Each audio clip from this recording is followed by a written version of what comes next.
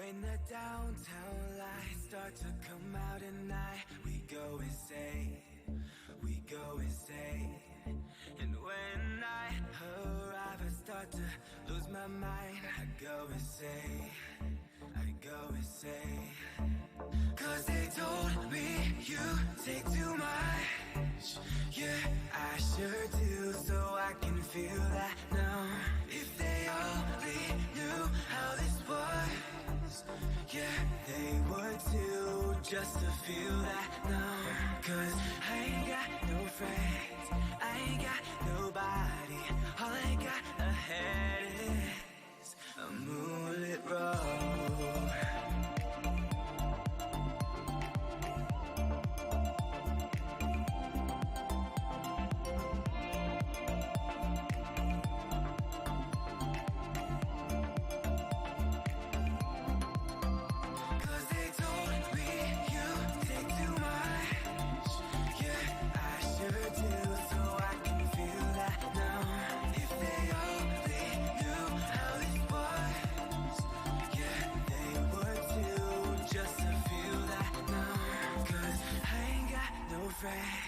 I ain't got nobody. All I got ahead is a moonlit road.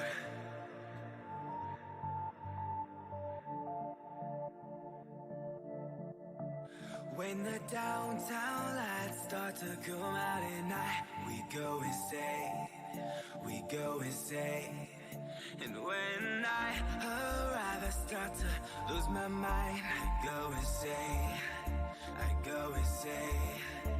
Cause they told me you take too much. Yeah, I sure do, so I can feel that now.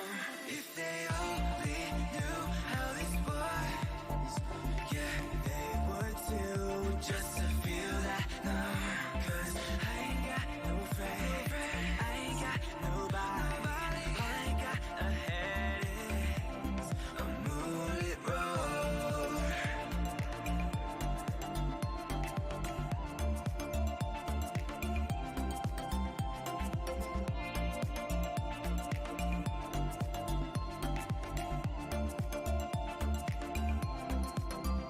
Cause they told me you take too much.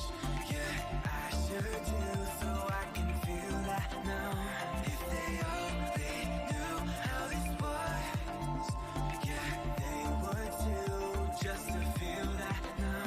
Cause I ain't got no friends, I ain't got nobody. All I got ahead is a moonlit road.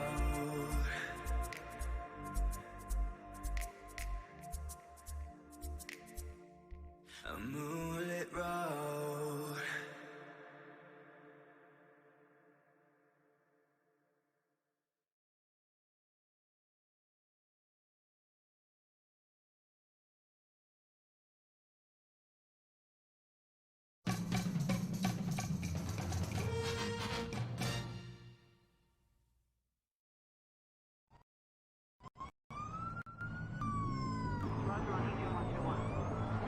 That's right.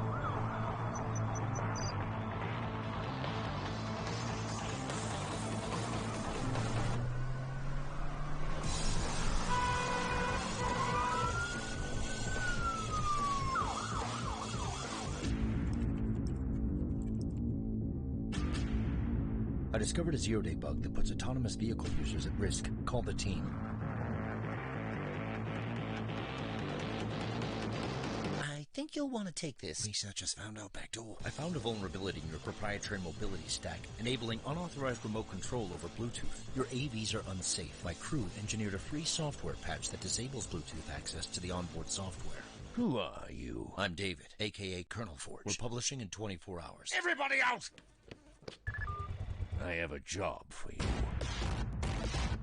I'm running the final test now. I'll upload it from the secure network at the lab. ETA, half hour.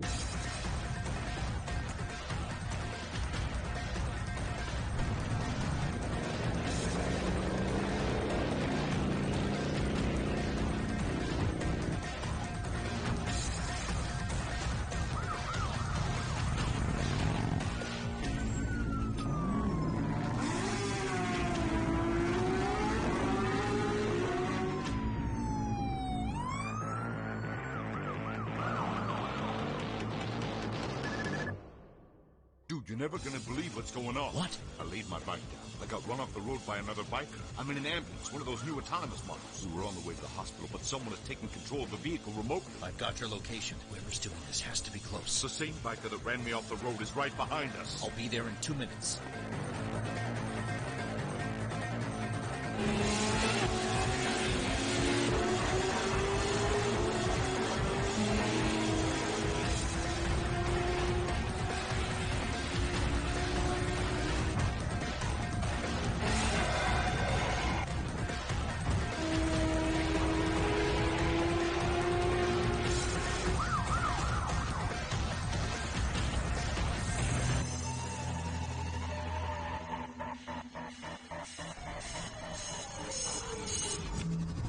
I transmitted a patch disabling remote control. Follow me. The police arrested the mysterious rider. It turns out she was hired by Decepticon. They knew about the bug. It was a backdoor designed to open up a lucrative aftermarket in the private security industry. Decepticon was putting millions of users at risk. Everyone should have the right to run, study, fix, and share software they use, especially when it's a matter of public safety. Proprietary software poses unacceptable risks in a world of increased dependence on automated systems. Help create the future we want. Join the Free Software Foundation.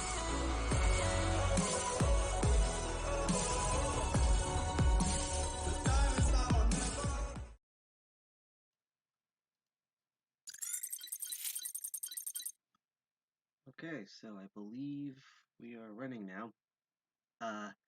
If anyone in chat, if we sound like we're chipmunking or whatever, please let us know, because right now I don't have a after stream. So first of all, hi everybody, welcome. Seeing me again, same shirt, except a lot more bleh, because it's the morning. It's particularly 10:11 a.m. in the morning, because despite having virtual hacker and tech conventions and knowing that hackers like to stay up late at night and party, they keep deciding to put stuff in the morning as the inset reward just happens for this stream. It's going to be a long stream.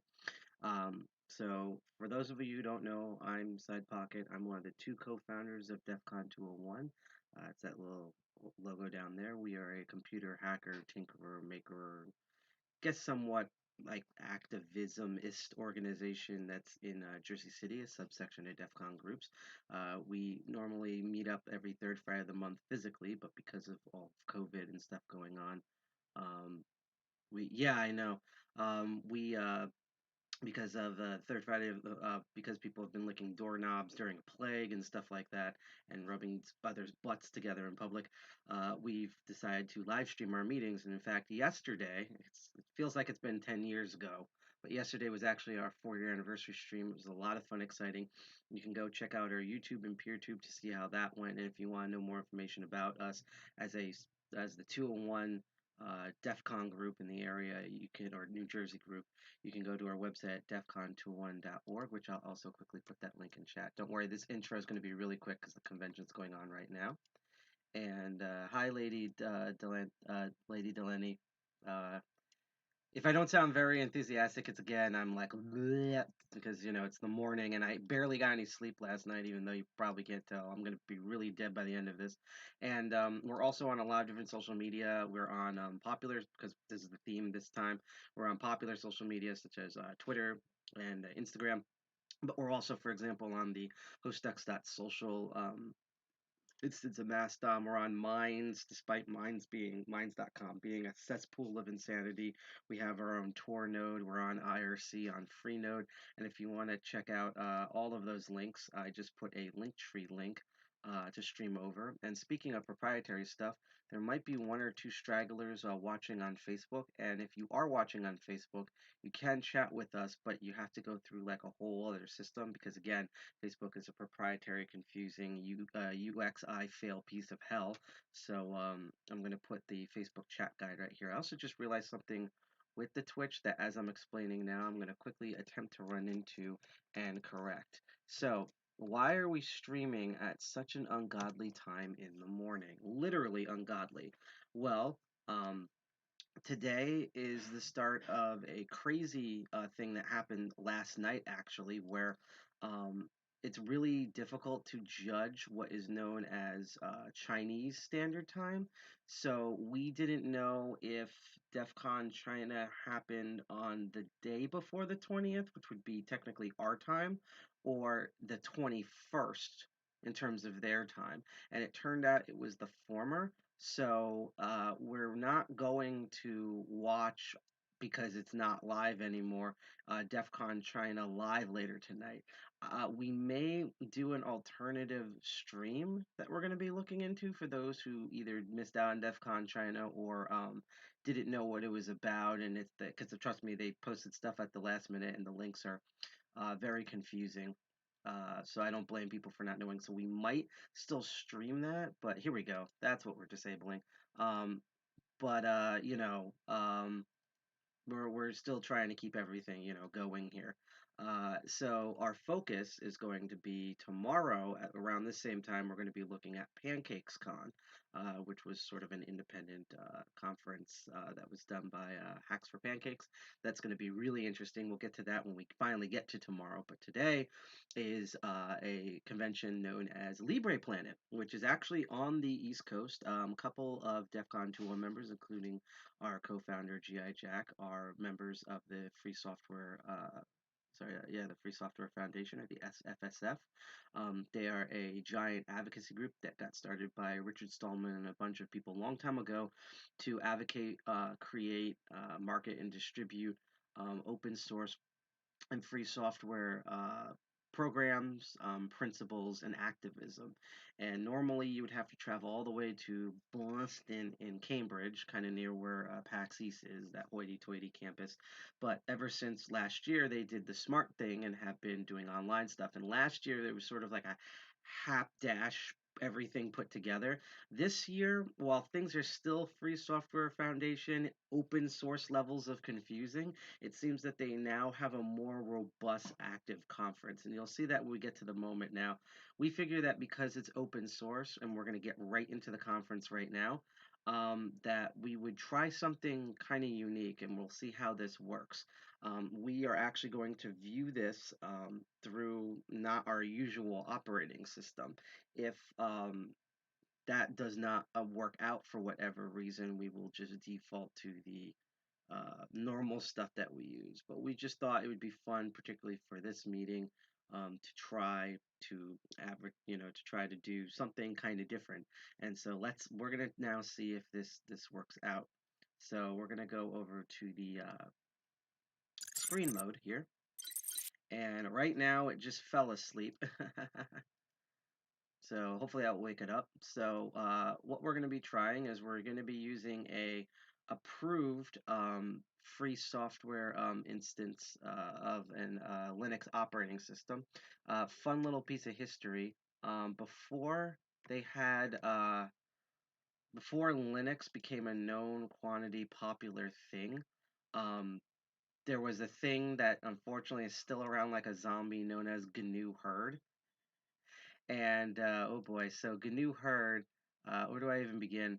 Um, GNU Herd, geez, um, I don't even know how to describe it. And again, my problem is we're gonna see how the audio. It's basically it was them trying to make some sort of like Unix variant kernel system that then just completely fell on its ass.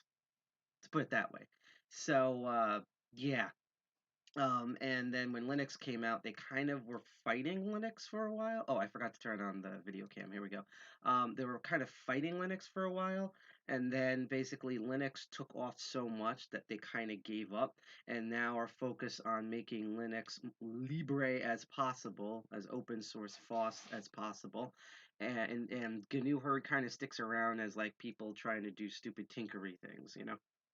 And if you go to GNU's website, which GNU is kind of part of the Free Software Foundation, it's kind of who came first, chicken or the egg? Who came first, GNU or Free Software? I think technically GNU came first, but and they have a list of pre-approved operating systems. Now we tried Trisquel, which is the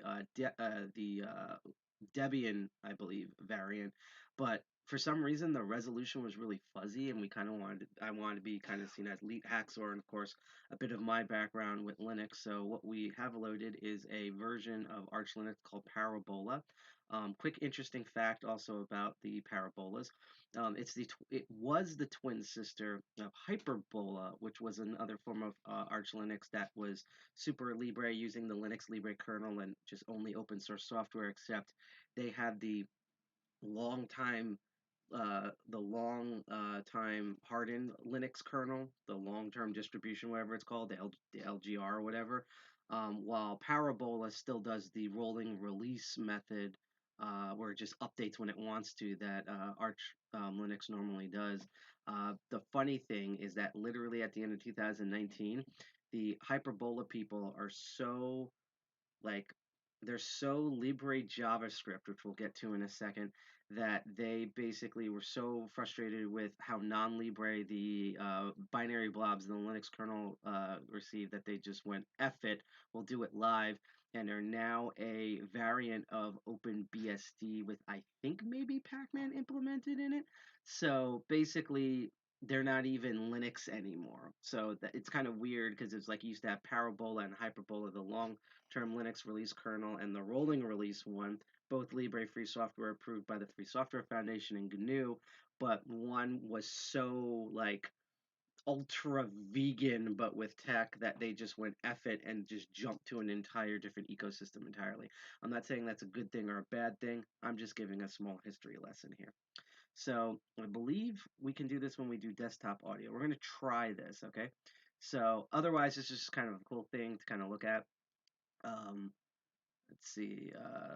You go in, you have all your different menu sources, and Parabola is really, and this is the GUI version, by the way, really bare bones. What is kind of fascinating is that for the internet section, they do use Avai SSH server browser, and also package stuff with ZenMap, which is stuff that I normally see on instant loaded, as well as just more like security oriented distros. So I find that really interesting. They also have QTalks for no reason, even though no one really uses QTalks. And of course, they have Abbey Word instead of the Libre Office, because again, they're trying to be like super Libre. And of course, this uses the Libre kernel that was developed, I believe, by the Free Software Spanish, the Latin American division.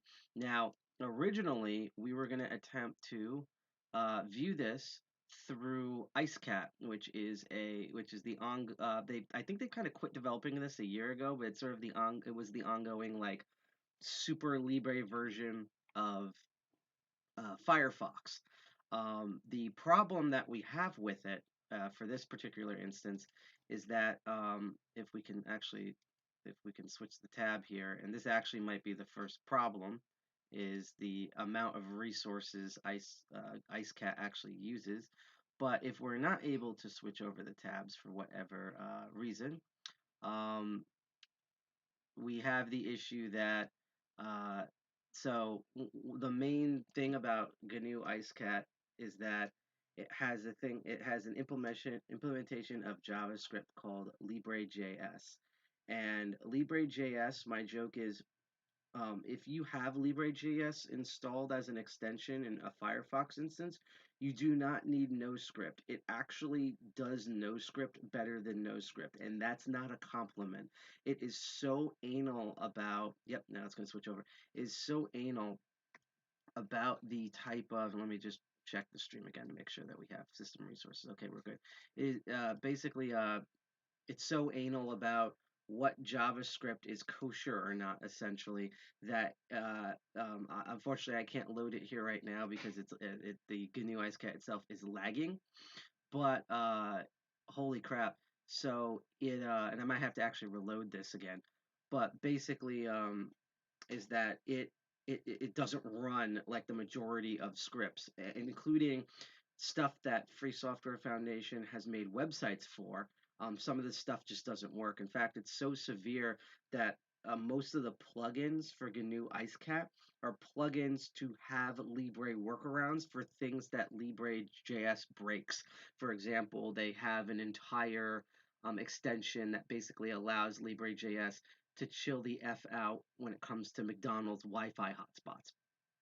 They have one for the open source super private search engine spelled with an X that you would think that, Free Software Foundation would love this thing, but apparently LibreJS is so technologically Amish that it literally doesn't run, so they had to make an extension around that. And because system resources, we're not going to be able to use this. So I'm going to see if I can actually exit out of this, although again, I might have to, unfortunately, restart this because I think basically GNU IceCat used so much resources that it kind of confused the VM.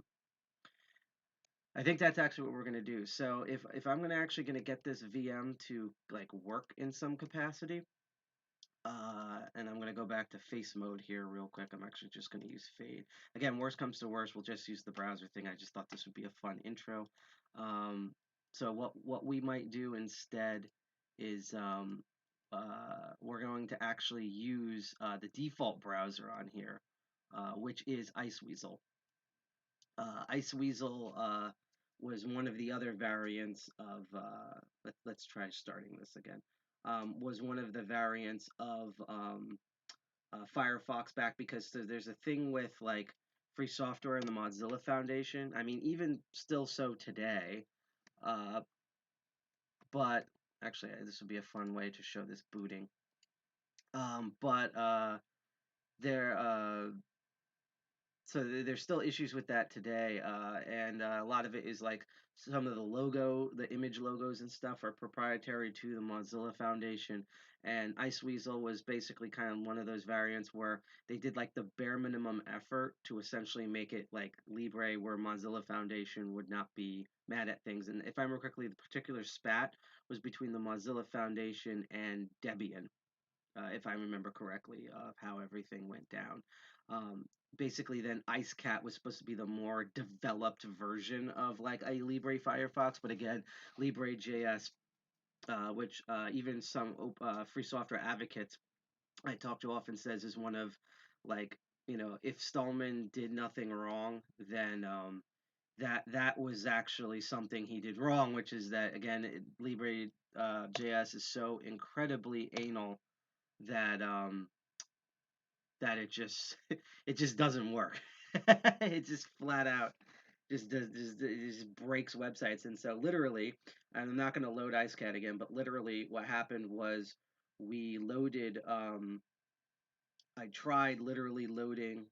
Oh, there we go. We literally tried loading the LibrePlanet through IceCat, and Libre JS was so anal it wouldn't allow Free Software's Foundation's own convention to stream the video. So we're gonna continue this experiment, and this is probably the most exciting part of this whole thing. We're also, by the way, going to be in and out of the IRC chat. We're going to actually load that in browser as well. That was the other thing that LibreJS blocked in IceCat. So now that we have everything properly loaded here, I'm trying to remember how big I made this screen. Is it this one? I think it was. No, wasn't that one. I think it was actually this one, and we're just going to leave it at that for now. So yeah, we'll leave it at that for now. And again, also, if you like the stuff for some reason that you see so far, even though we haven't gotten to much, you can click that bell, like, share, and subscribe on Twitch, D Live, and YouTube. We get notifications for those. Again, this is going to be a long stream. We're going to be streaming most of the conference, even though we're now like missing we missed the introduction, which honestly I didn't really care for, and we're missing kind of one of the first talks. So we're going to kind of see half a talk, and I will say that we're not going to see the end keynote or the closing ceremonies. That you'd have to look at yourself. But for everything else, see, now everything runs smoothly. So again, like, it's funny how Iceweasel was the temporary patch, and then like IceCat was supposed to be, this is GNU. We're gonna show everything that GNU is and how awesome it is, and it just poorly runs everything.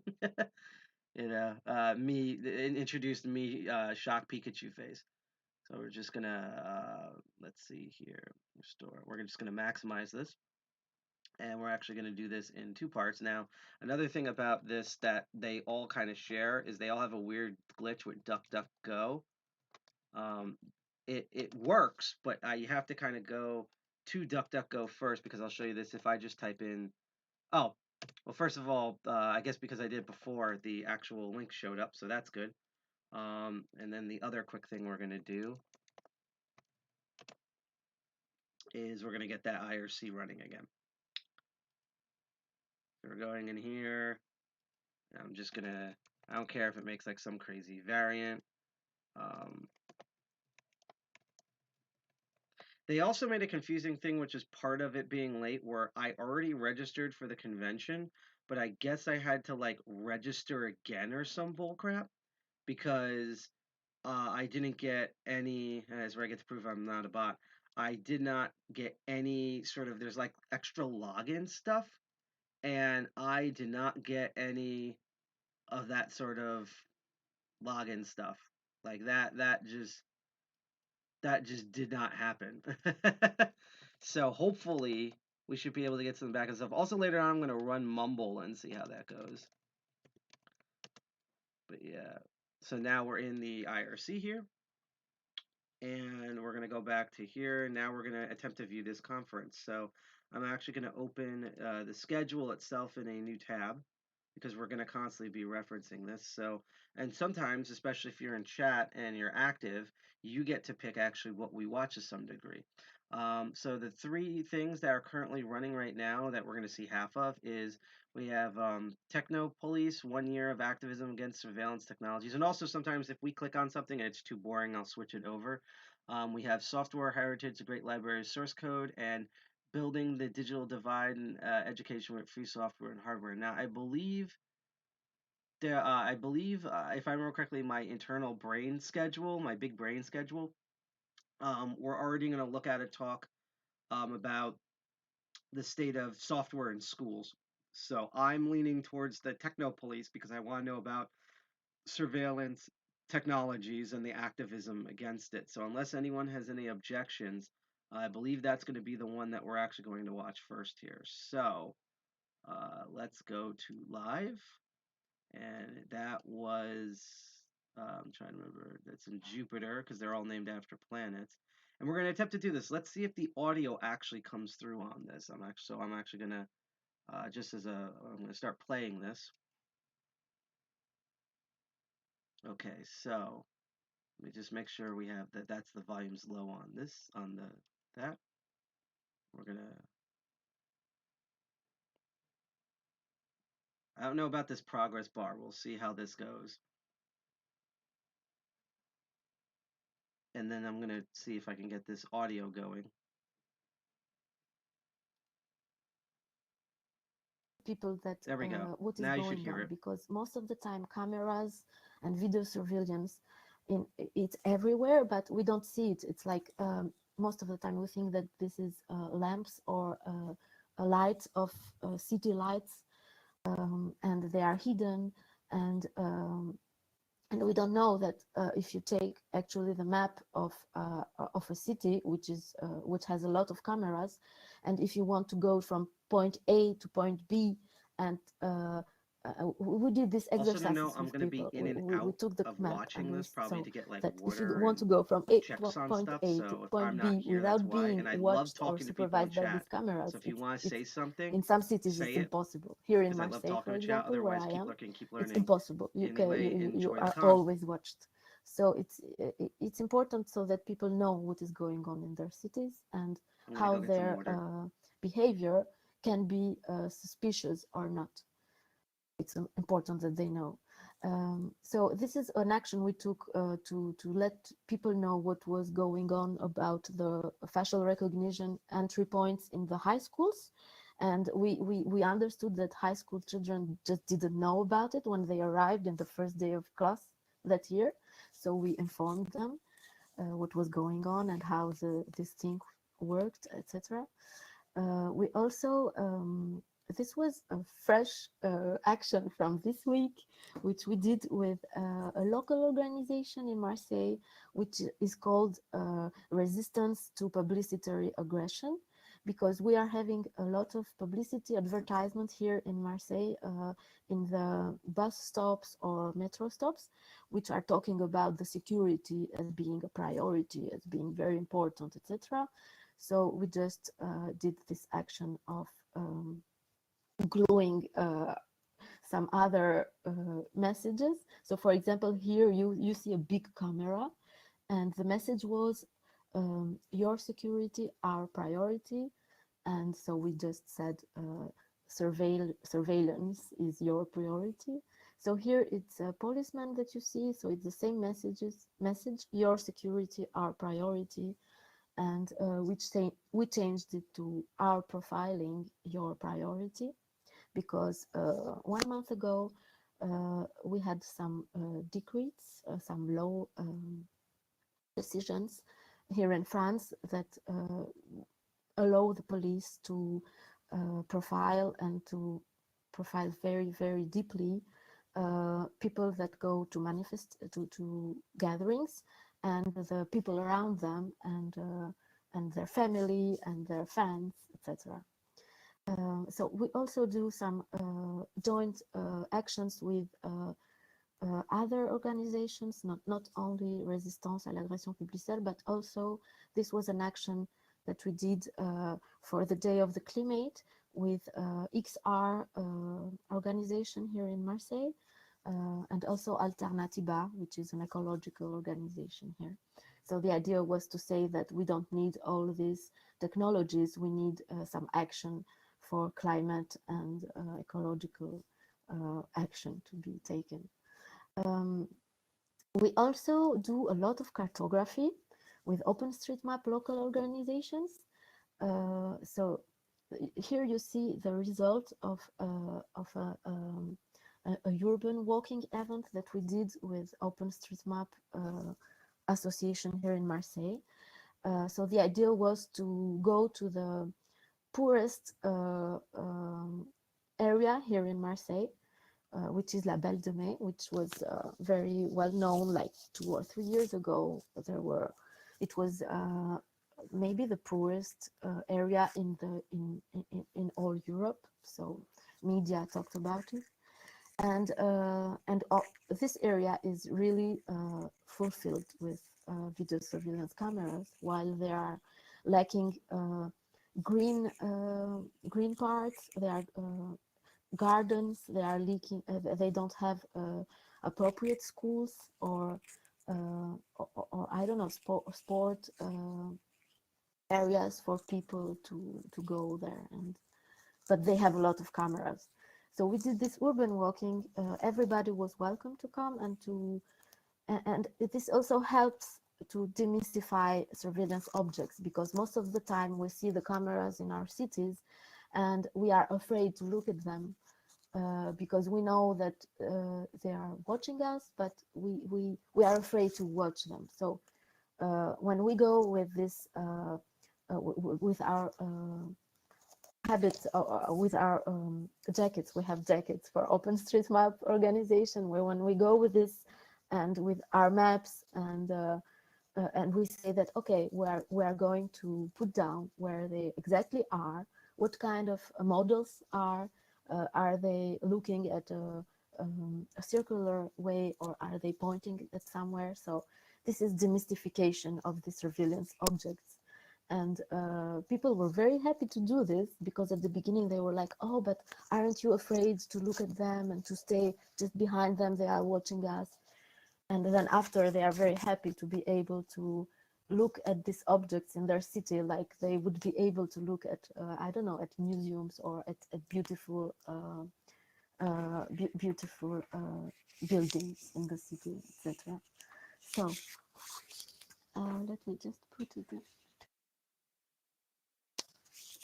I just have to plug in my computer. So when we did this cartography, we also met a lot of people in our way, people that were living there. So it was very interesting to talk to them, to explain to them what we do, how we do it, why we do it. And it's really, really interesting to see that they learn from us and we learn from them, because they say to us, oh, it's really painful because we have the impression they do nothing but just surveillance. They do surveillance, but the they are not efficient against real problems like poverty, like the drug dealing, and etc. So we also have been seeing a lot of art interventions around surveillance. For example, here we had this art intervention in Nice from a friend of us who we knew in the campaign, Technopolis campaign. So Anne-Sophie did this in Nice. It was a very beautiful piece of artwork in the streets. And we also did a Technopolis exhibition. We did 2 of them because we build this imagination images of Technopolis, and we thought, okay, we should exhibit them. So I'll show you a picture of how we did it. So we had a lot of big pictures here that were representing the oppression of the Technopolis. So these images come from our campaign designer who is working for us at La Quadrature du Net. Here in the end, you can see we put a facial recognition software behind this television here, this monitor, and it was a fake one. So we were putting fake names on people. And we were surrounding their face, so it was really recognizing faces, but with fake names. So it was no captioning of the images, so whatever. And it was just to tell them how it works. Is that you go in front of the camera and they recognize your face, and they could see the square around their face, which so we made a little bit of fun about it, because we did red squares for dangerous people, we did orange square for people who are suspicious, and we did green squares for people who were like model citizens. So it was like a little bit of fun for us to do this, but actually it's not so funny when you see it in the real world.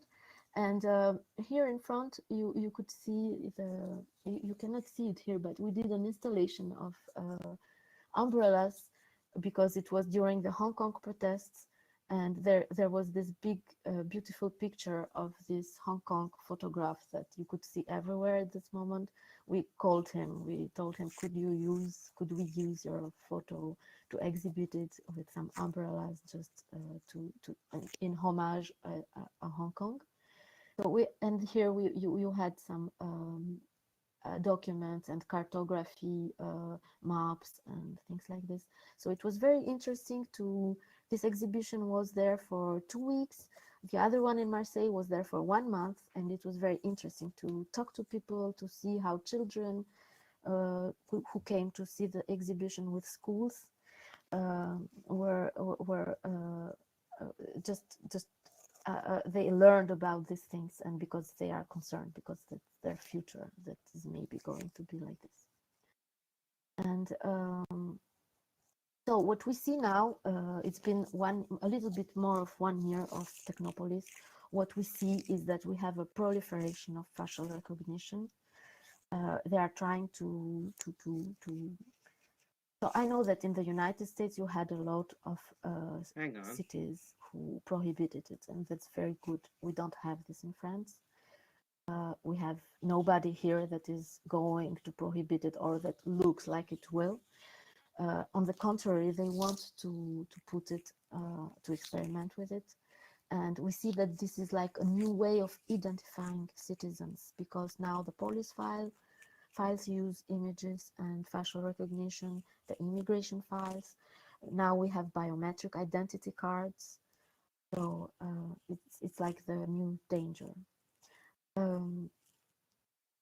So our campaign aims to open up the imagination of everybody to the necessity to decrease in the usage of these technologies, and also to stand up against the computer science of control. So we are all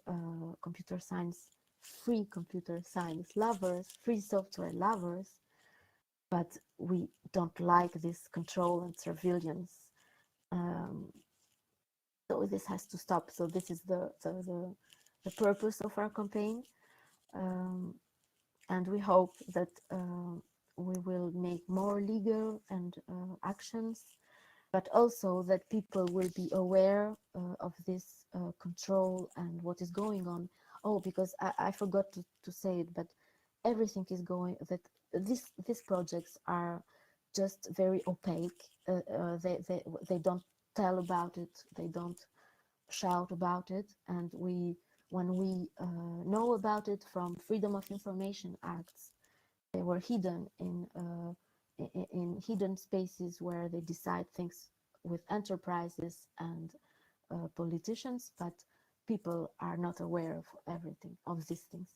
So we want people to be aware, because they are the first persons who are concerned by this surveillance.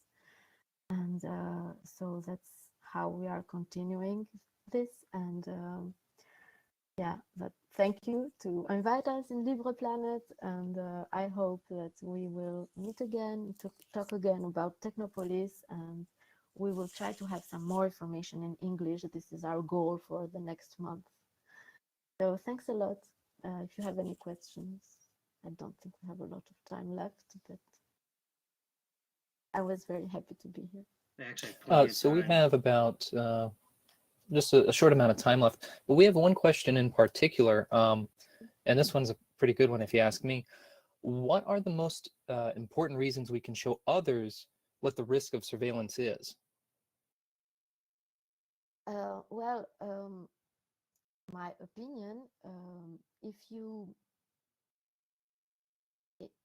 we begin to have this suspicion algorithms on us, then the city, we are not free anymore to go on the city and to live our lives.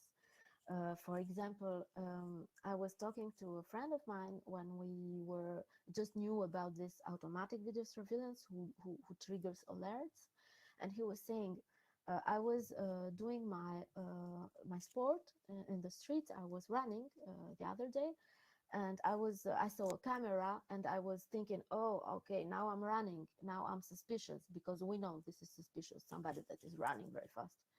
And then he said I was doing like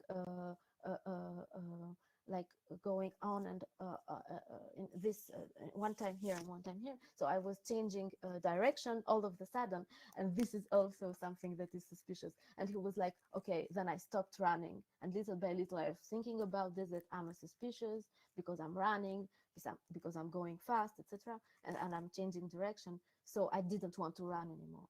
So little by little, these things will change our behavior in cities. And second thing is that what we see is that these technologies are going to what they do is that poor people, poor areas of the city that are going surveilled, they will they will suffer about it. Like migrants, they will be after migrants, so that they can find them, and after poor people who maybe don't need surveillance but need some social measures, more schools, more education, and more money on these things. So that's what we think, that this is dangerous.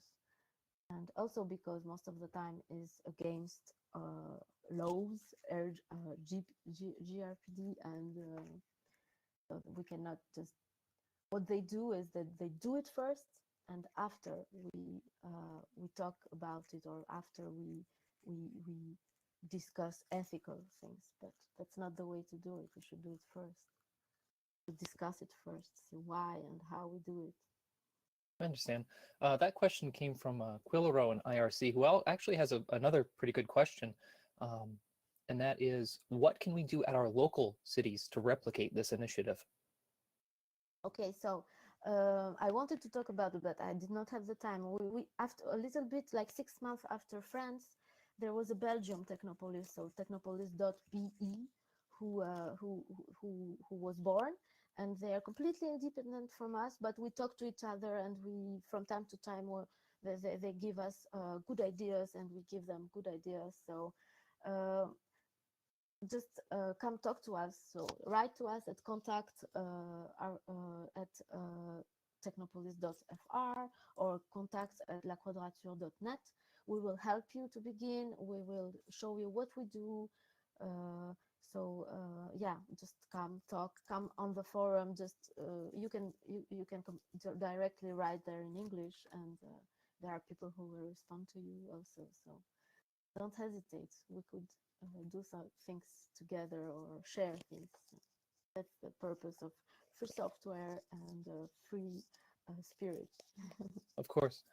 So we have 7 minutes left. This question comes from JXJ in IRC.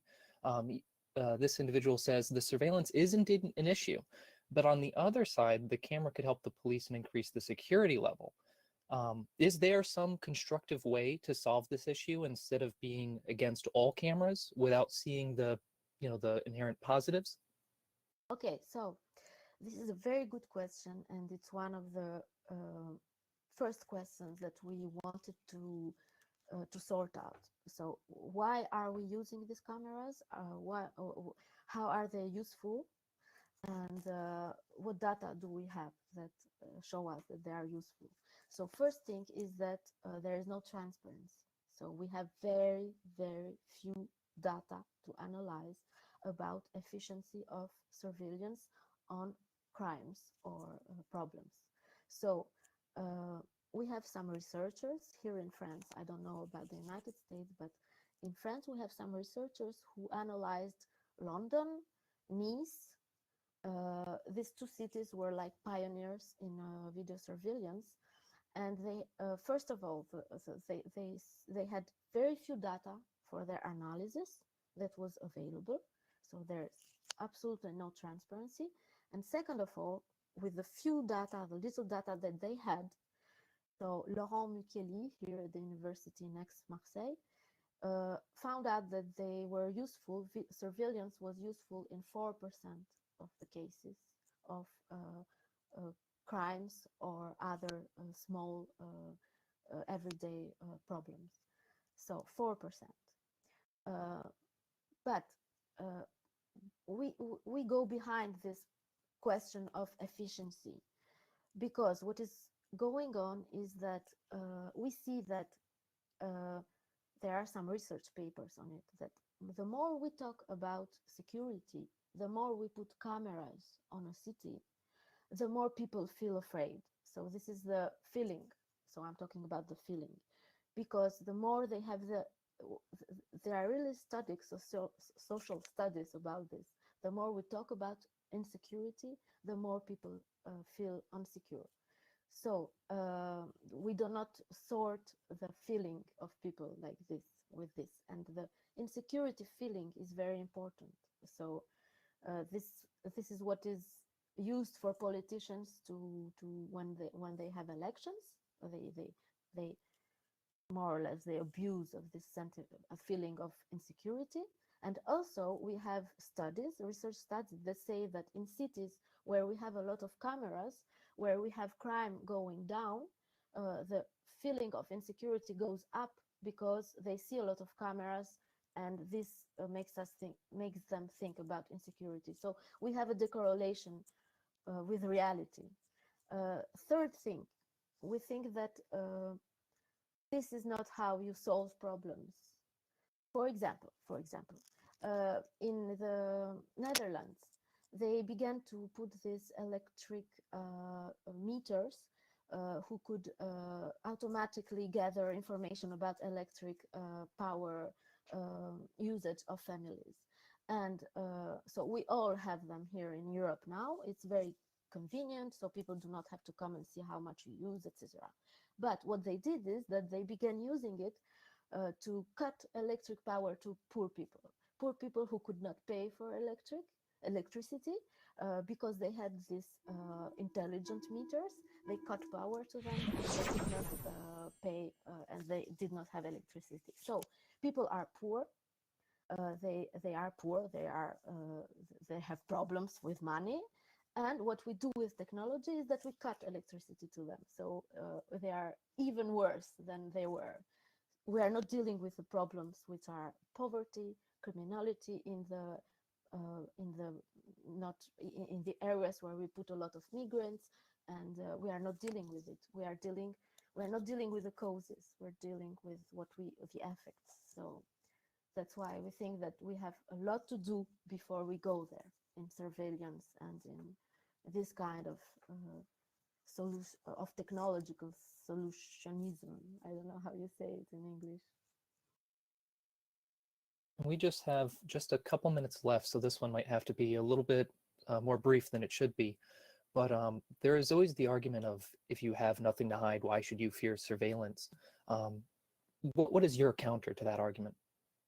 Okay, so when people say this to me, I always say, go to watch this 7-minute talk of Glenn Greenwald about this matter.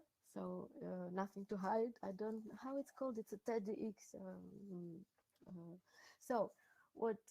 Okay, so if you have nothing to hide, he says, just give me the keys of your home, give me the keys of your email, the password of your email, so I will look at it. Do you have? Most of the time, people do not want it. So, for example, we know that GAFAM, Google, Amazon, Facebook, Apple, Microsoft, they look into our emails and that look into our messages. For example, Google Gmail. The novelty is that they can make automatic responses to mails for us now. So they can make automatic responses because they read our emails. So if you think that this is no problem, so let me take a look at your post. Can I see your post? Can I see your email? If you have nothing to hide, then you just show them to everybody, put them publicly there, and it's okay. But we all want some privacy. Privacy is important, not because we did something wrong, but because that's how it is. We need privacy. We need private areas, and so we can open up to whoever we want, to whoever we decide, and not to everyone. Of course. And thank you very much. Thank you. Thank you, LibrePlanet. So, as I'm gonna go in and fiddle around. Ooh, we have some music here, and some like retro little stuff here. Listen to the music.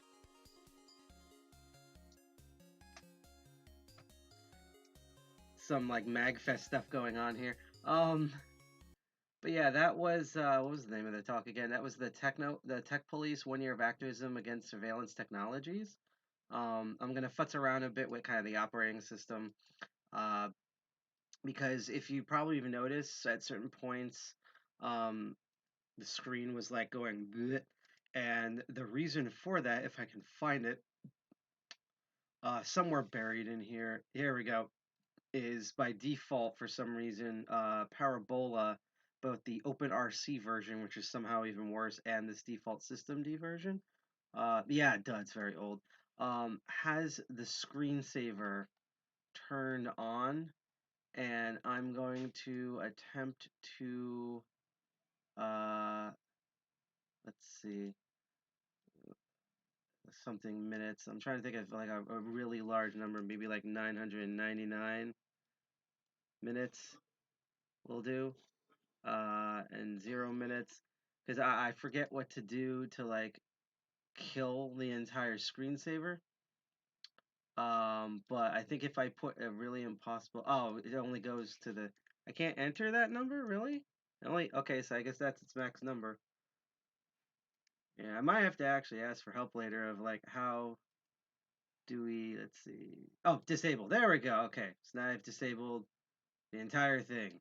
So yes. So if you were wondering why the stream was getting a little like wibbly wobbly before, it was literally because they have this, because free software, they had the screensaver enabled by default.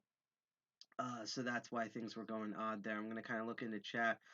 You're probably wondering, I'm actually impressed that we have an active chat that's this awake this early. There was we were kind of talking about, again, just general surveillance stuff, which is always great to talk about. It's always very interesting to see activism against surveillance in other countries, because we're particularly, us as DEFCON DC 201, located in New Jersey inside the United States. The United States is a major power player, and also the country is literally freaking huge, like physically.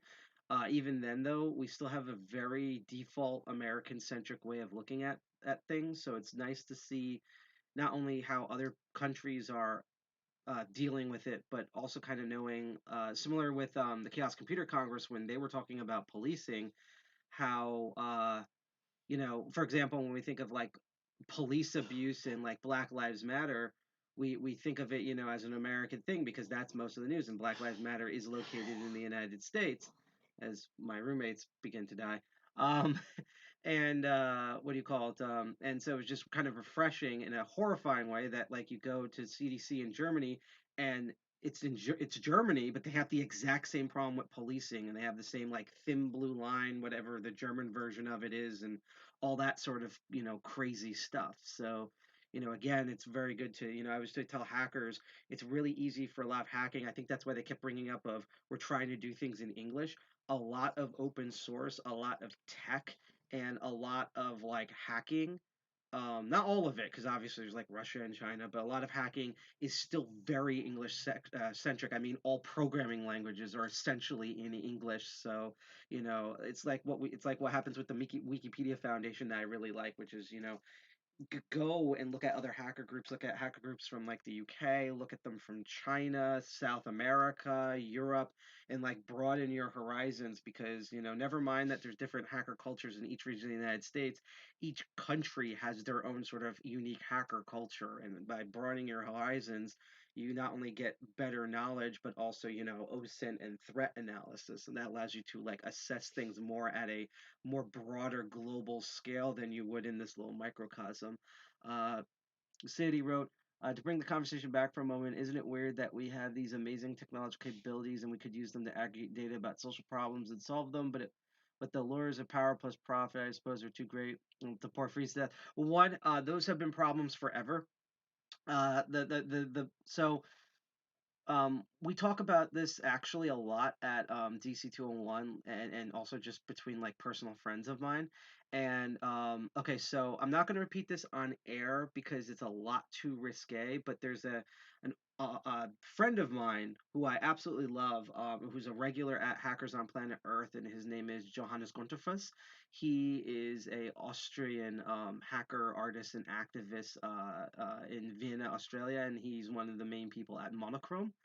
And you can tell I've hung out with them too much because I go into accent mode, even though I'm born and raised in New Jersey and I can barely understand English as it is. And here we go. So you're gonna hear me, but the camera will disappear because we have Too Hot for TV walking by. You're clear. So the issue is the issue is that he has a really great analysis. There we go, about like the hauntology, to use a K-punk term that's been going on. And I'm not going to repeat it on here because it's a little crass, but I'll kind of sum it up. We have this problem where we keep having advances in technology, and we stupidly assume that by the virtue of technology progressing, that means also our social situations are progressing. And there's some elements to that. For example, despite people eating Tide Pods and coughing on each other during a plague, the fact that we have way better health technology than any of the previous generations did. That's one of the reasons why the boomer generation is living so long. Each generation keeps living longer and longer. Remember, humans being middle age used to be your mid 20s, and now people live to between 60 to 80 years old, and that keeps getting pushed up every new generations of humans being born. But again, we have this stupid thing, and especially if you want to particularly look at United States in the 50s, especially during like this was a huge. I mean, United States always had hubris. That's like part of our DNA, unfortunately. But we that was a particularly hubris time. I mean, we won the World War. We literally pwned Hitler and the Japanese Empire, and we were now the new hot first world country off the heels of the Roman Empire and British Empire and shit like that. So so there was this whole thing. If you notice, like when you watch like propaganda stuff from the 50s in the United States. It's always about how like, look, we can fly to the moon and all this stuff, and that means like it'll be a utopia and glorious sunshine. And particularly in my theory, this is why boomers are depressed, but also just why we're overall depressed because essentially the way I've described it to sum it up, we all have supercomputers in our pockets. We have iPhones, right? We have supercomputers that can do like an absurd amount of we have instant demand video of all the knowledge of the world, but no one can eat. And that's why we're so disconnected and so just subconsciously depressed because we stupidly believed that by solving the technological problems that would automatically solve all of our social problems, which is not true because as social engineers can tell you, you have to actually sudo apt dash y update and upgrade the human brain to do that. And that's the main problem is, we're currently running Windows 10, Linux kernel 8 billion, all this sort of shit. And the human operating system is barely out of alpha. We still think we live in the savannah and that we need to like eat our dead and stuff like that. And that's where all of our social problems, all of our FU I got mine, that's the human brain operating system that's separate from all of our tech. That's the thing that we need to solve incongruent with the technology. They need to work hand to hand.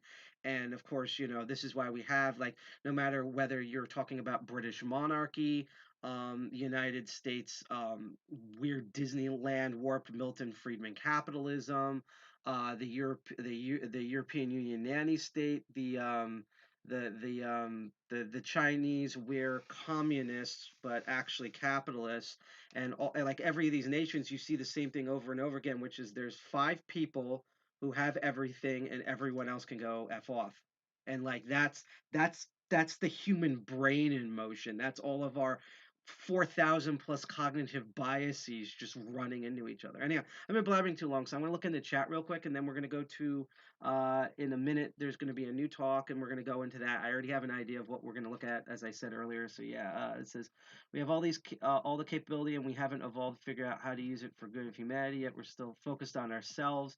I think also the other problem is, again, there's nothing wrong with focusing on a group, and there's also nothing wrong with focusing on oneself, but it's all about context, the situation, and as George Carlin once said about blues, you need to, it's not enough to just play the notes, you need to know why those notes need to be played, or to use a more technological concept, I guess, it's not just enough to know what commands you type in the terminal, you need to know what the commands actually are when you type them. That's something that's been lost even among the most technologically advanced groups of ourselves because we're so used to repetition, cognitive bias. That's a cognitive bias.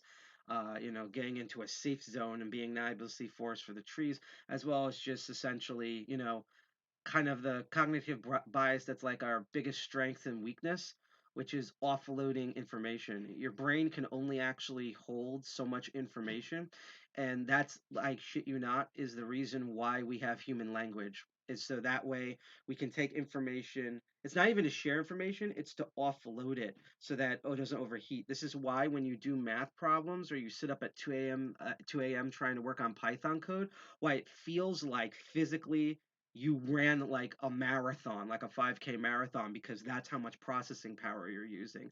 And, that's good that we want to offload that so that way we're balanced. But then there's also kind of the concern of if you offload too much, then you're not really engaged and then things are automatic. That's a cognitive bias and it's all of that. So, anyhow, sometimes just clarify we focus on our own consumption and comfort.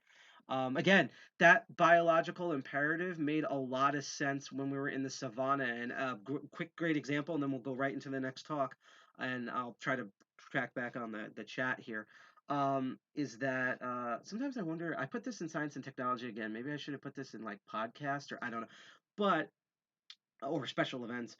But, and this is a big but, is that like a good example of like outmotive how our brains haven't moved on.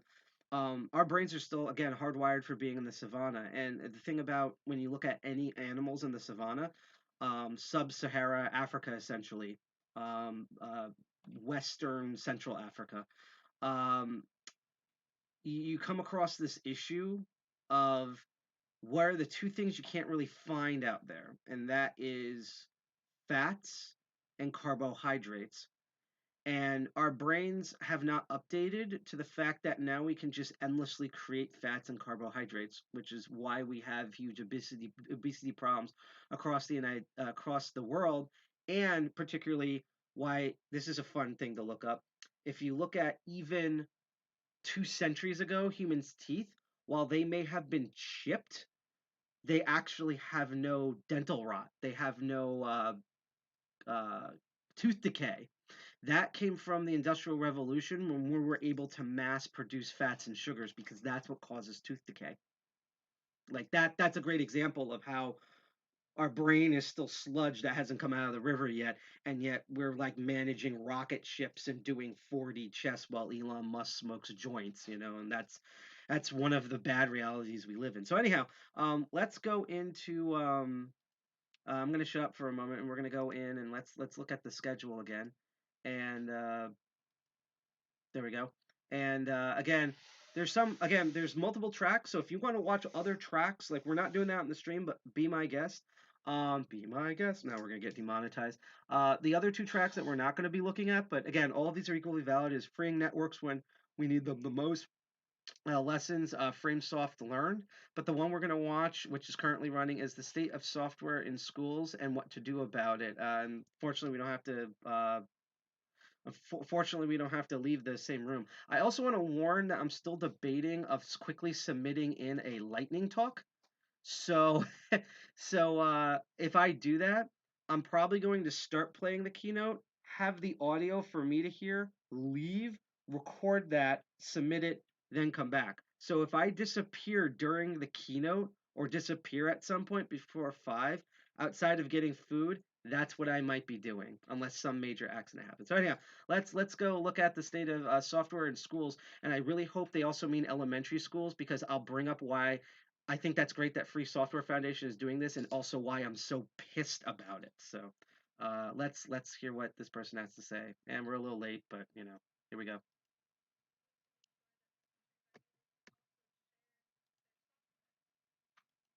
And I'll get a little bit more into what that overhaul is looking like. And of course, we have freedom number 3 or 4, depending on where you start, to distribute copies of modified versions. This is another important thing in education because a lot of schools and communities really need to be able to modify software to have something that really fits their community. And that's something that free software will flourish in once we are able to get more free software into schools. The fact that we as a community are able to offer modified versions of software perhaps in schools really is one of the biggest benefits we could be sharing through free software. And it's important to have these modified versions because I remember an example when I was studying, I was doing a little bit of research in Uruguay, and I think it may have been Walter Bender, who was working on One Laptop Per Child, who told me this, but they had a different method for teaching the Pythagorean theorem, and because they were using free software on EXO laptops that they were giving children there, they were able to easily modify that so that the teachers there were able to teach the way that they were teaching the Pythagorean theorem before they had computers. So that's one small example of the many things we could be modifying to make sure that communities can really use software in their best interest and with their ideas at heart. All right, so kind of a big overview. Why is it important to have free software in schools? I gave a few examples. I think we really need to, as a community, think about what is happening in schools, and specifically public schools. And I focus a lot on K-12 education, so kindergarten all the way through secondary school. I think it's important to think about how public funds are being used for these public schools. And if we're having public funds, you know, used to buy software licenses for schools, I think we need to take a step back just as a society and really think, where can we be putting this funding instead? Why don't we make sure that we're funding software projects that will maintain software in the public domain? So, and I brought up another reason, learning freedom. So it's really important for students who have that curiosity to really be able to delve into their learning and not hitting any barriers in their learning process. That's another reason why teaching free software in school is really important. I have this graphic here. It's one of my favorite graphics. And there's a quote by Gloria Anzaldúa who says, "What we say and what we do ultimately comes back to us. So let us own our responsibility, place it in our hands, and carry it with dignity and strength." And I try to use this in my work with schools and when I'm thinking about free software, because the thing about free software in schools, we can really take responsibility of the software and really know what we're giving to the kids. The problem with some of the proprietary systems, or really all of them, is that we don't know what's happening with the student data. Of course, there are laws that companies say that they're abiding by to protect student privacy and student data, but it's really difficult to audit that, and that's something that free software allows us to do. We can read it, we can study it, we can know, all right, what kind of information or what kind of data are they getting from our students, and how are they how's that data being used to make decisions? And again, I think about this quote whenever I'm working with students and with schools, and thinking about what software I want to be putting in front of students and what software I want teachers to be learning how to use, that we really need to be taking it into our own hands. And one other thing is that one issue with the pandemic, for example, or really with the adoption of technology in schools, is that teachers have very limited amounts of time. And so they want to own this, like this phrase of taking responsibility, carrying it with dignity and strength. But there's so little time for teachers to be dedicating to learning how to use a software tool. And so it's really important to make sure that school districts are taking the time to make sure that teachers are getting that professional development and really making space so that teachers can learn how to use these tools. And not just that, school districts also need to be planning thoughtfully and in the long term. Unfortunately, in the past year, a lot of short-term decisions were made in the adoption of software, and I'll get, again, more into that. So I really also love this quote. It's about techno-solutionism. So that's just using technology as like the ultimate solution. Of course, all of these applications are going to make our lives better. So it says the fetishism of technology in the public sector has been extremely lucrative for many private companies, and this is just a fact. There are so many companies that are making billions of dollars. You know, there's the ed tech industry, and they have so many investors. And why is it lucrative? We also need to be asking that question, especially whenever it's for publicly funded schools, for example. All right, and so here are our proprietary companies that are really getting into the schools. You'll notice that we have 60%, 22%, and 18%. That adds up to 100% people.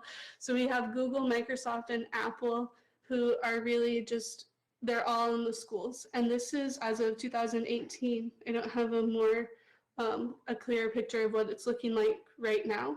But Google definitely has a majority of the market share.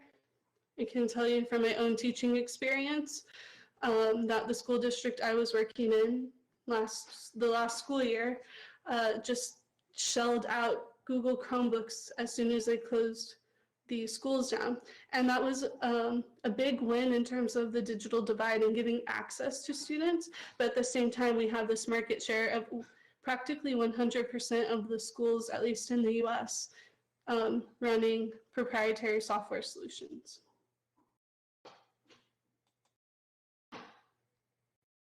All right, again, this is just another graph that's illustrating that. I like to focus on Google and Google Chromebooks because they're really seen as a more cost-effective way of getting laptops into the hands of children. So we really need to be critical of how Google is getting into the classrooms and what kind of data that they are able to basically mine from student profiles. The privacy laws are very wonky. If you want to have a conversation about that after this, I can delve more into that. But Google specifically, you know, and of course Apple and Microsoft, they're creating tools that make it a little bit easier for teachers to use software in their classrooms. But really, it's a huge learning curve for the teachers nonetheless. So why can't we get free software into their hands as well? These are just a little food for thought. And as I was saying, there's the precarious balancing of short-term funding goals with the need for a longer-term strategy. When you sit back with teachers and principals and school leaders, they really do want the best for the students.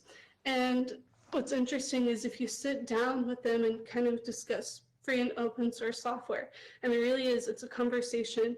It's not, you know, there's a lot of this top-down approach in terms of like, all right, the school district is deciding we're going to give 200,000 Chromebooks out in the next 3 weeks. Boom, all these Chromebooks are now in the hands of children, not only at school, but also in their homes, right? That's a short-term, like we got the money, we're sending it out right now.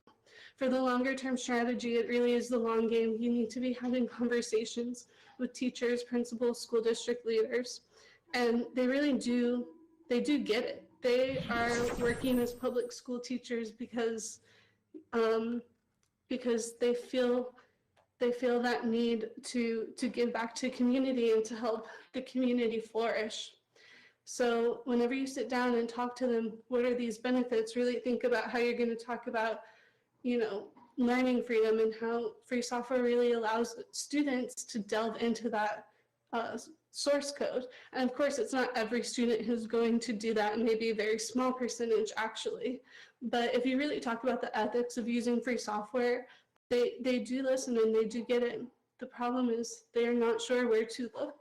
And once they do figure this information out, they're not sure where to look for those free software alternatives or free software solutions, really. And we need to make sure that there are places where they keep that information. So again, refuse the techno-solutionism frame and reimagine technology as tools of liberation. That's, like, I'm really referring to that top-down solution approach. All right, we're closing schools during this pandemic. We're going to get the Chromebooks out, and all the students are going to have laptops, and then we'll just do school that way. That's the techno-solutionism frame, and that is, there's really a lot of issues embedded in that, and of course I can get into that, but there's of course the digital divide, and then we can get into race issues, socioeconomic divides, which school districts are getting Apple computers versus Chromebooks, why is that happening? But again, we really need to reimagine technology as tools of liberation, and whenever we do that, that really allows us to have those conversations that that will help teachers and principals and school district leaders see that free and open source software is the right solution.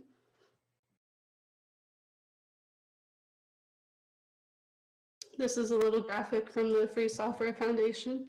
Don't let proprietary limitations stand in the way of discovery. Again, it's all about, when it comes down to it, it's about learning for me. And if there's anything getting in the way of student learning, and I'm saying student, but really I think lifelong learning is the goal. So if there's anything getting in the way of that, that's really impinging on my own freedom. And that's what is happening in these schools. And of course, I'm talking about Apple, Microsoft, and Google. I'm really referring to like operating systems and just their default software. But of course, there's things like Adobe products where students are becoming creators of their own media, right? People are learning graphic design, photography, all these sorts of things. And schools are having to pay for licenses. They're thinking that they have to pay, millions of dollars to keep up with licensing. And I was actually just reading that, I think it was just a year ago, there was a study done saying that schools are really only using like 30% of the licenses that they're buying. So this is a huge waste of money also. And we really need to shine a light on that. Of course, I don't like to talk, personally, I don't like to talk too much about the money aspect, but that's a bottom line for school districts. I really want to know, okay, how much is this going to cost? So I'm going to shift a little bit over to where is free software happening in schools. And you'll notice basically these free software solutions that I am going to show you are happening through government initiatives. So I was talking about a top-down level approach with, school districts just buying thousands of Chromebooks and handing them to students. And all of the free software solutions I could really find are through government that are really complete. And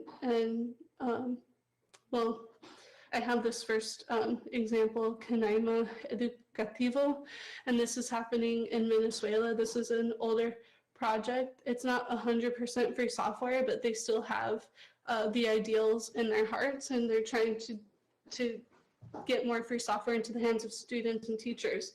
So this is one example. They're having, of course, there are some issues going on in Venezuela, but my point here is that it's a government initiative. And so when we're thinking about top-down approaches, there is this trend of free software coming into schools and into education systems through government initiatives. So if we think of government as the people and part of, our ecosystem of community, we really need to figure out, I think, in the free software movement, how to leverage our government systems to get free software into schools. This is another initiative happening in France. I was able to talk to one of the people, or the person who's really leading this project in France, and it's to offer basically what you might consider something like the Google Suite, like with Google Docs, Google Slides, all of those things.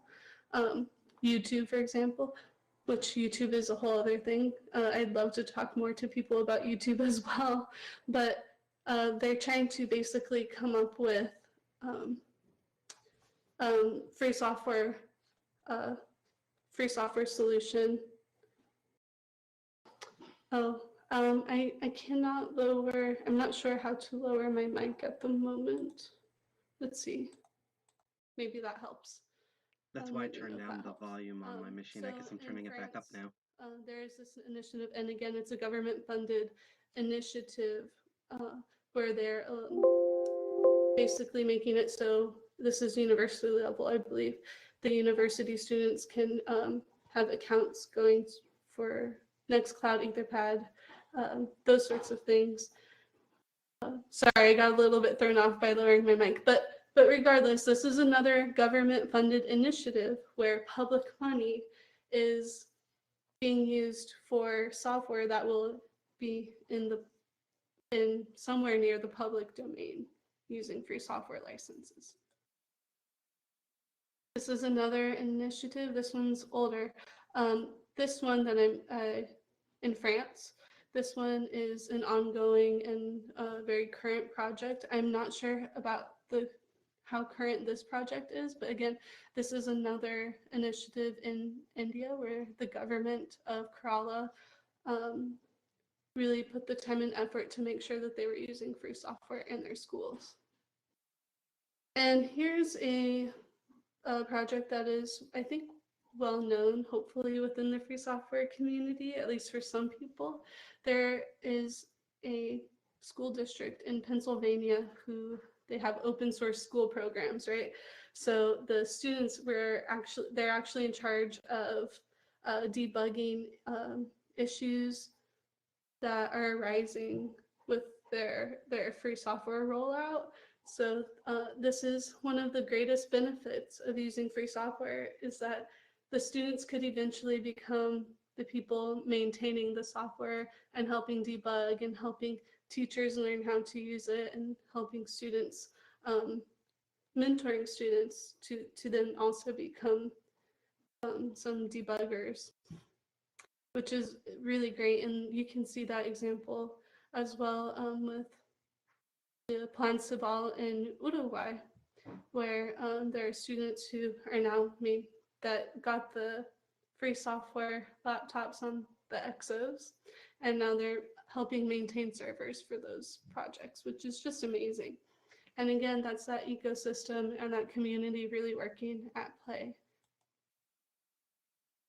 The text here is really small, but I just had to screenshot this because I was thinking, all right, so we need to look, what are the government initiatives? I was thinking one of the best places to start would to see what are the government initiatives already happening in the US. And if you're not based in the US, I hope you do this as well for wherever you're located in the world.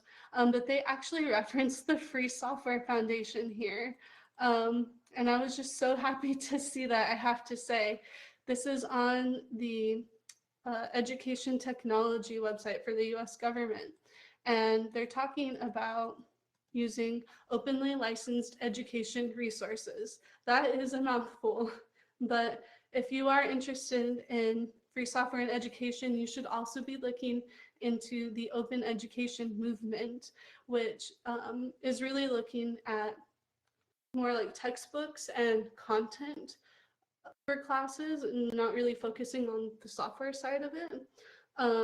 So they're trying to find freely licensed materials for the classrooms, like videos, again, textbooks, images, all sorts of content that teachers and school districts can be using in their classrooms. So look into the open education movement, because there's a lot going on and there's a lot of attention really being put on that movement. And I think as a free software movement, we can really, I mean, they're referencing it here for the Free Software Foundation and the general public license on the website. And so I think we just need to kind of keep pushing in that direction and maybe gain some momentum by joining forces with the open education movement.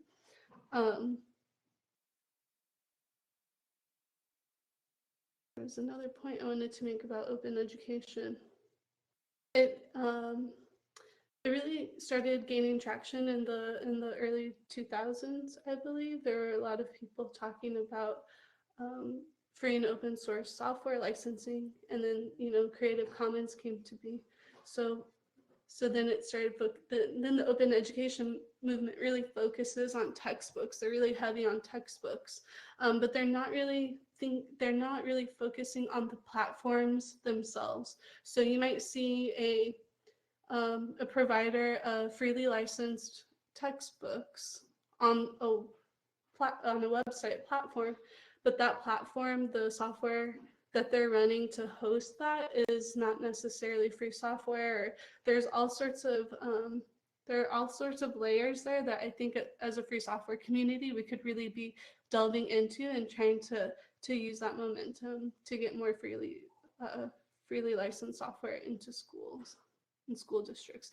And there are a ton of school district leaders who are really excited about this, about open education. And I have a link to that website so you can look at it a little bit more. I think that's here, right? So there's this hashtag #GoOpen, and so this is the website, tech.ed.gov/open.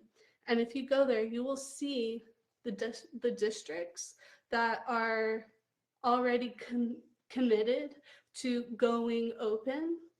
And I think as a free software community, we could potentially see where are these school districts and perhaps contact these school districts and talk to them about the software side of things. Because I think if they're already committing to this idea of having freely licensed textbooks and different content in their classrooms, and again, they're committed not just on paper, but they're committing funds to this. I think we could potentially get, funding for free software solutions in those school districts specifically. And I would love to talk with whoever is listening here who's interested in doing that, to figure out who we can write to and what we can write to them and what kind of solutions we can point them to. And if you have any solutions, please put that in the Etherpad. I hope that made it over to the chat. All right, so if a school system, this is a quote that I found from the Brookings Institute. If a school system decides to invest in free laptops, this study suggests that the quality of the software on the laptops is crucial. Now, in my experience, I have tried converting from a proprietary solution to free software solutions in classrooms and I'm working with a teacher preparation program right now, and making that transition there is a huge learning curve, but we do need to be thinking about the quality of the software.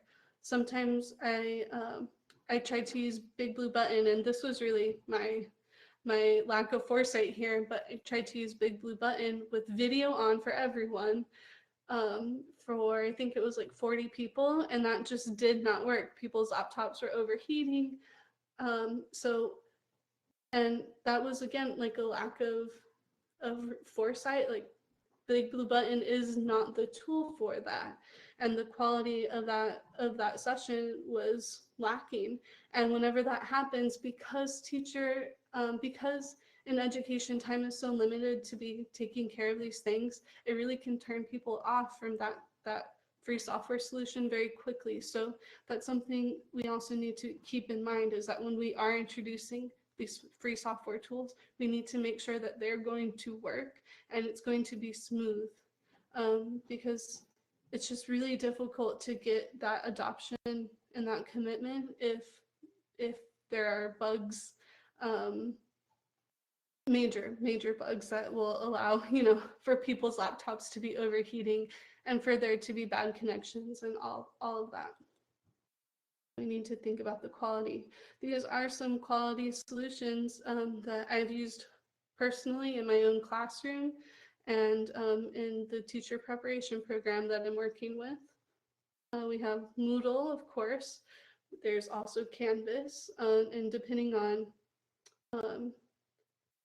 resources of a school district, I would recommend one over the other. We have, for graphics, we have Inkscape. Schools don't need to be paying licenses for students to be creating their own graphics using Adobe products. They could be using Inkscape and GIMP, and those are really full-featured software that work really great. Ew, GIMP. So these are just some ideas. And all right, so I really wanted to have time for skill sharing and talking about ways we can come together. One thing I will say is later today, I'm going to host a chat with anyone who's interested in joining. I'll put that also in the LibrePlanet chat. Sorry, I'm not completely connected. I was working earlier today. I'll put the link to that in the LibrePlanet chat. It's also in the Etherpad that I linked to earlier, and I'll put that in the chat as well in case you don't see it on the slides. But that meeting today will be at 7 p.m. Eastern Standard Time. So hopefully if you're interested in this and you want to continue the conversation, we can do that there. I think hopefully I have some time for questions or any conversation. Of course. So the chat's actually been pretty lively, which is always great to see. So I do have one question here, and this actually spurred a lot of talk in the chat. So you mentioned earlier that Chromebooks in schools are, problematic, and in terms of Chrome OS, I think most everyone agrees. But Chromebooks do come with Core Boot installed, Core Boot essentially being free BIOS. And Google contributes a lot towards Core Boot development. In fact, they hire a lot of Core Boot devs. So it's kind of a multifaceted question. So in a sense, if a school has Chromebooks, which are essentially supporting, free hardware, and they give them with a free distribution, what would you think about something like that? If they come with a free distribution, that would be a huge step. That would be an amazing step. Google, why don't you do that? That'd be awesome.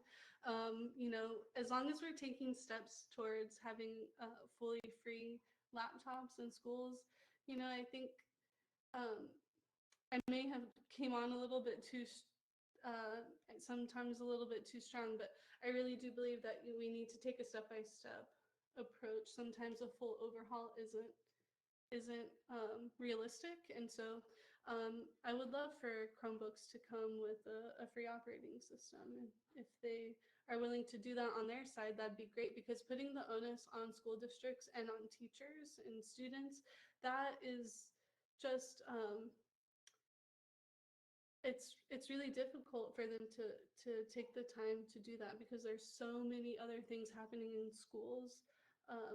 It's just not, and I would love for society to be able to just do that on anyone to be able to do that on their own, and hopefully we can get to that point. But that's not where we're at right now, and we need to take the time to nurture that and to really create the mentorship for that.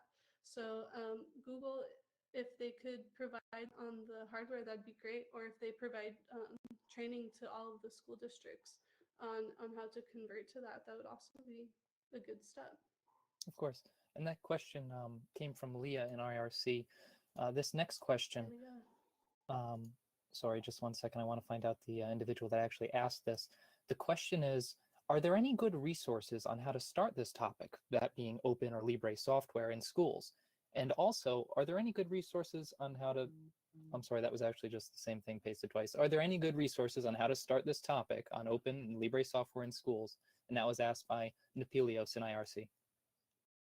All right, Napelios, thank you for that question. So I've kind of, so the reason why I want to do these talks is to really get everyone together to be able to create those resources. Or to really curate them, because there's resources all over on how to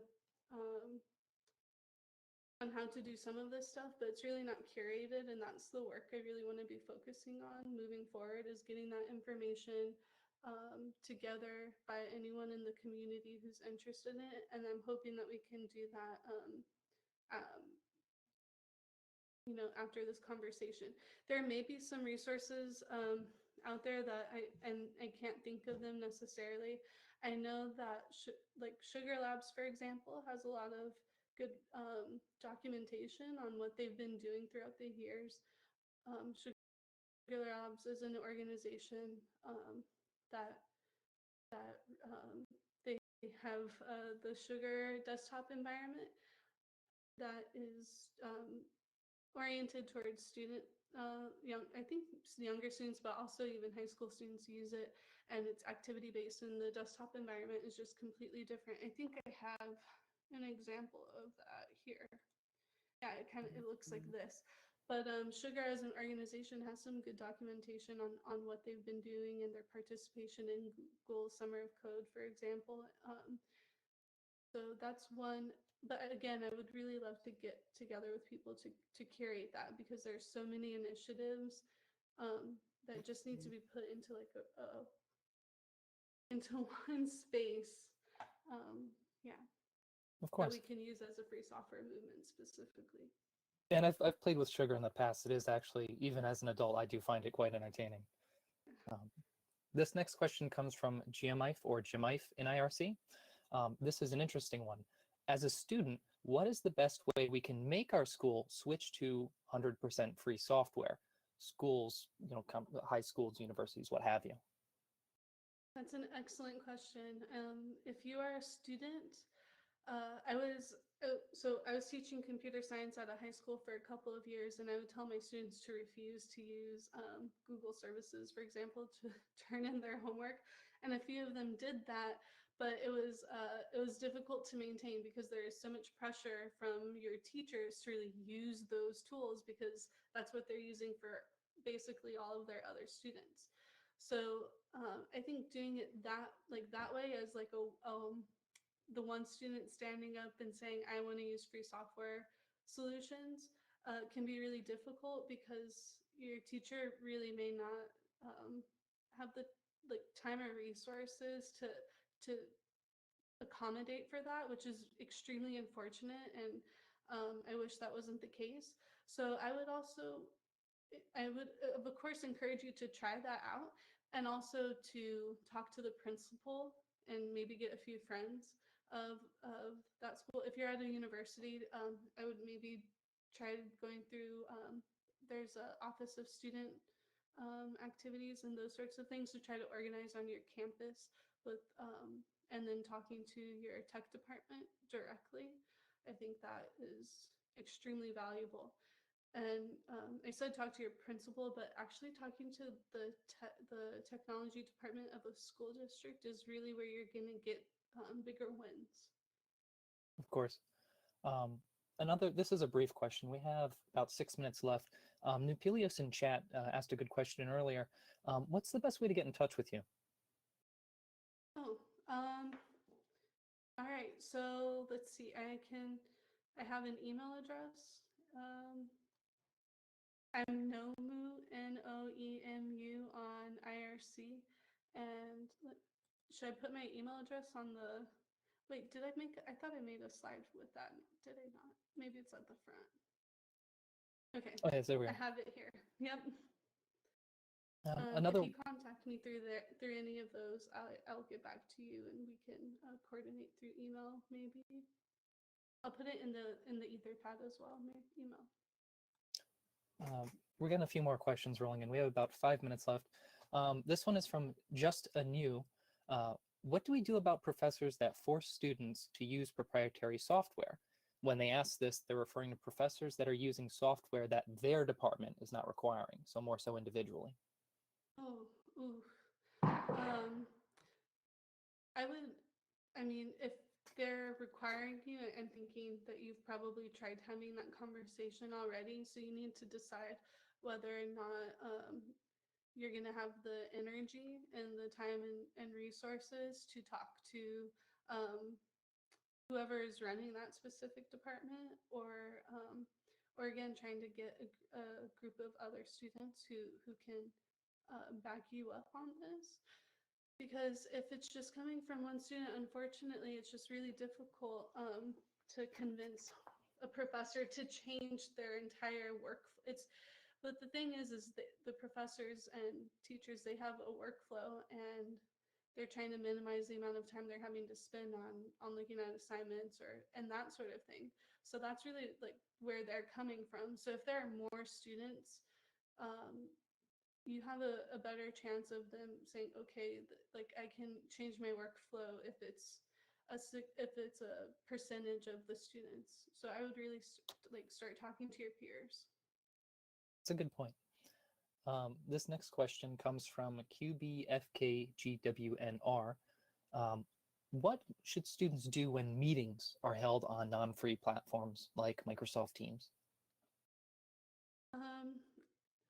Yeah, this is tricky because sometimes I'm not a perfect free software advocate. You know, sometimes I do use non-free platforms for meetings, and it's really tricky. And I do sometimes I say like I am using this, but I'm using it in protest. Like I don't want to be using this. We could use this. I do offer another, like I might offer Jitsi, for example.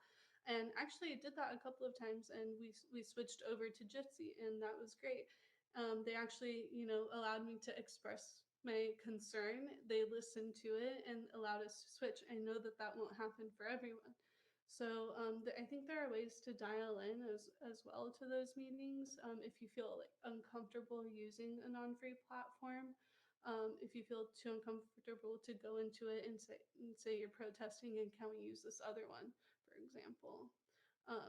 But yeah, these are the tricky nitty-gritty day-to-day problems that we all face. Of course, I understand that it is pretty difficult to go against the flow nowadays. I just have one question. Sorry, this is from Al Member. I just have one question. What do you do when school administration is campaigning specifically against using free software? Yeah. Okay, if the school administration is specifically campaigning against using free software, and this is just me. I don't have experience doing all of these suggestions that I'm talking about, which is again why I want to help build a community of people who are interested in this topic specifically. But if a school administration is doing that, then you really need to go out into the community, like talking. I haven't talked about parents at all. I'm so sorry for all of the parents, but talk with other parents. Students talk to parents. You know, parents are humans too, and we all live in our communities together, and you can find enough people to raise this concern to the school administrators. And I would also start asking them like why are they campaigning against using free software solutions, and kind of breaking down what are the problems that they're seeing with it, and figuring out how we can be solution oriented to help them commit to using free software. And again, I'm saying these things, it's really difficult. This is time consuming. I talked about the short game versus the long game. This has to be a long game strategy, I think. Of So course. getting out there and having those conversations is key. So we have just about a minute left. I don't think we have time for a question. I don't see one in the chat right now. Is there anything you'd like to say just to finish off? Well, just thank you for letting me share any of this information that I have with you. I hope it was helpful, and I hope that people can join later today at 7 p.m. for a chat. If this was in person, I would try to get us all together for dinner. But I'm actually really happy that it's online, because I think hopefully there are more people participating than would be otherwise. And please try to join at 7 p.m. and that's on the Etherpad, that link. And I hope to see you there. All I have. Thank you.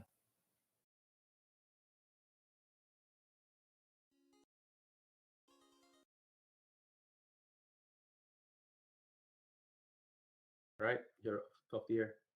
Yay! Was it okay? 1 second. And they just fixed it and put on the MagFest music. But yeah, that was the brains dying here. That was the state of software in schools and what to do about it. So real quick before I get into some of my thoughts and answer some of the questions in chat, my current hell right now, which we just posted about on our Twitter and during the keynote we'll probably post again on Mastodon, is simply that so there's supposed to be this whole registry. This is Free Software Foundation in a nutshell. So there's supposed to be like you register for free for a Free Software Foundation. That's a tongue twister. And what was I getting to? And you're supposed to you're supposed to, I believe, get like a username and a password. I believe your username is the email, but they're supposed to send you a password, and that allows you to unlock all the other IRC rooms and a bunch of other different things. And we even registered again, and we have not. We've looked through our spam folder, our emails. We have not been given that password. So it was really frustrating. Is that I want to ask questions in the dedicated room IRCs, but I can't enter those dedicated room IRCs, from what I understand, because we don't have the freaking password for the account that we registered for. Something joke about free software and how a lot of times they don't work. Um, Before I get into some of my opinions about that, because that was really great, I'm definitely gonna, again, we won't live stream this part because I believe we're gonna end this stream. From what I understand, we're not gonna do the closing ceremonies. We're not gonna do the awards. As much as I'd like to stream that, I believe we are, unless everything goes really good, we're gonna shit can all of this at 5. Um, that should be more than enough because, yeah, they're also going to do this. This still goes on tomorrow. I'll be seeing pieces of it, but we're going to be focusing on Pancakes Con tomorrow. The whole point is not to like YOLO dox the entire convention. The whole point is to kind of give an experience of what a person at a virtual convention and then in the future will be physically what conventions is kind of like, and also just to kind of give you like our reaction and realities of watching this in the same way how gamers watch like E3 or Nintendo Directs and react. Why can't we do this for HackerCon? So some of the questions. So someone kind of asked, and this is going to make Cyril start laughing. Someone said, why did I say ew when they brought up that GIMP was a good piece of software, a free software to use? Yeah. So it's better now. Yeah. Thanks to a certain other thing that I'm gonna kind of get to, because there's so much loaded stuff in here about, like, she did a really good job. Like, there's not that she said any bullshit, but I think there was a lot of things that she didn't get to. Obviously, if she could like talk for 3 hours, she would probably get into this stuff. But this is some stuff I noticed, and also I'm not gonna dox myself, but I've worked in the educational system in the past with the local government here, so I have a bit of a background on this. I'm not a teacher, by the way. One is that the problem about like what this about the GIMP thing is she was talking about how the software itself needs to be good, and I think what she probably meant was it needs to be mature. And we're going to get to why this sort of lags behind in a bit because it's kind of related. But one of my frustrations with GIMP is that for many, many years, people had sent in really good, like, bug error problems, suggestions for features, UI improvements, things that were not like giant, like, like, hey, can we click on things? And they actually click, like that level of like trying to do stuff. And GIMP was basically like, because this happens whether you're free software or enterprise, where they were just like, yeah, we're GIMP, like the only way you could ever edit images is through GIMP, so you have to kiss our ass. If we take our sweet time, then there's nothing you can do because we're the only piece of software here. This kind of sounds like Microsoft, because it is. Another thing I'd Mhm. like to add to that is the whole, well, if it's broken, fix it yourself. You Yeah. have the source code, Right. program it. Which we're going to get into the second part there, which is very good. And then Glimpse happened. And Glimpse was basically every single thing GIMP wanted. And if you go now, I want you to load up Glimpse and load up GIMP. What's the difference between the two programs? Nothing. See, GIMP is better now, but that's because they finally got competition. Someone went off their ass. Basically, it was a bunch of graphic artists that were like, screw GIMP, because they never listen. We're gonna do finally what they said and do it. And GIMP went, fuck! And like, actually, thank you, Odin, with a ton of sevens, for following us on D Live. That's very important because we're trying to get 100 D Live followers, and I'll explain that later. Probably another thing about the whole GIMP thing Mhm. is with Glimpse, they didn't like the name GIMP, and that's Yeah. completely understandable. Oh, yeah. Because it has connotations. Yeah. It means other things. I would just say, if for some reason you're clueless about, just look up Pulp Fiction, and that will give you an idea. Yeah, but also on that note, that Yeah. it's ableist. It's used as a slur against people who Right. are, Right. GIMP rhymes with limp. Which I think kind of more describes some of these software developers' genitalia than it does than it does like any ableism that they didn't think of. So that's what I mean by there, and this is the type of software trap we get into, and that's kind of going into my second thing about this. And there was two questions, by the way, I really wanted to ask her, which was, and then we'll answer another question in chat for the keynote.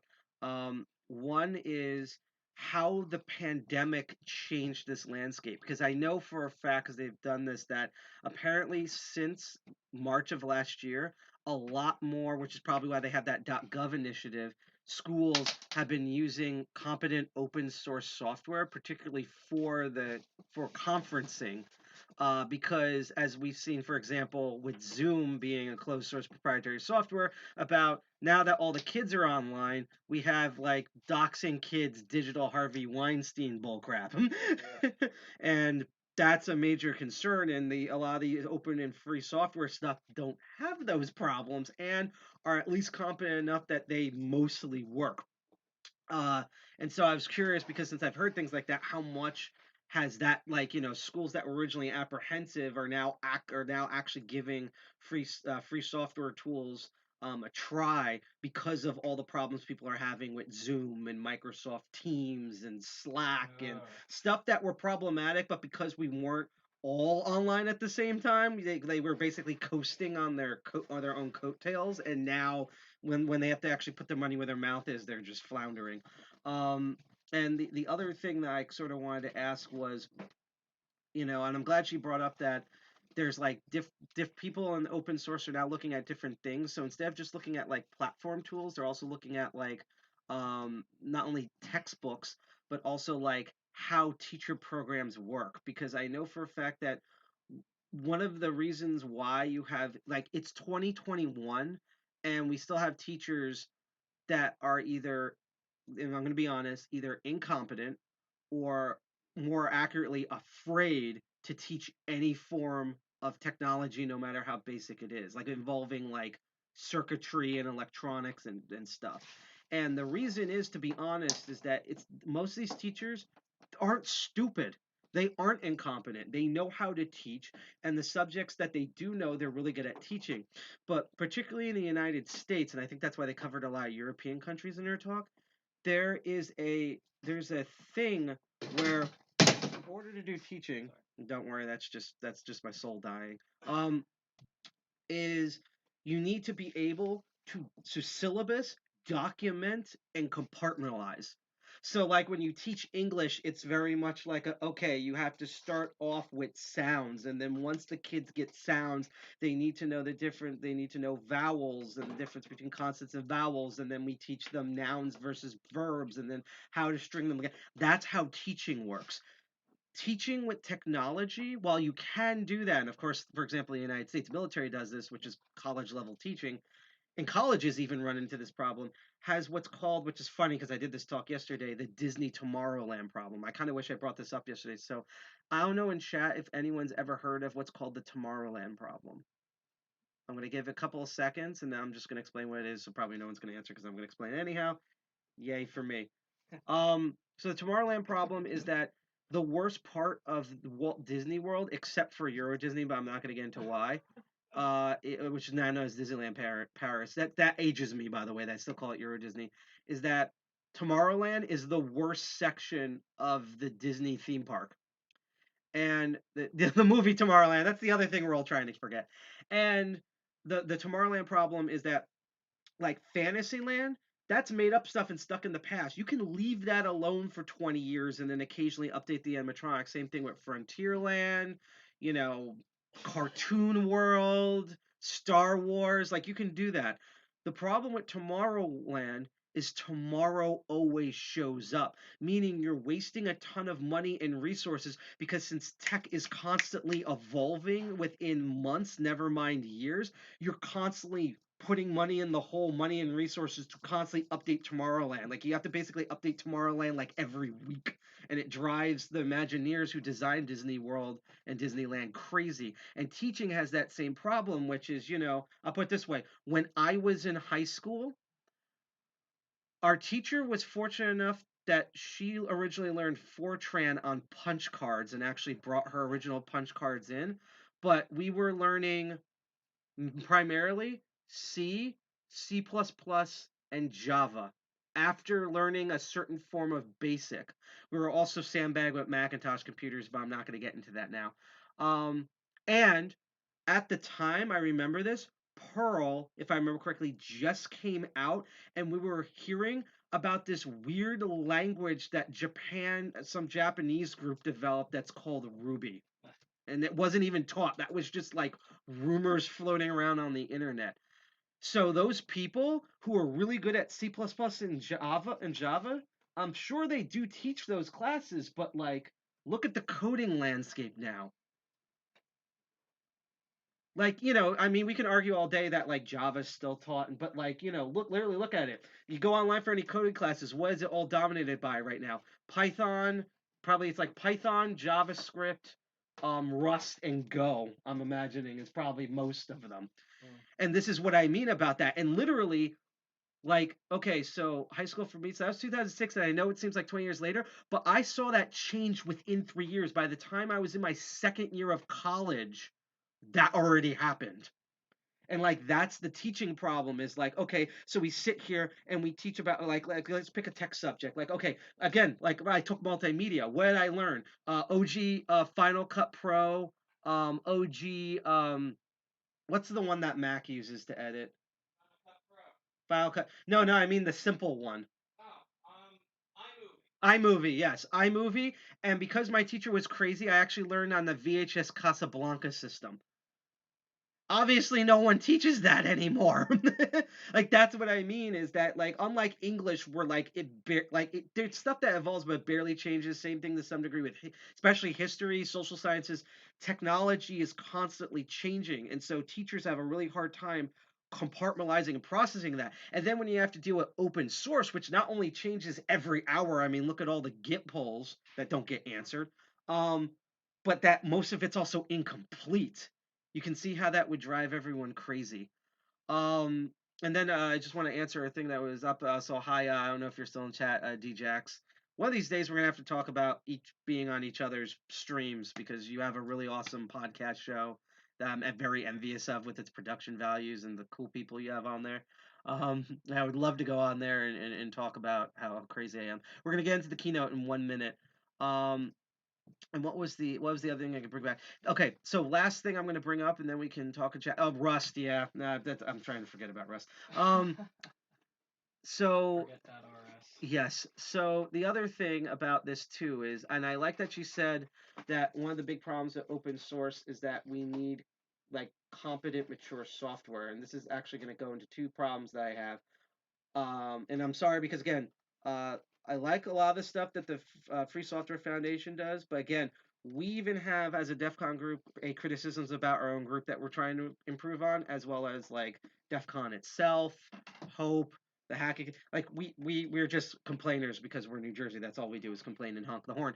And but what I'm getting at is I'll never forget when we got the Free Software Foundation newsletter, and they were talking about how excitingly they were now going to push initiatives. This was the end of 2019, if I remember correctly, like December 2019, of that they were going to push open source software for elementary and middle school, um, learning environments. And your initial gut reaction is, which was mine for a degree, was awesome. That's fantastic. Then I got really mad because here was my question. I have been asking open source groups, particularly like Free Software Foundation, to do this for many, many years. I think the first time I submitted something like this was back in 2009. Mm-hmm. And so my question is, why now? And it's not like we can't make headways or you can't win, but as they showed with that chart, Google has already been doing this for 14 years. It's not just that they have to fight Google, they have to fight Google where Google is now super entrenched in the education system. And I can tell you my personal opinion of why it took so long, and it's a problem with overall free software from the olden days that's now like legacy code that I'm glad is now dying off, which is if you want to know anything about something, look at where they are. You want to know about why we're all like crazy people with bad attitudes? We're the New Jersey group. Why is Hope a giant hippie commune? I don't know, because they were previously located in a giant rundown hotel in the middle of the New York City financial district. Why is everything like Mohawk and hookers at DEFCON? I don't know. Maybe because they're in the biggest casino in Vegas. That's what you do. If you want to understand old B free software, almost all, if not all, of every origin of free software, like the true patient zeros, college, uppity college, Cambridge. And that's the mindset. Again, we like a lot of the stuff Richard Stallman did, but I remember everyone being like confused when he had to step down from FSF because because a lot of people are confused. People thought that he said good things about Epstein. He didn't. What happened is one of his MIT colleagues said something good, and Stallman, instead of thinking, wow, I'm walking into a giant bear trap, this would be a horrible OPSEC bad idea, went, oh, that's my MIT brother in arms, I'm going to back him up. Now, what did he say? In the same way, most people are like, yeah, we should exit the EU, we should do the Brexit. Wait, what's Brexit? Oh, like that's what happened. And that's because of the type of like dogmatic, and let's put it bluntly, because most people think of jocks, but it definitely happens in tech, the fraternity nature of college alumni, especially colleges like MIT, Cambridge, Oxford, Harvard, things like this. And so to me, the reason why, and I'm glad they're doing it finally, but the reason why it took forever and now they're going to have this sad uphill battle, particularly in the United States, is because if you looked at most free software up until literally like 5 years ago, it was all done from the eyes of colleges. Research white papers and like peer college reviews, and everyone jerking each other off and yelling at each other, and Jordan Peterson yammering and crap like that. No one was actually looking about who uses free software, which is poor people who have ThinkPads and iMacs.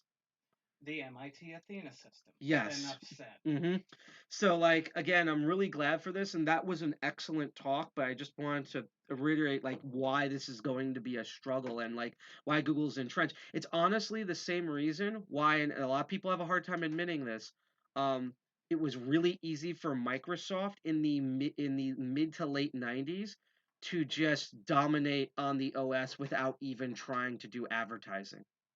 Because I'll put it this way, I was in enough tech things, especially with, and here's the key, not only do you have to have good, like, competent free software, there's also a lot of good competent free software where, like, again, with GIMP, the people who make these are assholes. And that's the last thing a school wants to deal with. They don't want to deal with, again, telling teachers who have no programming ability to somehow learn how to do machine coding overnight and fix a problem that they should have freaking fixed themselves because they're too lazy to do it. I'm talking about the programmers for the thing, not the teachers. Things like that. So you have no idea how many times I've seen schools who really want to use open source software, and then they talk with the company or organization that does it and immediately go right back to Microsoft or Apple, because even though they're assholes in their own ways, at least their representatives are like, hi, we're nice people. Here's how this works. We're going to cut you a deal, instead of being people there where it's like, well, yeah, it's nice that you're using that program, but I don't understand your students. Why isn't the age of consent 7? And like that's the problem. Yeah, I specifically, speaking from experience, working with the high school I grew up in, they were piloting a program where they were going to distribute laptops, ThinkPads running Edubuntu. And this was while we were on IBM's old support contract, but Lenovo took over and they wanted to redo things, and the school didn't want to go with it. So the school was looking at, alternatives here and there. And I was part of a pilot program where I was given a ThinkPad loaded with Edubuntu, and the administrators were on a back and forth with the developers and maintainers of the project, and I thought this was great. Linux for the school. Granted, a lot of the software was kind of beta to alpha quality, and a lot of the software really wasn't geared for our needs. So our school wanted to work with them and help them get software geared to our needs to work better with that. And the software developers were like, "Why?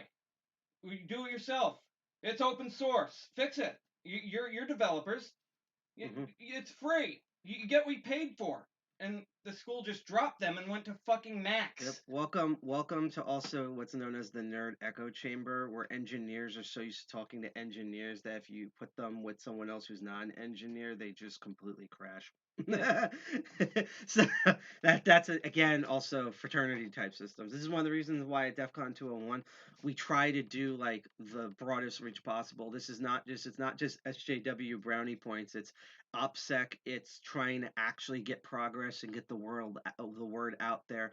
Again, you have no idea that I'll put it this way. If you try to force people to use something and you're being really like rah about it, and even if you could be like offering free sex to someone and no one will accept it. But if you give them the option or the choice to do it, most of the time they're going to do it. So you have no idea how many times I've converted people to Linux by making USB sticks, booting it up, showing how a lot of these systems are very much like Windows now, and that if you ever have to touch the terminal, you only really dead serious, especially on Ubuntu and Debian, only need to know like 3 things, maybe 4 things to type in. And then I let them keep the stick so that they can load at any time. And then a year later, they're running Linux better than I run Linux. And that's how you do that. If you go up and you're just instantly like, fuck Windows, you must be one of those weird, like, communist, capitalist things, no one's ever going to accept it.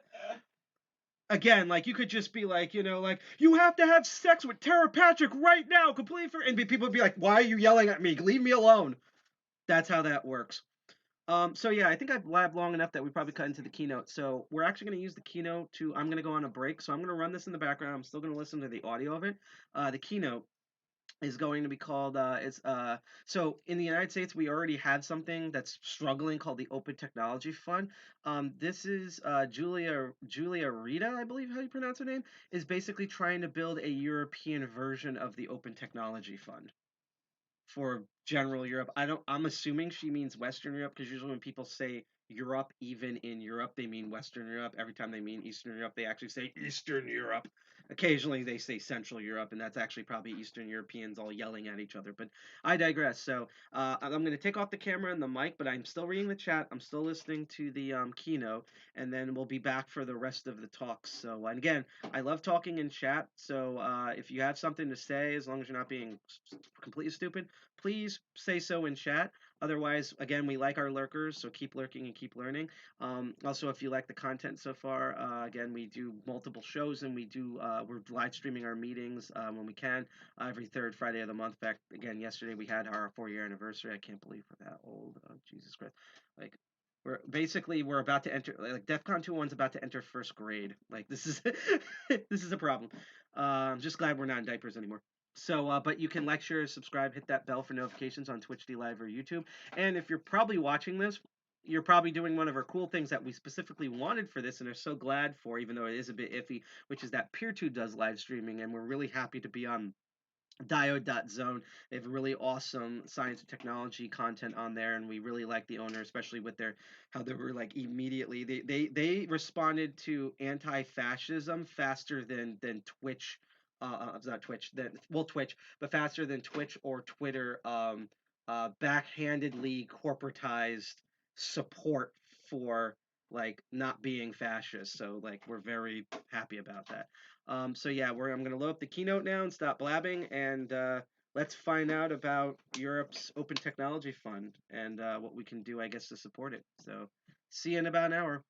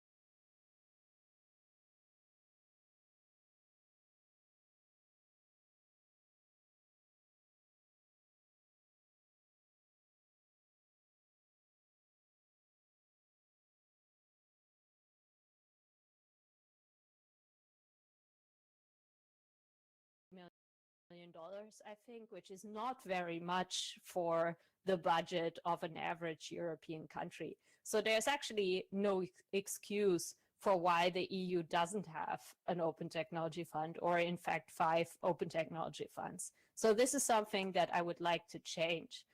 I started working on this issue back in 2014 when I was elected to the European Parliament. Back then, we just had the heartbleed and shell shock vulnerabilities discovered. And this was quite a watershed moment where a lot of politicians for the first time were realizing how central free software components are to all kinds of different parts of our digital environment. And Heartbleed also showed that it's not enough for something to be free software in order to ensure that it's actually secure. I think laying open the source code is a very, very important component to building secure IT systems. But even when something is open source, you still have to make sure that there is enough funding, enough resources available that this code can actually be maintained and improved over time. So this was the starting point of a project that I founded when I was in the European Parliament called EU FOSSA, the Free and Open Source Software Auditing Pilot Project. So with the support of the European Commission, we started this pilot project with a relatively small budget, around €1 million a year, to basically pay for audits of free and open source software. So basically, we were arguing towards the European Commission, look, you are using all kinds of free software in your own institutions. Why don't you do the security audits that you should be doing on the software you're using anyway, but then actually release the results of those audits back into those free software projects so they can benefit from that as well. And in the process of running this pilot project, we actually, learned a lot through an iterative process, because we found it was actually quite difficult to spend this public funding in a way that really gets to the developers that should be receiving it and that can benefit the most from this funding. So we found, for example, at the beginning that when we were basically putting the money in a public tender where companies could apply to run those security audits, that this was perhaps not the most efficient way to distribute the money, because the individual developers, or often quite small companies that are actually best at finding and fixing bugs in free software, are not necessarily the companies that are best placed to apply to European Commission calls for public tender, because those public tender procedures are quite complicated, and there are consultancies that are very much specialized in applying to these tenders, but may not be specialized in free software. So on the basis of that experience, we actually modified EU FOSSA, and in its second iteration, we did a bug bounty approach instead, where we could basically run a call for tender for a bug bounty platform instead. But then once we had found the platform to run the bug bounties with, the actual prize money that was coming from this public funding could go directly to individual developers who were finding bugs in popular free software. So in this way, we found, for example, quite critical bugs in PuTTY, for example. But there was also some criticism of this bug bounty approach, because, of course, finding bugs in free software and creating incentives for that does not automatically mean that those bugs will be fixed. So there will still be quite a lot of thankless work happening from the community that may not be remunerated.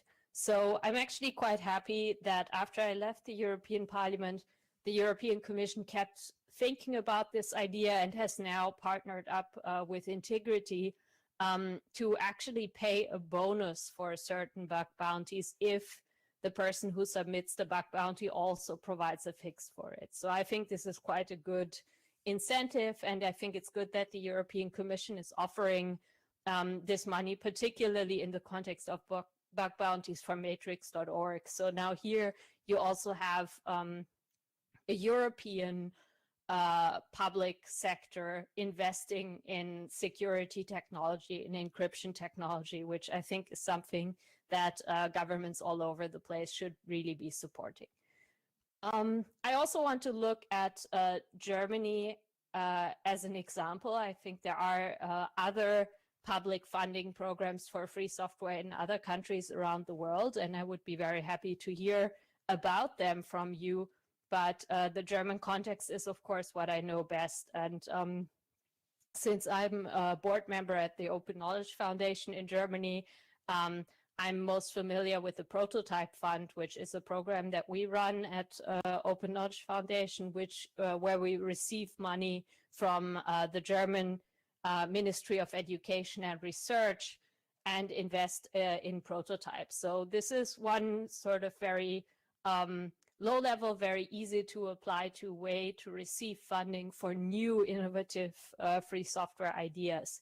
And the Prototype Fund basically receives this money from the government and gives relatively small grants to new projects without a lot of bureaucratic overhead. And I think this is a really good start, but the problem is that it has this focus on new projects. So we're only allowed to fund something that is innovative, that is a prototype. But I think there is a missing link there, something that Germany, the EU, and governments all over the world should also be supporting more. And that is the maintenance of infrastructure. The best way or the best illustration of this problem that I have ever seen is from this XKCD comic, where you have this stack of building bricks, and at the top it says, well, this is all modern digital infrastructure. And then at the very bottom, you have this one tiny brick that everything balances on, which is a project some random person in Nebraska has been thanklessly maintaining since 2003. And I think this comic is not much of an exaggeration.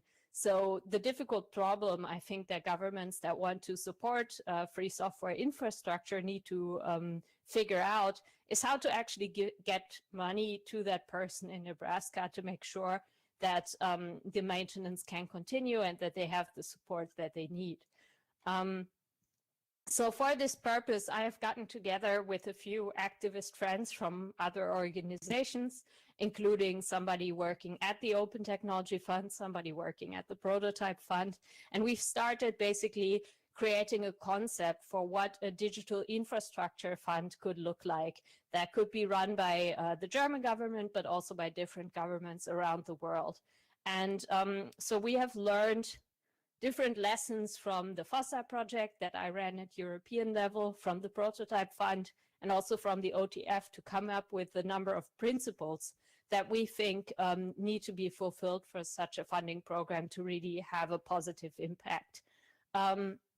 So first of all, we think it must be really easy to apply for funding, because quite often in the free software community, you can have individual developers. Maybe the project that they're working on is just their hobby. Sometimes they have a day job inside of a software company that allows them to spend some time on this, but sometimes actually they don't have stable funding. And so it should be possible for an individual to just apply for this funding without having a company to run the money through, for example. Secondly, we think there should be very low overhead. So you should not have to involve consultancies that will end up spending a lot of the funding on writing reports, but not actually spending a lot of the funding on actually writing code. We think it's also important that the funding should not be limited to innovative projects. This is quite often the case with government funding, that sometimes you have research departments of governments that provide funding opportunities for innovation, for new research, which is all great and important. But the problem is that this way you never have enough funding for infrastructure that just needs to be maintained and improved. And so I'm actually convinced that a lot of innovation will come out of having a stable and secure infrastructure.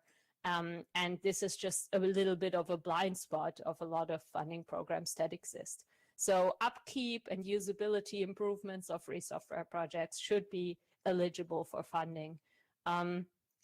Finally, we think that such a funding program should be part of a broader free and open source software strategy of a government. So this includes, for example, making free software a requirement for public tender, or also having rules that if software is built in-house, for example, inside of a government, that the results of that software are also resubmitted to the projects under free software licenses. Learning from the OTF, we also very much benefit from the fact that the OTF actually wants to be copied. They were quite open to talking to us about our ideas, and we found that pretty much all the elements of the Open Technology Fund are open source themselves, so including their methodology, the software that they themselves use for the implementation of their funding program, and so on. So from the Open Technology Fund, we've learned that it's very important that such a funding program must not be run by the government directly. There are quite a lot of reasons for that. I think one reason is trust. I think it's important to recognize that the free software community is, also a community of culture that runs on people knowing each other, people creating exciting projects with each other. And those projects may also be in conflict with the government policies of the day. For example, the surveillance policies of the US government are certainly not supported by a lot of the recipients of OTF funding, for example. So it must be also very clear that this is not a publicity opportunity for a government, that basically they cannot expect the free software projects that receive public funding to be nice to the government or anything like that.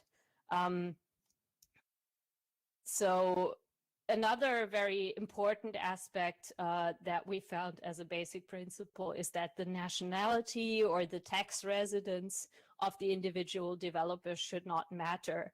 And this is actually surprisingly difficult to convince governments of, that it's actually beneficial to, let's say, the German economy to give money to a free software developer in Brazil because she is going to improve free software infrastructure that German companies can build on. To me, this sounds totally sensible and logical, but quite often the expectation from government funders is that whoever they fund needs to be a national of their country, or at least have a tax residence there. And this is limiting really the possibility to direct free software funding to those developers and communities that are most relevant for the public interest. I think it's also very important to recognize that whatever new funding infrastructure we want to build in Europe should not be in any way a competition to the Open Technology Fund. But rather, we actually need a lot of redundancy. Like I mentioned earlier, the Open Technology Fund has a focus on anti-censorship and privacy technologies. And this is certainly also because the US government has a foreign policy interest in this area. But this doesn't mean that only, let's say, democracy activists in Hong Kong or in Iran or in Belarus can benefit from this technology, but actually, investigative journalists inside the US or within Europe, or even government actors will be just as much benefiting from the development and improvement of the privacy and anti-censorship technologies that are funded through the OTF. So redundancy is actually a good thing, and diversification is also a good thing. So with the Open Technology Fund having this focus in the area of anti-censorship and privacy, there is a lot of room for additional funds that perhaps have a slightly different focus, and that could be focused, for example, on government technology or on core infrastructure, which is what we're especially interested in, or in open hardware even. So what comes next from here? I think, first of all, it's important that within the free software community, there is a lot of room for different people with different strengths to work on different elements of the vision that we have for a world that relies less on proprietary technology. So, for example, obviously, all the free software developers who are building free software are contributing greatly to this vision. Personally, I'm not a free software developer. I'm a public policy person, and I see my contribution to the community not in building software, but in trying to build a bridge between the community and policymakers who quite often are not particularly knowledgeable about technology, but who can be convinced of investing in free software as well, and who sometimes have a sort of a gut instinct that they don't particularly like the walled gardens that are being built by some of the proprietary technology companies, but may need a little bit of help in seeing what sorts of policies might actually counteract this trend. So it's totally fine if you focus on the coding, and others like myself will focus on telling the story behind why free software is important. So like I said, together with like-minded activists in Germany, we are working on this idea of a digital infrastructure fund that is broadly modeled on the Open Technology Fund. And we've started talking to different people in the European Commission, in the German government, and we will try to make this idea a reality, to have more different free software funding infrastructures in different countries in place. But what is going to be most important to us in this process is to really insist on the design principles that I've mentioned, like making sure that individual developers can be funded, making sure that nationality doesn't matter, and so on. We are recognizing that it's quite important to eventually have European or even global funding infrastructures in place, but we also don't want to wait for, let's say, the 27 member states of the European Union to all get together and agree on a common funding program. So instead, we decided we will start tackling this project in Germany, try to convince political parties and governments here that this is a good idea to build something like that. But we're very much hoping that initiatives in other countries go in a similar direction. And I'm aware that some countries already have something like this. I think in the Netherlands, there is some public funding for free software, but I would be very interested and hopeful that perhaps groups in other countries pick up this idea and push for similar initiatives in your countries. And if you're doing something like this, please also don't hesitate to get in touch with me. So what can you do to help at this point? First of all, this fund does not exist yet. There are, of course, the Open Technology Fund in the US, there is the Prototype Fund in Germany. So if you're working on something that fits those descriptions, so for example, for the Prototype Fund, if you're just starting out with a new project, if you're based in Germany, absolutely check out those programs. But at this point, we don't have this digital infrastructure fund yet. So now is not the time to pitch us your software or things like that, but rather to promote this idea. Talk about it, write op-eds in newspapers, try to contact your national politicians about whether such funding infrastructures exist in your country, and try to start similar initiatives all over the place. And hopefully a year from now or so, we'll be able to give you some good news about the progress of this project in Germany. So that's it from me. I hope that this idea and this plan that we're working on will serve as some inspiration. If you're working on something similar or have ideas about how to convince government to pick up this important mission, this is how you can contact me. This is it. So thanks a lot for your attention, and I look forward to the discussion.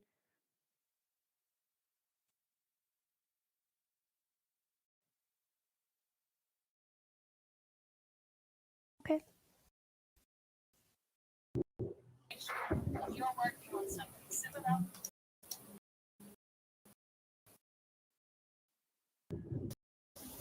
Yep, you can take it. All right, so Ilya, I do have one question so far. This one is from IRC.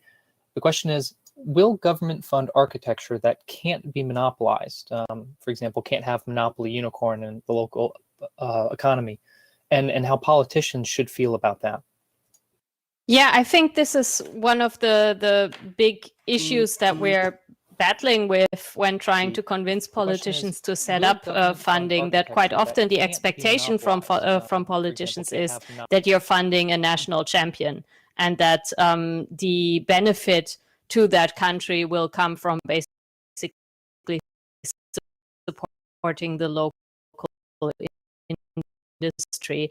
And so with this idea that we're working on, we're trying to convince them of the public benefit of open source and free software in general. And so, well, I would hope that a project that cannot be monopolized would be, in principle, well, that it would be possible to receive government funding for that. At least that would be our objective. Okay, and that question came from Mikolai 8 in IRC. This next question comes from Gioma 1 in IRC. How does this proposal compare with NLNet Foundation, which at this moment is channeling European NGI funds? So I think the main difference would be that we're targeting the German government. Like I mentioned briefly in my talk, we are aware that some other European countries have such funding opportunities, and of course also the Open Technology Fund in the US. But we think that it's important to have a great diversity of these funding structures. And of course, if one such idea takes off, there's also an opportunity that perhaps other European countries might join it. So it's not always necessary to start a new thing, but we have started talking with the German government and are hoping to set up a fund there that would not be limited to applicants from Germany, however. Okay. This is a pretty straightforward question asked by attendee number 40129. How exactly can somebody contribute? Well, at this point, I think it's really important to raise the success stories that may exist in the countries that already have some kind of free software funding. So quite often there is not a lot of awareness among politicians what free software they're actually benefiting from. Like, for example, what free software is also being used in public administrations and whether they have benefited from public funding. So a lot of the work that we're doing at the moment is, for example, trying to talk to different political parties and get this idea included in election platforms, writing op-eds about the subject to get it into traditional media. All of those things are important at this point to sort of get the ball rolling. I think, on the other hand, it would also be extremely useful if you have other projects like this that you're aware of to also let me know about them so that we can do more of this gathering of best practices and see what has worked in other countries. Okay, and we have about 5 minutes left. Another question from XBX in IRC. Could publicly funded universities play an important role in developing, supporting, and furthermore teaching free software? Well, personally, I have not had a computer science education, so I don't know to what extent this is already being done. But I know this sort of concept from my field where, for example, like in the legal field, you have law clinics where students are sort of learning by doing. So I think that would definitely be an excellent teaching method if you're teaching software engineering, for example, to also have the contribution to free software projects be part of an educational exercise. I don't know if that was what the question was getting at, but I think it would be a really good idea. Well, XPX, if that didn't very well answer the question, please feel free to put a little more in the chat on that. The next question comes from Cecilita. Yulia, what have you personally come against as far as obstacles from private industry? Um, I'm not sure if it's so much obstacles from private industry because mostly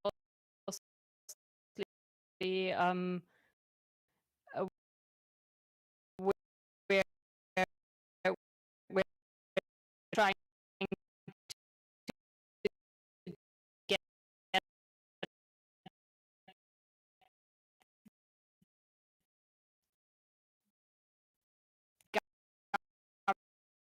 governments to set up these funding structures. But one thing that I have experienced is that sometimes you have companies that try to win tenders in this field that aren't necessarily very closely connected to the free software community, that are just, you know, huge consultancies that are great at applying to public tenders, but that end up spending a lot of the money that is allocated to supporting free software to overhead, to bureaucracy, to writing reports, and so on. And so one element of these funding structures that we think is really important is to make sure that it's very easy to apply to. Okay. I have kind of a lengthy question here. I'm just going to try to interpret it as I read it here. So when Stallman does talks, he talks about an idea to manage the free sharing of copyrighted materials, that is to support authors through a tax or voluntary donations, distributed in proportion to the popularity. And I know during the presentation you had that really clever comic about the individual from Nebraska supporting most modern digital infrastructure. Do you think that building some sort of fund to implement this idea would work for the broader scenario as well? I'm not sure if I understand completely, but I think if the idea is to basically, when allocating the funding, to take into account how much the free software is being used, I think that's certainly part of it, but that shouldn't be the only metric. So we take a lot of inspiration from the way that the Open Technology Fund reviews applications that come in, or also with the Prototype Fund. You may have certain metrics that are taken into account, but you also have sort of the experience of the individual people who are involved in those decisions, who might be able to judge what is actually needed in a particular field. Because I think if you're only looking at how much a particular project is being used, it would be quite difficult to fund innovative things that don't exist yet, for example. That's a good consideration. We're just about out of time here. Do you have anything you'd like to finish off with, a final message, so to say? I just think it's important to sort of keep this conversation going between engineers and non-engineers, and try to explain also to political decision makers the value and the benefit of free software, because quite often I feel they don't even know when they're using it. Thank you. Very true. Thank you.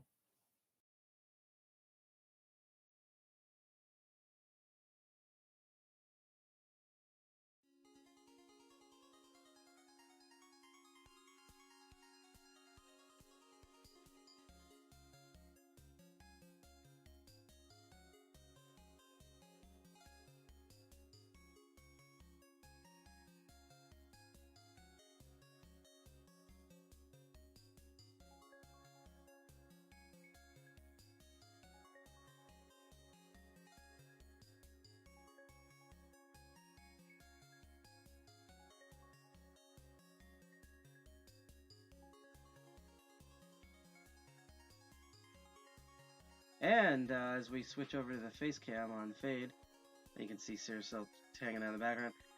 That was the keynote. Because again, we started this at stupid o'clock in the morning. As LibrePlanet goes on a 10-minute break, we're gonna go on a 10-minute break, and then it's gonna be a baton death march of going through a bunch of really interesting topics, including some that I'm gonna have you folks in the chat help me out, which ones you want to see. But stay tuned. I'm gonna leave the sort of pseudo magfest sounding music going on in the background, and just chill out for 10 minutes, and we'll be back, and hopefully I will look a little bit less dead than Prince Philip. So enjoy.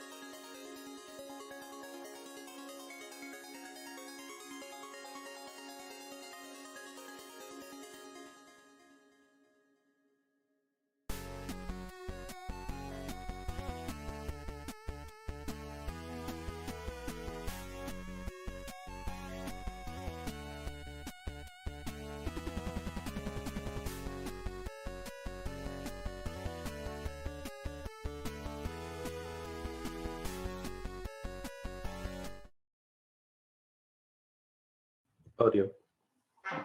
Go ahead. Hello, everyone. Welcome to the next section. You're in the Jupiter room, excuse me. The talk we're going to have next is titled Logiciel Libre, Société Libre, or Free Software Activism in France and Europe. It's being presented by Etienne Gonu, the Public Affairs Officer at April, a French... Yes, well, it's already switched to the next thing. A French free software advocacy organization that works very closely with the FSF. Since 1996, April has worked to proliferate and advocate free software throughout the French-speaking world and acts as a watchdog on digital freedoms. In his talk, Etienne will give an overview of April's work, detail their work with French and European governments to create benevolent political and legislative environment, and share April's perspectives, strategies, success, and challenges. I'll be monitoring the IRC. If you have questions, feel free to enter them there, and please preface it with questions so I can record it and follow up at the end. And with that, I'll hand it over to Etienne. Thank you so much. Thanks to you, and your pronunciation was great. So yes, my name is Etienne Gonu, and I'm really happy to be able to make this presentation LibrePlanet. It was hard for me other years to fly to Boston for organizational reasons, etc. So it's a good aspect of, I guess, online occurrences. Like this edition, 2021 edition of LibrePlanet, and many thanks, before I forget, many thanks to all the people organizing this extraordinary event. It's my first time doing a presentation online this way. I haven't spoken English in a while, so I might look for my words up by moments. And April just had this General Assembly right today, and I just left it and came here. So I'm really happy, a little tired. So okay, so we are now attempting to go back to the con. For this talk, I'm going to be in and out of things, but I'm still listening and still acting with chat. And I'm actually going to go in, because this is, believe it or not, the talk we're not going to be watching. So I'm going to slim that down. If we look at the program, what we are going to be looking at is gamifying education the Libre way, because I'm all about them games. So let's go check that out. That is in the Neptune room. I feel like we're just being assaulted by Sega console prototypes. We have Jupiter, Saturn, and Neptune. Let's go over to the old watery boy and see about this.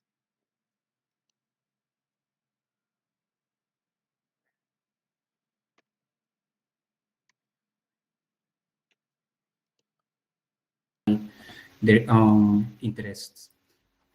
Well, now it is your turn.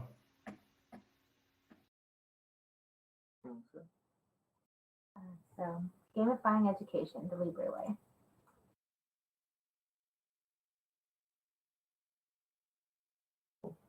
The slideshow not going? 1 second.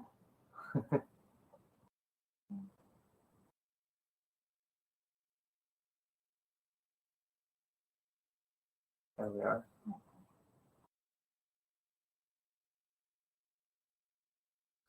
So today we wanted to talk to you about gamifying education the Libre way.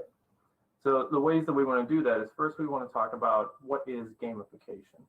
And then we'll go into the Philemon project, which is a game that encourages sharing and modification of the game. And then we'll talk about Philo Western PA Edition, which is a special variant of it that we made from the original Philemon game. And then we'll talk about DocGen, which is a software that we use to create that variant. And then we're going to wrap it all up with education and how this all ties back to how the processes that we use really like and how this. those can be used for any educational goal. And then we'll have time for some questions at the end. So what is gamification? Gamification is the use of game design principles in a non-game context.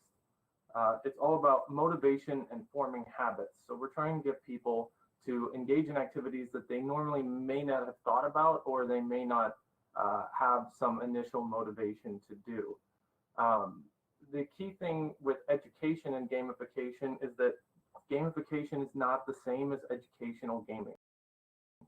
An educational game can have gamification in it, but it is not itself gamification. The main difference is that in gamification, the actions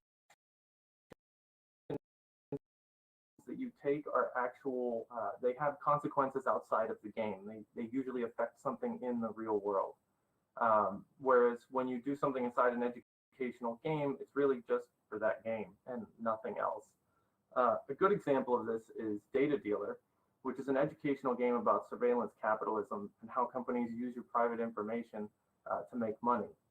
Now, it's a fantastic educational game, but everything that you do in that game only affects the game itself. There's no real-world consequences for anything that you do within the game. What we want to try to demonstrate in the next few slides is show how gamification is different from educational gaming and the ways that things are gamified. And we'll look at that through 3 examples. We'll see with various fitness apps, how they encourage people to form healthy habits and how to form workout routines. We're going to look at iWire, which is a software that was developed at MIT and is currently used at Princeton University, where it's a game that players are solving puzzles, but those puzzles are actually linked to real neurons in a real human brain. So when the players are playing the game, they're actually assisting the research of researchers at Princeton University. And then we'll look at Habitica, which is a web app, free and open source, that transforms your to-do list into an epic RPG. So one of the main ways that gamification motivates people is through rewards. And rewards are typically extrinsic, meaning they come from outside of the person and they are given to you. We see this a lot with fitness apps. They give you badges and trophies for doing certain goals and doing certain fitness things. And with iWire, the main goal of it is to earn points. So as you solve the puzzle, and the quicker and more efficiently you solve the puzzle, the more points you get. And you can also earn ranks and place on leaderboards. And with Habitica, since that's based on sort of the concept of like a RPG character progression, the main way that your tasks affect things is you earn items and you'll unlock new quests and things like that. So you're constantly getting this stream of new things every time you accomplish your goals. One of the other ways that is popular with gamifying a concept is to create a narrative around that concept. And this is kind of a mix of extrinsic and intrinsic motivation. The story itself comes from outside, but it's really the player's curiosity and their need to want to know more about the subject that moves it forward. So it's a little bit of mix of both. We see with Habitica, because it's based on an RPG idea, character progression and story are very important. And using your to-do list to actually make your character stronger and change their stats and change how they look, that's a big part of that whole game and application. And iWire actually has different characters that they've created, and they have storylines that they follow. So they'll have different events during the year where players can unravel certain mysteries and solve certain puzzles that will unlock more of that storyline. Another common way that gamification is done is through different social measures. So we see this with fitness apps. They share, people can share their data and their accomplishments either through social media or even within the app itself. If they have friends who use the app, they can show off their goals and their progress and everything like that. Habitica, going along with this RPG idea, is that you can actually party and you can have to-do lists that are for a group. And so you're all working together to accomplish these goals. And then those goals get mapped onto actual things that, not only things that happen in the game, but these are real tasks that you're accomplishing. And then iWire has different competition events that they'll do. And that's where you can sign up on a team and you're actually working together with other people to accomplish a goal in a certain amount of time, or map a certain number of points or something like that. So there's a lot of not just playing by yourself, but playing with others and learning more about the process of playing the game. So next, Giselle's going to go ahead and talk about the Philemon project. So what is the Philemon project? Well, according to the website, Philemon game began as a reaction to the following nugget of information. Kids know more about Pokemon creatures than they do about real creatures. Philo is an exercise in crowdsourcing, open access, and open game development to create a trading card game that makes use of the wonderful, complex, and inspiring things that inform our notion of biodiversity. With the game mechanics under a Creative Commons Attribution Share Alike license, I wondered how much like free and open source development it would be to make a variant. It was started in 2010 by David Eng with the hope that different communities will attempt to create their own card decks in response to a specific problem and that is dependent on their localized needs and context.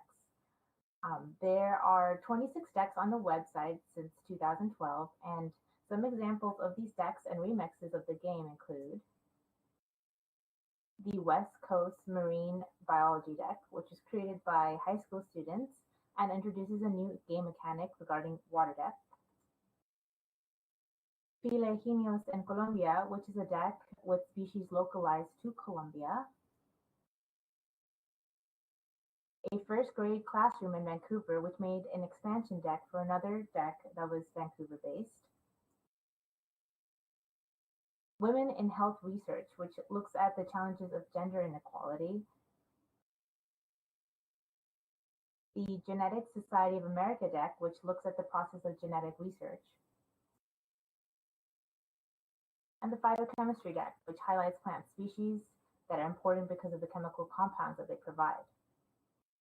And this is just a few of the many examples. So what is Philo Western PA Edition? Well, it's a cooperative variant of the original game. It features local flora and fauna found in the Western PA region.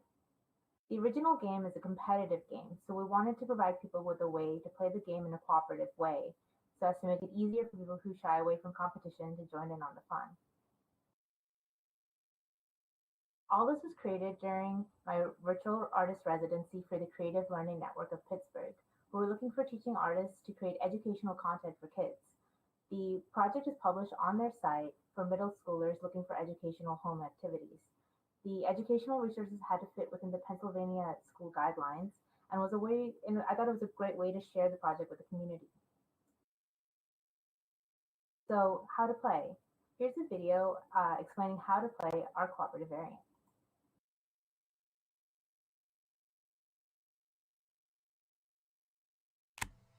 2 to 4 players will work together to build a functioning ecosystem, which will change and evolve as the game progresses. The more varied and robust your ecosystem, the more points you earn. Players will also face threats to their ecosystem diversity, like heat waves, water pollution, and other negative events linked to human-created climate change. At the end of the game, players tally up the scores and compare it to the score chart to see how effective their ecosystem is.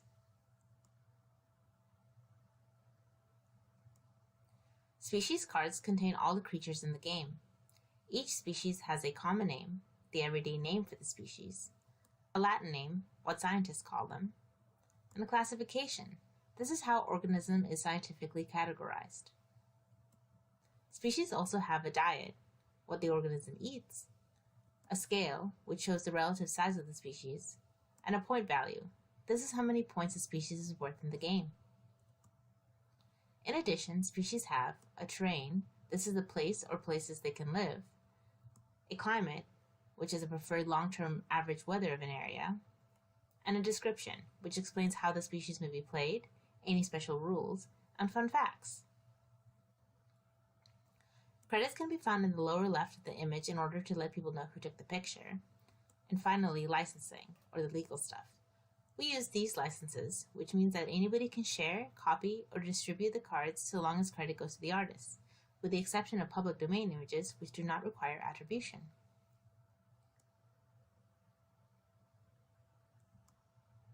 Place a home card in the center of the playing area. Home cards have a region they represent, and the wild cards are wild cards in that they allow any terrain and climate to be placed right next to them. Then take all of the cards except for the home card and shuffle them together. This will be the main deck from which players will draw their cards into their hand. Each player then draws 3 cards from the main deck into their hand. If any event cards are drawn, place them off to the side and draw another card. Once each player has 3 cards in their hand, shuffle any event cards that have been placed aside back into the main deck. If you cannot play anything from your hand, you may choose to get a new hand. Cards can be shown to the group as this is a cooperative game. Players can use up to 3 actions. Play a card from their hand, move, or pass. You can play as species cards from your hand to build an ecosystem. Ecosystems must start by placing a photosynthetic species so that they do not get energy from eating other species. To expand out food chains, cards must match 1 climate and 1 terrain. Since the home card is a wild card, the terrain and climate automatically match. Now let's place down the millipede. Cards must also be compatible based on diet. The millipede is an herbivore, so it can eat the mulberry. It must also match 1 terrain and 1 climate. Now let's try to place down the goose. These cards are compatible based on diet, and carnivores or omnivores like the goose must be compatible based on scale. This is already more The goose is a scale 6, so it can eat a scale 4 millipede. The cards must again match terrain, but in this case they do not, so the goose cannot be played. During a turn, the player also has the ability to move cards if that species has a move or flight value on the card. Move means the species can move up, down, left, or right on the board. I honestly think Zekio did a Flight better means job the at species this. can move like a move card, plus diagonally. Players can also choose to pass their turn, forfeiting any remaining actions. You can use any combination of these actions. Event cards will pop up from time to time in order to disrupt your ecosystem. They must be played immediately when the player draws them. There are 2 types of event cards, man-made and natural. Let's play the water pollution card by reading how to play it. It says, place this card under the species that lives in grassland or urban with the most adjacent species cards. This card will not be scored for points. Adjacent cards receive -1 points. Look at the habitat to see which species has a grassland or urban terrain. From there, figure out which species has the most adjacent species, in this case the millipede, and then you move the card under the millipede. Now that water pollution is placed under the millipede, the species next to them get -1. There are 2 options for dealing with this scenario. You can move the species, or you can play an action if you have an action card in your hand. This specific action allows you to remove 1 water This really pollution reminds me of event a card way from more the board. complicated version of Zekio. If you do use it, then you place both cards into the discard pile. Some cards will not fit conventionally into the game, such as the deer tech. Special rules will be written on the card to explain how they can be played. Following the special rules allows the card to be placed next to the woodpecker or the goose. Some cards may fit together in the game, based on food chain, climate, scale, and terrain, but not in real life. It's up to the players to decide if they want to allow them to be played or not. Use what you know about species and action cards to build food chains and biodiverse ecosystems to deal with the catastrophic events that will happen during the game.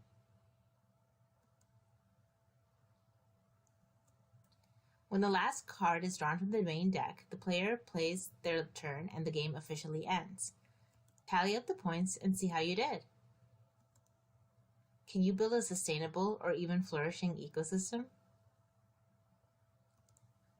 Thanks for watching and enjoy playing Philo Western PA Edition.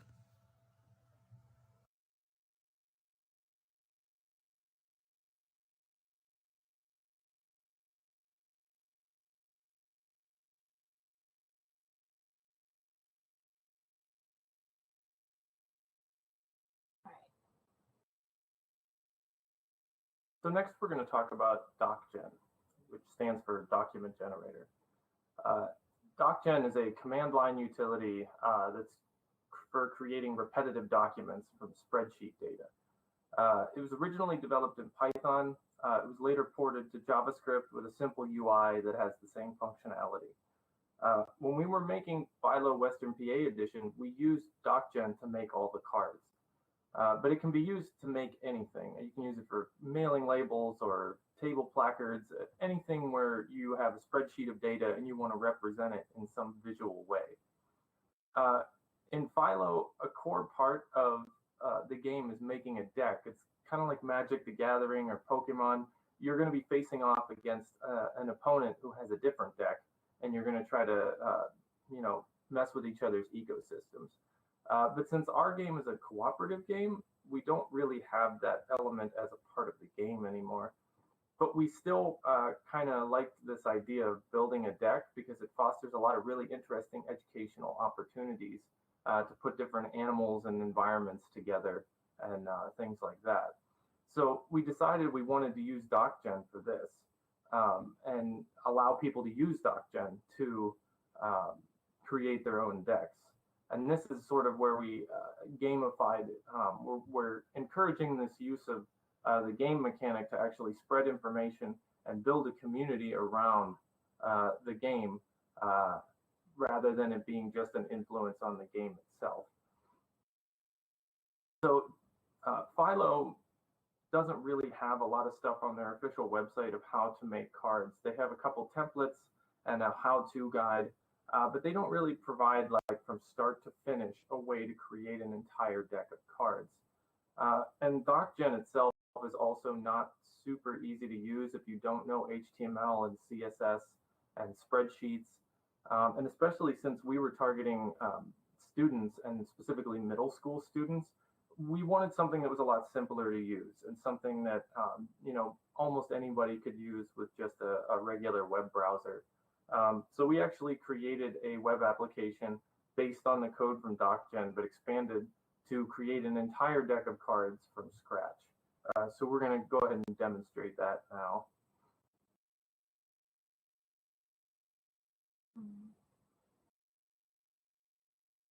Pray to the demo gods.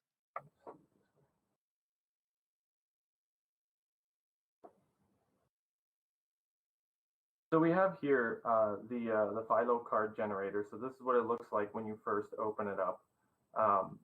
We have a bunch of things at the top here. There's export. So once you've created some cards, you can export those cards as either JSON or CSV, and you can edit those files directly or just save them to use later. Obviously, that's used in conjunction with the import. So you can save several different decks as different files and then import them to work on them later. We also have the sample data here. So we'll go ahead and import. This is all the cards from Philo Western PA edition. And so you can go ahead and take a look at all the cards that are in here. You can create all the different types of cards. So you can create species cards. You can make your different event cards.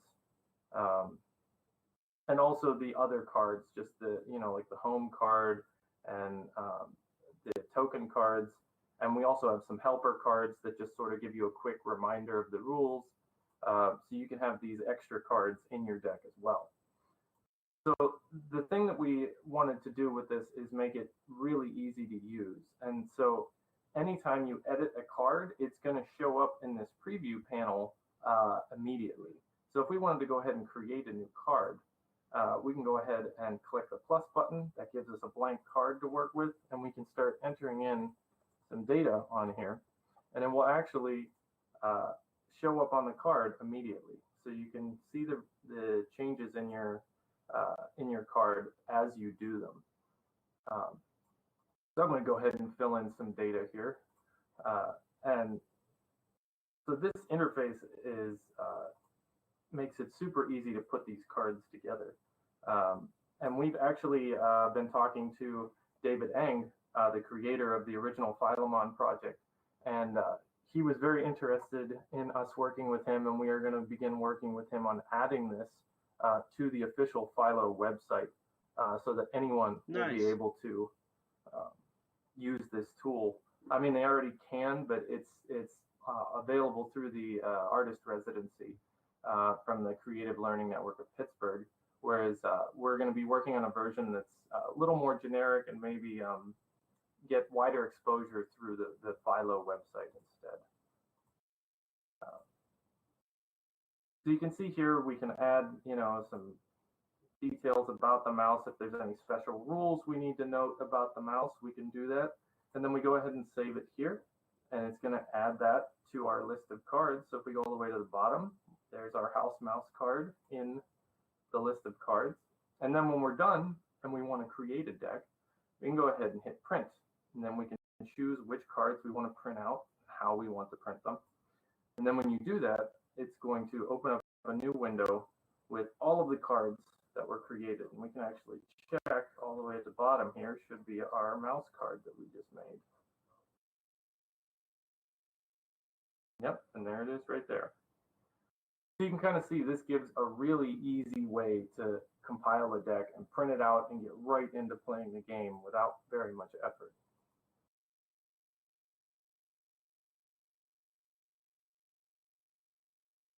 So how does all of this come together with education?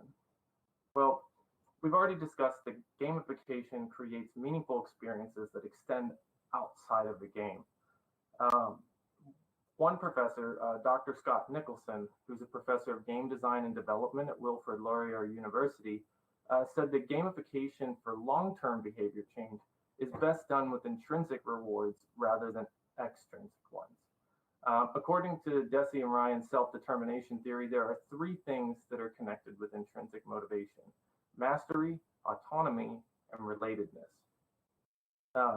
So as we see with extrinsic rewards, one of the main problems with using exclusively extrinsic rewards in gamification is that you need a constant stream of rewards. You need something for people to keep coming back to earn or to get or anything like that. And this can actually decrease their internal motivation to play because they're just getting this constant stream. Extrinsic rewards can also be kind of abusive. We see this with things like gambling mechanics. This is even poured over into mainstream video games. Gambling mechanics encourage addiction and get people to spend money and spend time on things that they don't really care about. But because of the reward system that's in place, it gets them to do these things. We've also seen social credit systems, which China actually has one where doing certain things and posting things on social media and things like that, it's almost like a Black Mirror episode. You can earn social credit, which actually makes it easier for things like applying for loans or like applying for certain government programs and things. So it almost becomes like this really nefarious form of control where you get people to do things and you give them something in return for it. And then we also see there's a lot of studies about even in education where giving grades and ranks actually demotivates people. And, you can even see it in some competitive video games where someone who really enjoys the game all of a sudden doesn't like playing it anymore because they're playing a ranked mode where they just get put at the bottom all the time and they just stop doing it because it demotivates them. So we see that these extrinsic rewards don't really get us the long-term benefits that we want to see from gamification. And that's where Dr. Scott Nicholson's work comes in. He did a paper about gamification, and he made a framework based on the ideas of mastery, autonomy, and relatedness. And for more information, we will cite that paper at the end of the presentation. So Philo, the Philomon project, and our variant as well, encourages creation and modification of the game as a core part of it. And you can see these three precepts here. Mastery would be just being good at the game, being able to play it well, being able to design it well, all these sorts of things, being able to understand the systems of the game and the content of the game is the mastery of it. And then you see with autonomy is the sharing and the modification, the ability to take this game and make it whatever you want it to be. It could have different animals or plants, or even with the women in research where it's about a completely different topic, where it's about discrimination in the workplace. Excuse me. Hydration squad. Excuse me. Turned into choking squad. And then there's also relatedness, where there's an entire community built around this. And so you have, excuse me. This poor dude. So you have this whole community that's built around the Philo game, and that's why they have the decks published on the website. They want to encourage people to make their own decks and share them, share the knowledge of those decks, and share the experience of playing those decks together. We wanted to keep that spirit and empower users to create their own version of our version, so that's how we use the DocGen to do that. Poor dude's So how dying does that on air. tie into free software?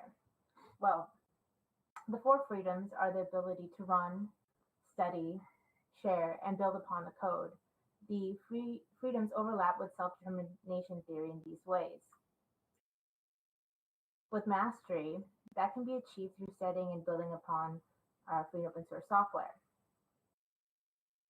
With autonomy, well, free and open source software is basically all about autonomy, so the 4 freedoms fit in with this idea. And with relatedness, the ability to share and build upon the code is an act that can create and build community.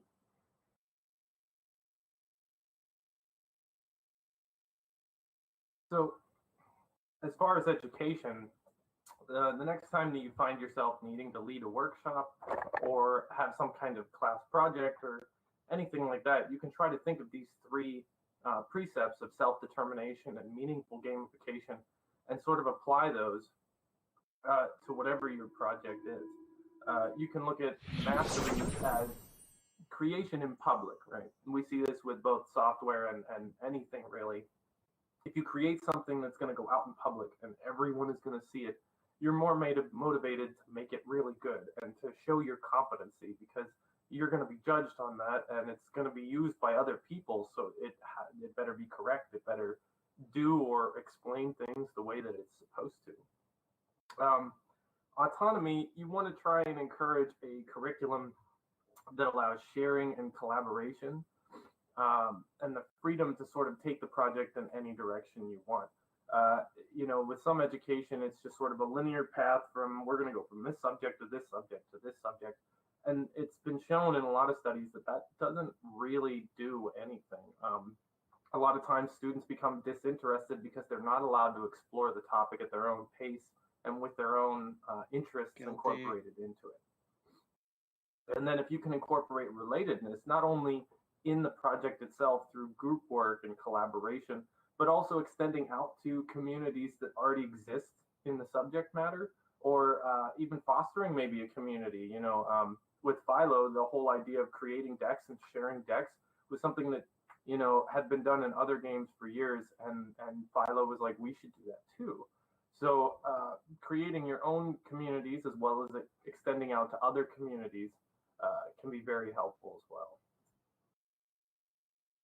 We've listed the projects here referenced in the talk, and I hope that the talk provided some insights as to the principles of meaningful gamification and free software and how it can be applied to education. I highly encourage you to look at Dr. Scott Nicholson's work and his discussion about using behavioral techniques versus Are they going to finish their talk early? He provides a recipe for meaningful gamification, which is based on humanism and has great ideas for incorporating gamification into Humanism your for the win. or educational project today. So now I think we have some time left over for questions. Yeah, a lot of time. Jesus, they're supposed to end at 1:40. Hello, yeah. The IRC channel was quite active and we have several questions. I will go through them in order. The first one that we have early on during the presentation, people was wondering about the similarity or benefit that this tool that you presented have with other tools, for example, with Google Scholar, what they have in common or what differences they have. What tools did you mention? Google Scholar. Well, I mean, Google Scholar is proprietary, so that's a difference.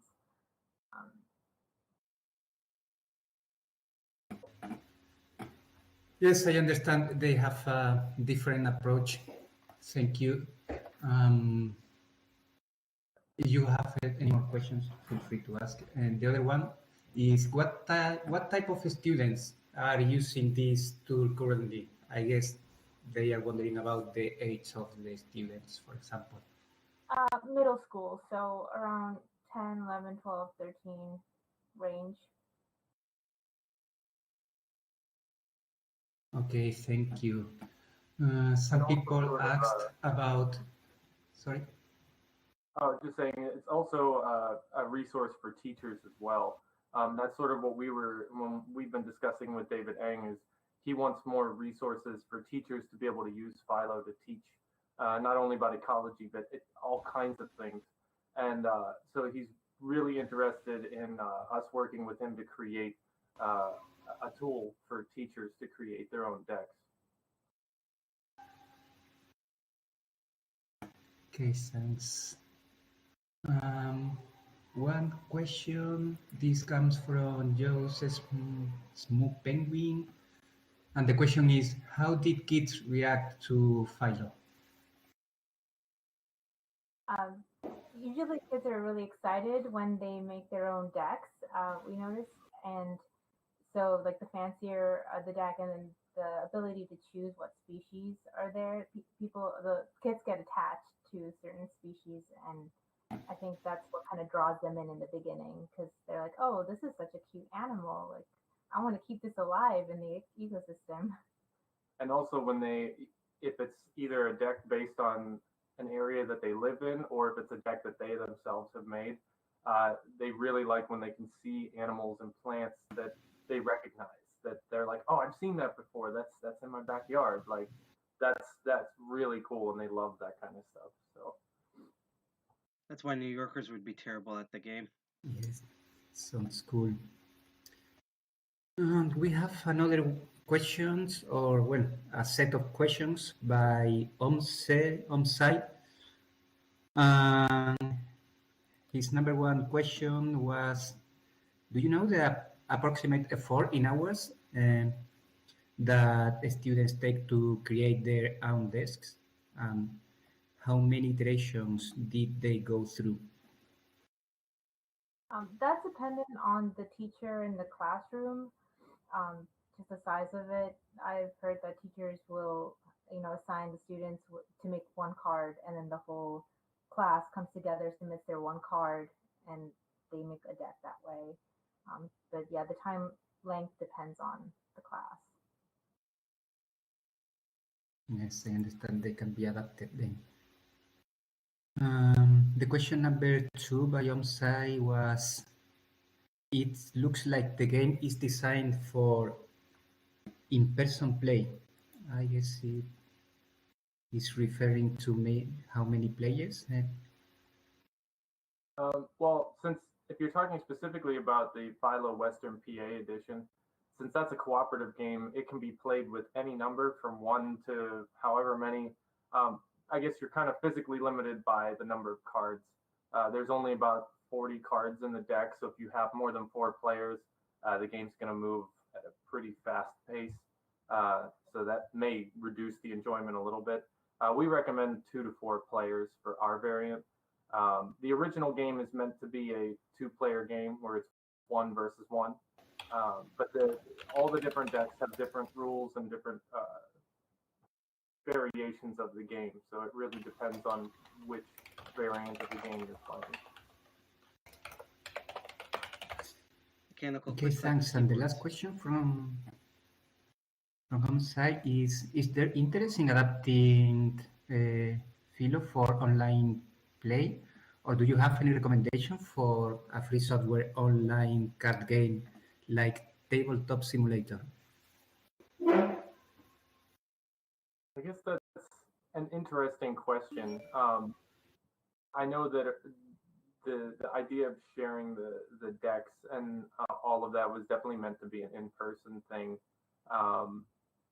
But I'm not sure. I know, like you mentioned with Tabletop Simulator, that's definitely a very easy way to do it because Tabletop Simulator is literally a 1-to-1 correlation with a physical game.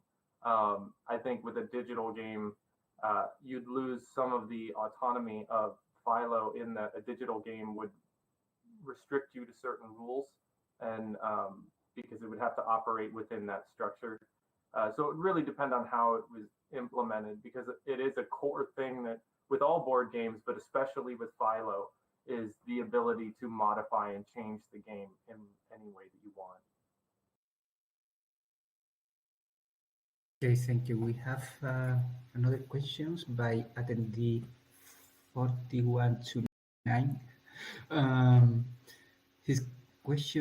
Her question is, how can be implemented this project in OLPC? I guess this is one laptop per child. Are you familiar with this project? I don't know. We haven't really thought about integrating it anywhere, but we're open to people wanting to collaborate. And Sugar would be a good platform for it. Yeah.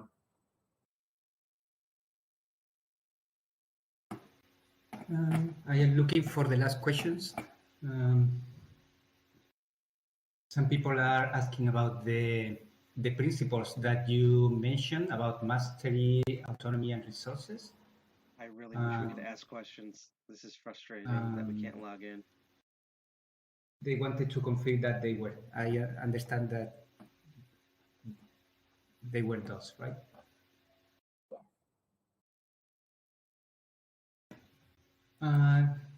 We have another question now. They say, do the speakers have suggestions on how one could use gamification for adult education? He gives an example like privacy workshops.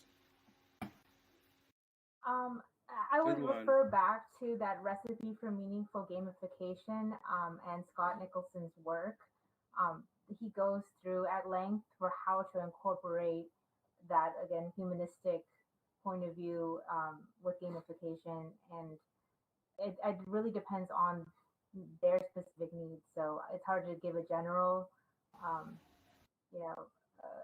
advice without really understanding it. But yeah, read the paper. It's really excellent, and I think it really stirs up some ideas. Okay, thank you. We have like 2 or 3 minutes more for questions, so please keep them coming. In the meanwhile, I may have another questions. It is more taking into account, maybe this is a more broad question. Personally, I am interested in an original case of gamification that you have found. What is the most original case that you have found, or you found it different from other approaches?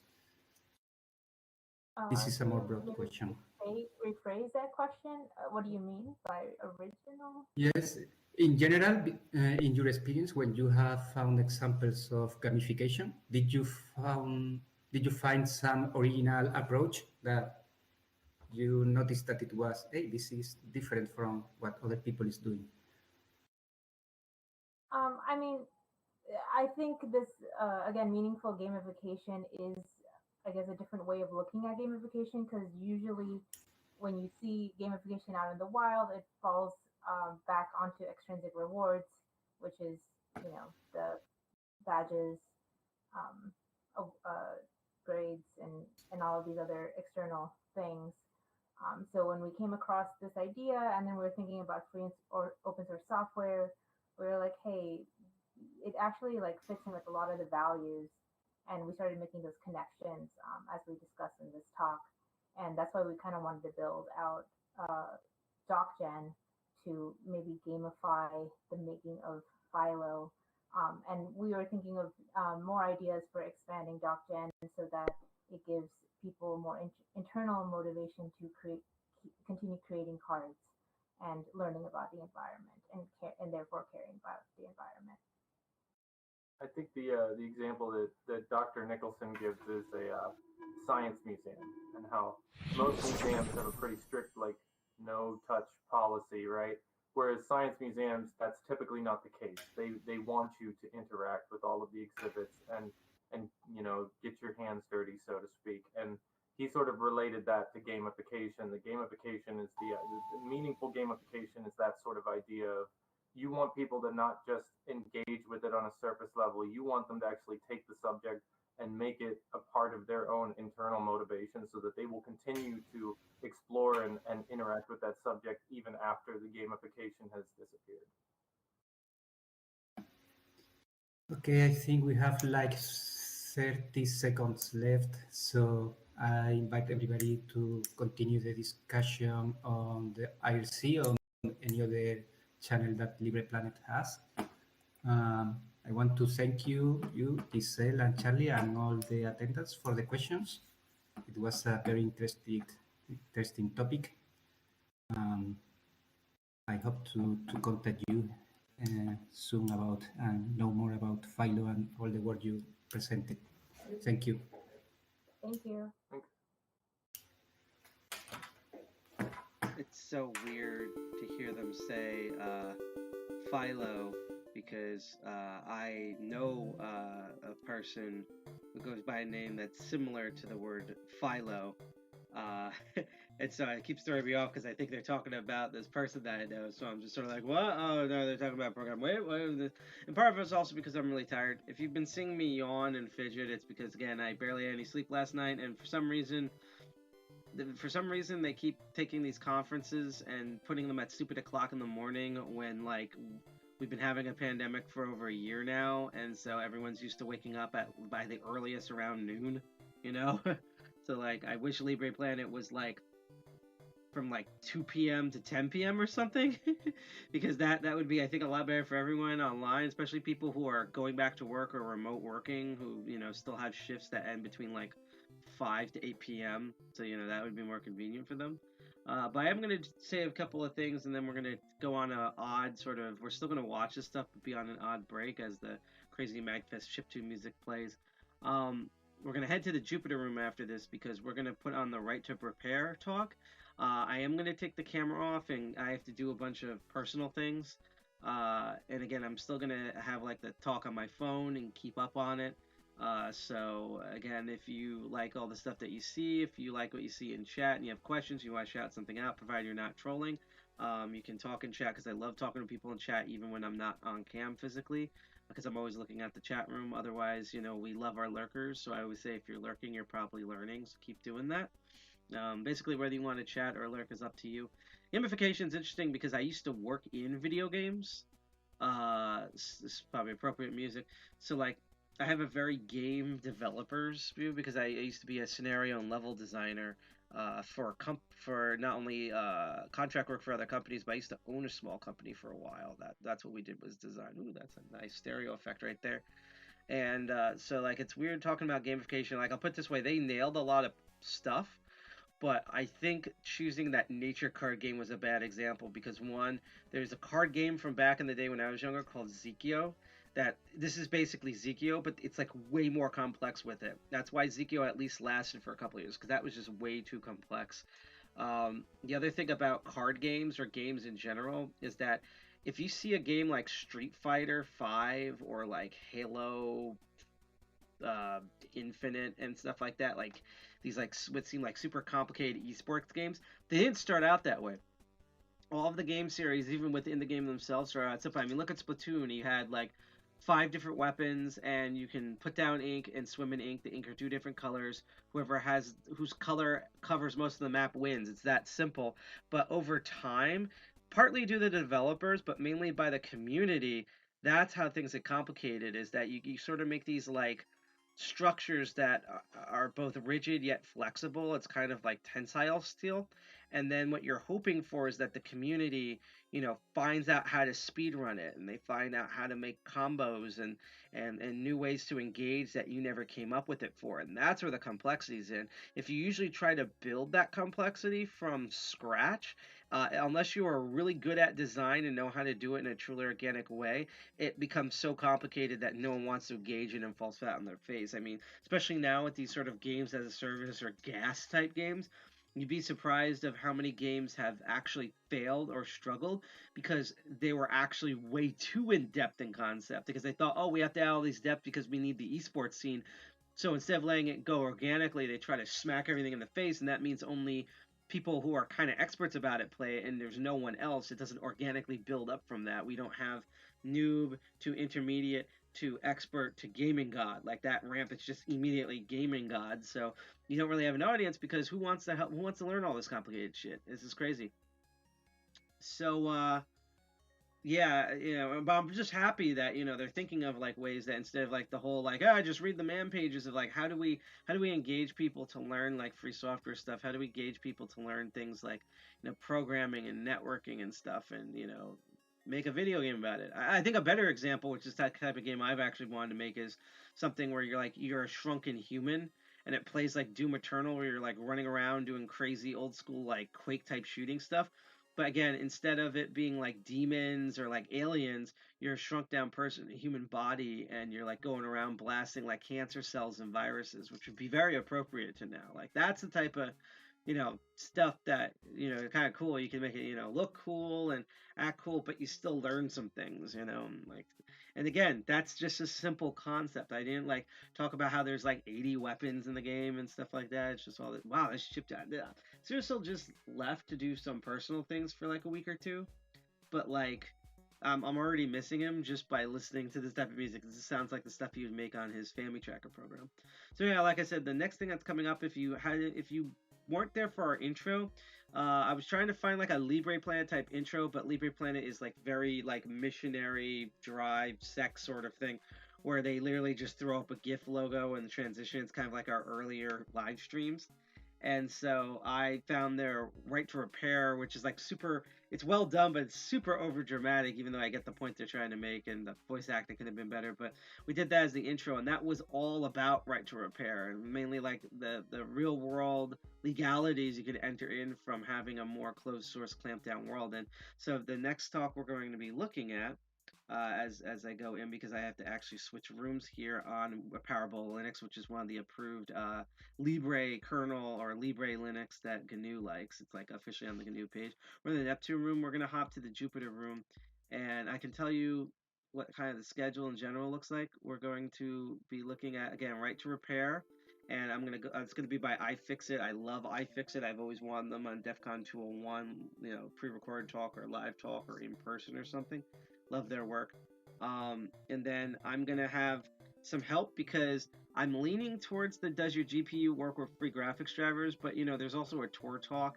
I think we're going to go for the GPU thing, but I kind of want people's opinions. Then after that, we're definitely going to look at the 3N Web, the decentralized web network talk, which I think is going to be a good security talk. And then we're probably going to air lightning talks as we try to then engage with IRC. See if we can get this account working. Check out the World 2D virtual world that I'm worried that they probably ripped off from CCC, because boy did the CCC's virtual 2D world give me nightmares.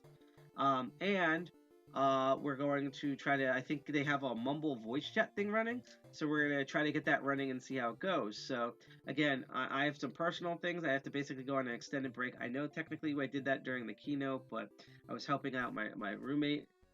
This is going to be a different thing, so I'm going to go off cam now, do all that stuff.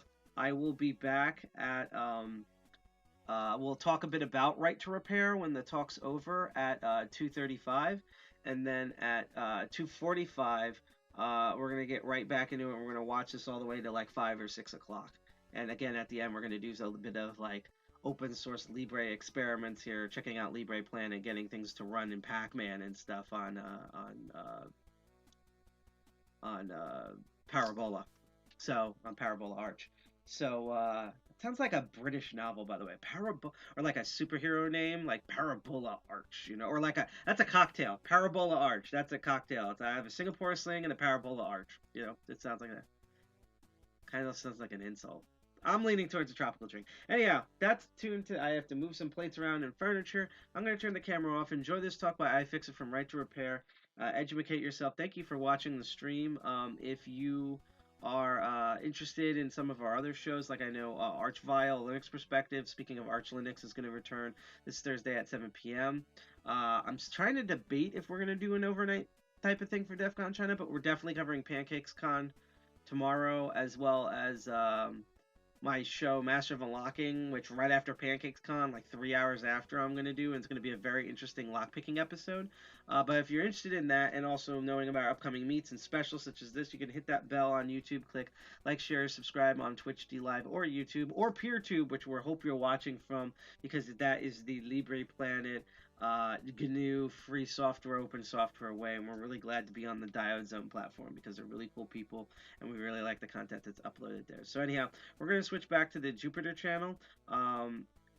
Let's educate on what's going to go on with Right to Repair, because I think it's crazy that it's 2021 and, like, you know, you would think with more technology, like, more people would be, like, manipulating stuff, but they really need to, like, it's like things are getting more locked down. As you said, Apple's gone to, like, the M1 chips, and, you know, Windows now is open source, but kind of like what we talked about the education thing, they're literally contributing to open source so that they can dictate, bully, and manipulate open source. So, like, and a lot of open, you know, what sucks is that you have companies like Canonical. I know this is a sponsor, but fuck it. Canonical, Red Hat, Oracle, and especially Google, you know, are these, you know, when people think of open source, they think of Google and they think of Canonical, but they're basically this modern day's Microsofts. So just because you're open source or free software and contributing this stuff does not mean you're morally correct. So we're going to hop to the Jupiter room, enjoy Right to Repair, and see you there. So let's jump in. See you in a bit. And Patrick, feel free to send the questions over in real time. I would love to be interrupted to answer questions. I am super thrilled to be here. Thank you all for showing up virtually. This is going to be a lot of fun. This is, I mean, we are in kind of the battle of our lifetimes. This is a battle for control. Who controls what goes on in our lives? Who controls our hardware? And it's not just you know, the sort of software freedom fight that all of you have been fighting for so long. This is about the future of every physical thing in the world. It used to be that physical products, you had complete autonomy. You could do anything that you wanted with them. Your toaster, if you wanted to modify your toaster and you know, paint it green, or you know, soup up the eject mechanism so it threw the toast in the air, you could do that. But once software moves into your toaster and it starts tweeting at you when your toast is ready, all of a sudden, you know, the sorts of platform lock-in that we've seen in the software world is moving very rapidly into every single physical thing. And so I started iFixit back in the early 2000s when I started seeing glimmers of this. And I'll walk you through kind of the beginnings of what you know, sort of turned into iFixit. But we realized very quickly that if we did not systematically work to increase our sort of hardware freedom, that all of the software battles that we've been fighting would be mirrored in the hardware world. Mark Andreessen likes to say, you know, software is eating the world.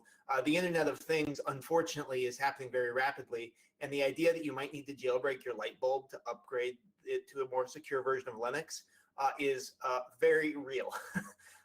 And this is frightening. So I want to take you through kind of who the main players are in Right to Repair, what some of the battlegrounds are. This is a battle that's being fought in the United States. It's being fought in Europe, in Canada, in Australia, in South Africa. We have a whole global coalition working on this. It's not just iFixit. Repair.org is the NGO that we set up in the US to fight for this. Repair.org presents itself as a trade association representing retail repair shops, but EFF is very involved. A lot of software freedom organizations are involved. Consumer Reports is involved. The U.S. Public Interest Research Group, a lot of pro-public organizations. And what we've done is set up a big tent. We said, look, we fundamentally care about control. We care about freedom. But there's a lot of ancillary benefits along the way. There's benefits to consumers. There's benefits to the environment. There's benefits to local small business. And so we brought together a coalition of friends because this is a big fight. So Right to Repair, fundamentally the idea is let's introduce legislation to level the playing field. And as much as I would love to introduce legislation that says all hardware must have the source code released, maybe we'll get there at some point. But kind of the way along ratcheting our way toward this is just saying, hey, if you're going to make a product and you have an authorized service network, you need to make available to the owners of those products the same exact information, tooling, software diagnostic tooling, parts, basically that same supply chain. So if Apple has a supply chain that supplies the Genius at the Apple Store, Genius, that same information needs to be available to owners. And that political framing has been very successful for us. So we frame it as this is a local jobs issue. We have Republicans across the United States introducing this legislation. In Florida right now, we have an agriculture right to repair bill that's been introduced by Republicans. It's doing very well. And then in Europe, we have a similar coalition, Repair.eu, which is also environment groups, consumer groups, folks like the Restart Project, which is a repair group out of London. We have Rundu Reparatur is a roundtable of repair in Germany that's been very involved, as well as the European Environment Bureau, Buick, the European Consumer Bureau. So big coalition, big tent. That was the idea. Big tent and focus on a populist ask. And so far it's working. So this is a little bit of an old slide. In 2012, the state of Massachusetts had a ballot initiative and asked voters, do you want to be able to take your car to a local mechanic? 88% of voters said yes. Massachusetts had another ballot initiative this last election cycle, and sort of similar, very high, overwhelming numbers. And this was specifically updating the right to repair bill for wireless telematics. So the data, the cellular connection that your car has, to be able to say, hey, I want to shift my telematics feed to another provider, so that if I have a GM car, maybe I don't want GM to have real-time location data where I'm at. And if you watch the FSF right to repair video, it is highly relevant to this. And this campaign, the video, I wasn't involved in the creative on that, but what I don't know if they knew when they did this is that the Massachusetts Auto Right to Repair law covers all automobiles. It does not cover ambulances for some reason. And so you have the right to repair any car in Massachusetts you want, unless it's an ambulance. And if you watch that video, you will know why that's important.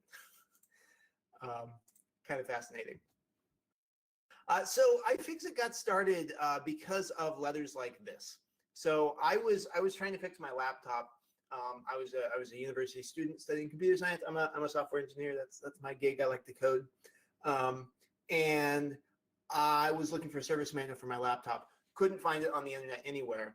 Came to find out later, after I had sort of bumbled my way through the repair, that Apple had used legal threats to keep those service manuals off the internet. And this has been happening ever since. We have manufacturers overwhelmed, all the time sending cease and desist takedown notices, whether it's Toshiba sending a takedown to Tim Hicks in Australia, or there's a wonderful free resource for hospital medical service manuals run out of Tanzania. German guy named Frank runs a website very creatively called Frank's Hospital Workshop. And he posts service manuals for all kinds of things. He gets takedown notices from manufacturers and has to stop telling people how to fix infant incubators in Tanzania, where the manufacturers don't have an authorized service network in Tanzania, and he can't share the service manuals. So this copyright being used to limit what people can do is a very real problem. So when Toshiba sent this letter to Tim, I decided that we would step up and help. And we launched Operation Fix Toshiba. We crowdfunded, we said, hey, donate us some money. We'll buy all the laptops that Tim had to have manuals taken down, and then we'll write new free versions of all these manuals. And we did it, and we made Toshiba a new logo. I think their marketing team was very excited about it. I never saw them use it, though. I don't understand. And we did it. We have now open free manuals for all the products that Tim had taken offline are on ifixit.com. So we're jazzed about that.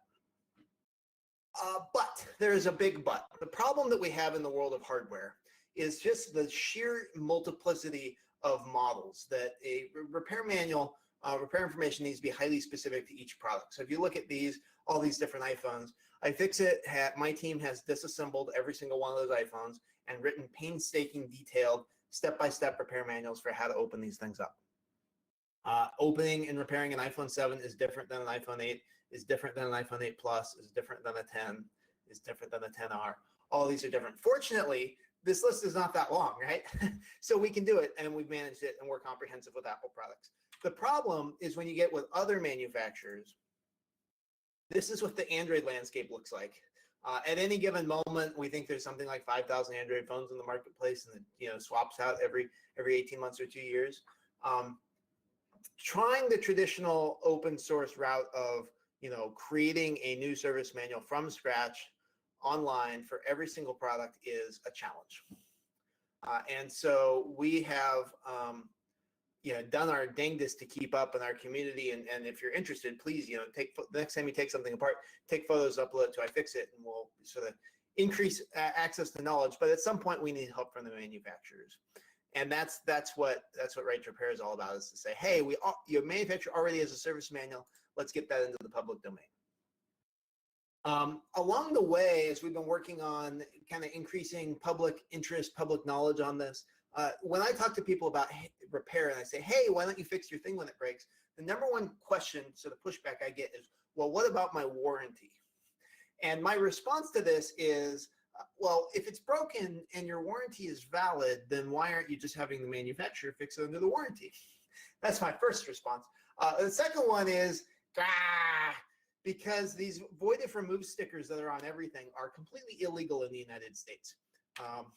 And we have gotten manufactured, well, the Federal Trade Commission got involved and has weighed in on this, so that's pretty fun. So here is a heat map from last year. This is actually our opposition put this together. Some of the U.S. states that right to repair legislation is happening in. This is a cartoon that was in a major newspaper talking about, like, hey, like, what kind of society do we want to structure? And I think what's fun about what we've done with right to repair is that we've brought mainstream. We brought mainstream the idea that users should have control, and we found arguments that work, that are effective, that are kind of more sympathetic and mainstream than maybe some of the arguments that we've used in the free software movement. That's environmental arguments. I have here, so this photo on the wall, this is a rare earth mine in California. It's the magnet on the speaker in your phone probably has neodymium that came from either a mine like that or a very toxic mine in China. And so using some of these, like there's both US, Europe, Japan are very geopolitically concerned about sourcing of rare earths. And so we've said, well, one way to minimize the demand, the need for imported rare earths from China is to extend the lifespan of products and focus on reuse and repair. And then also use the repair information to increase recycling recovery rates. So that's been a very important part of trying to figure out how to mainstream this whole thing. So we've been saying, hey, and this is we have talking points when we work with liberals and when we work with conservatives, but fundamentally across the board, everybody's in favor of jobs. And so by framing this freedom fight in the context of local economic recovery, it's been very compelling. Europe is pushing towards a circular economy. The idea with the circular economy is here we have a linear economy. You dig things out of the ground. You make things out of it, right? And then we use them for a while, and then we throw them away, and they go wherever away is. Well, the idea with the circular economy is let's focus on these inner loops, right? So you've got whether it's repair, reuse, refurbishment, recycling. The closer that you stay to the user, the more economic value is generated. So an Illinois economic study found that repairing products and extending the lifespan of electronics generates 200 times as many jobs as recycling them or landfilling them. I'm drawing lots of triangles. Look at that.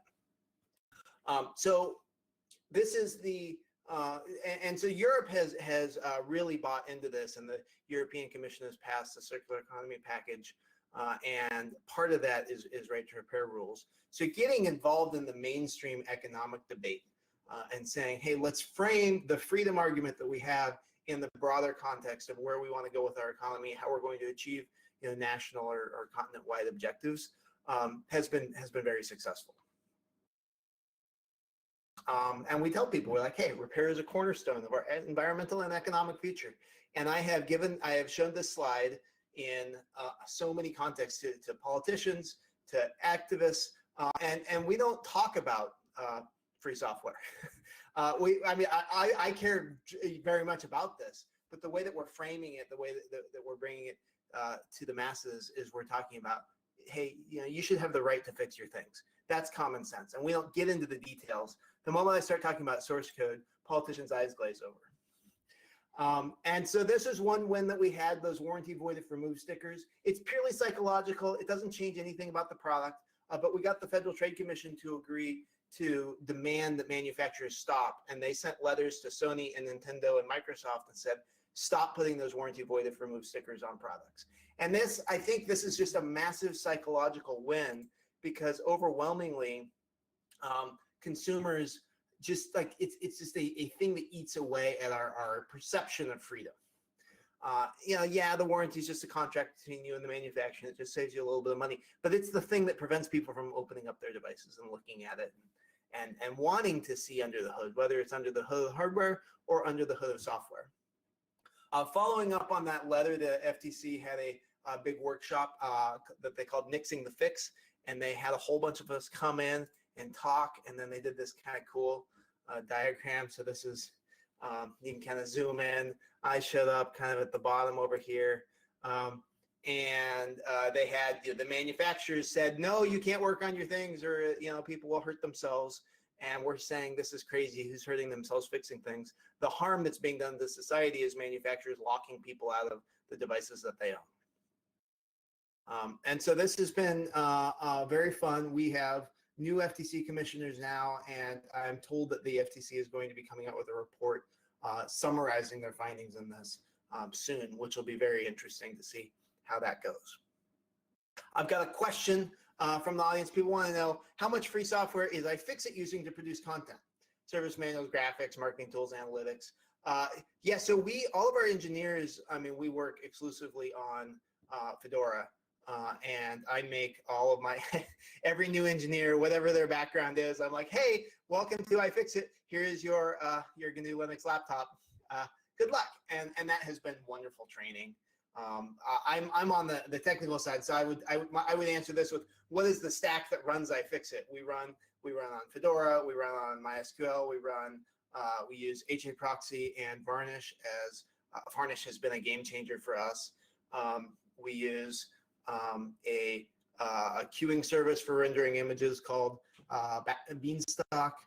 We use libffmpeg for transmitting videos. We use I'm blanking on the image library. We use Graphics Magic for all of our image processing. Like the entire stack, top to bottom, for serving and running iFixit is open source, and we're completely indebted to so many people that came before us. Yeah, so we're very much an open source, free software engineering shop. We have another question. With banter around the idea of smart firearms that will incorporate software, do we have a stance on the freedom of firearm owners that may be forced to use smart firearms?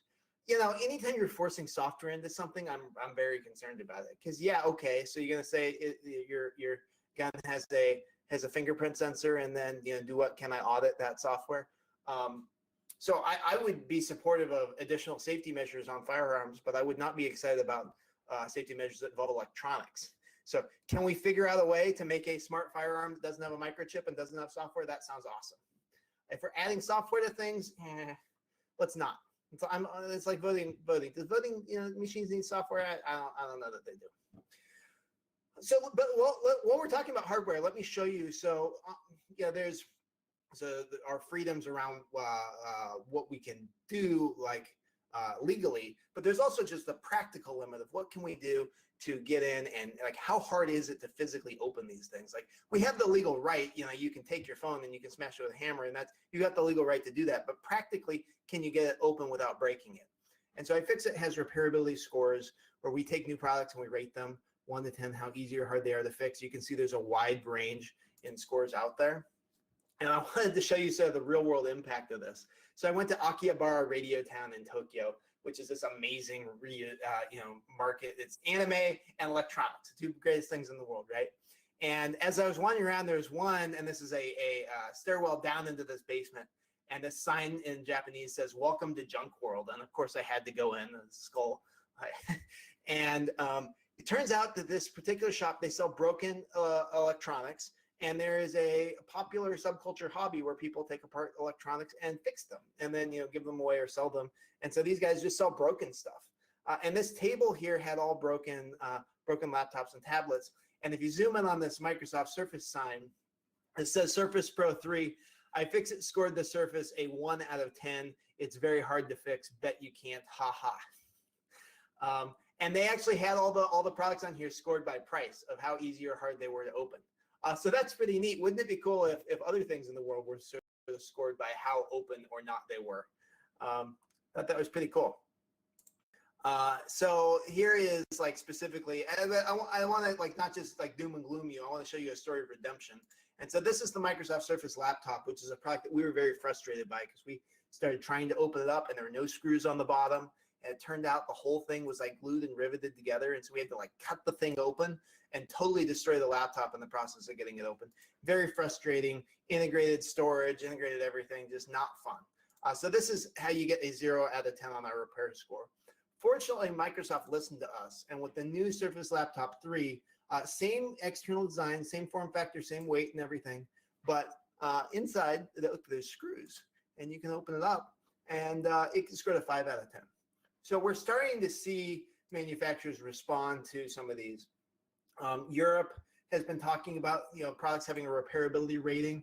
France, starting January 1st, has said that laptops and smartphones and a few other categories of products have to have a repair score next to the price.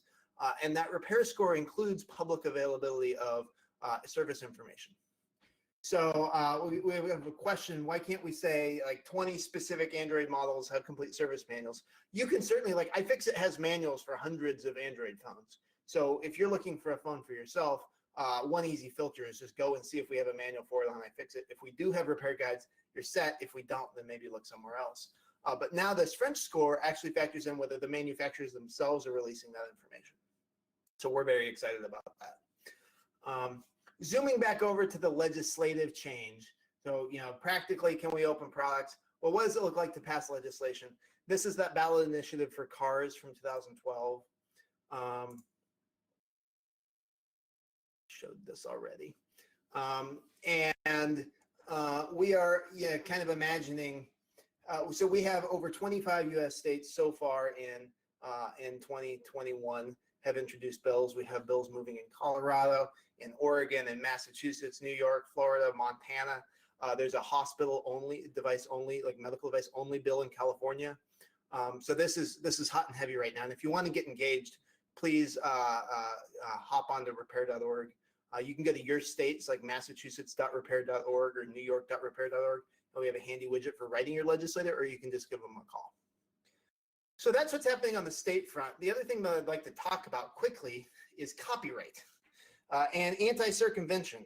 So DMCA 1201, I think this audience knows very well. This is the section of the law that makes it illegal to do certain kinds of math. As an engineer, I am morally opposed to restrictions on math. So this specifically what the law says is that you can't circumvent a technological protection measure protecting a copyrighted work. And unfortunately, software is a copyrighted work for reasons. So what are we doing about DMCA 1201?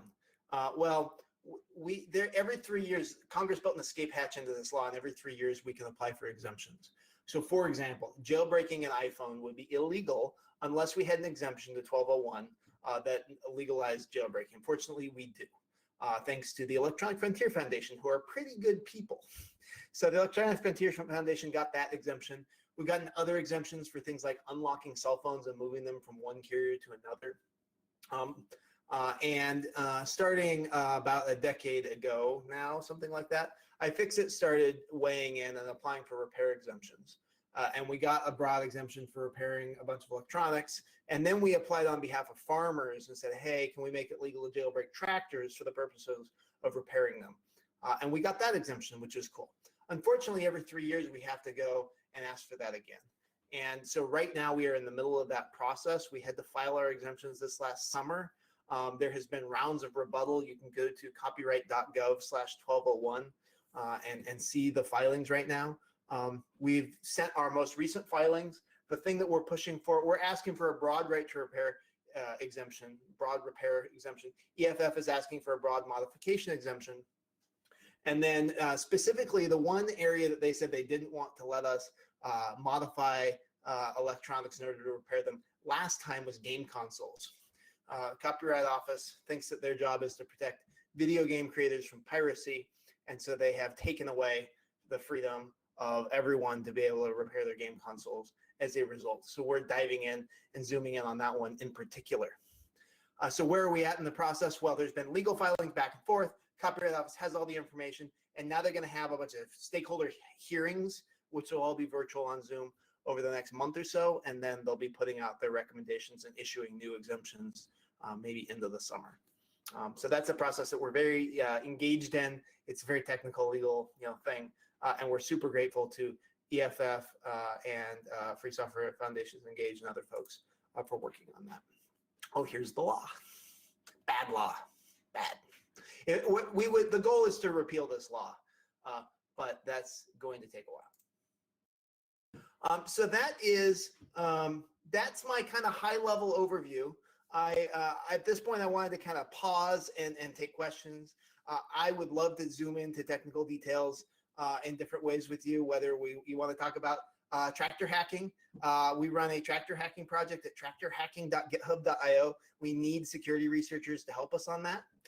If you want to dive into the security angle of this, Paul Roberts is giving a talk tomorrow on the cybersecurity aspects of right to repair, and he's put together a wonderful coalition called Secure Repairs.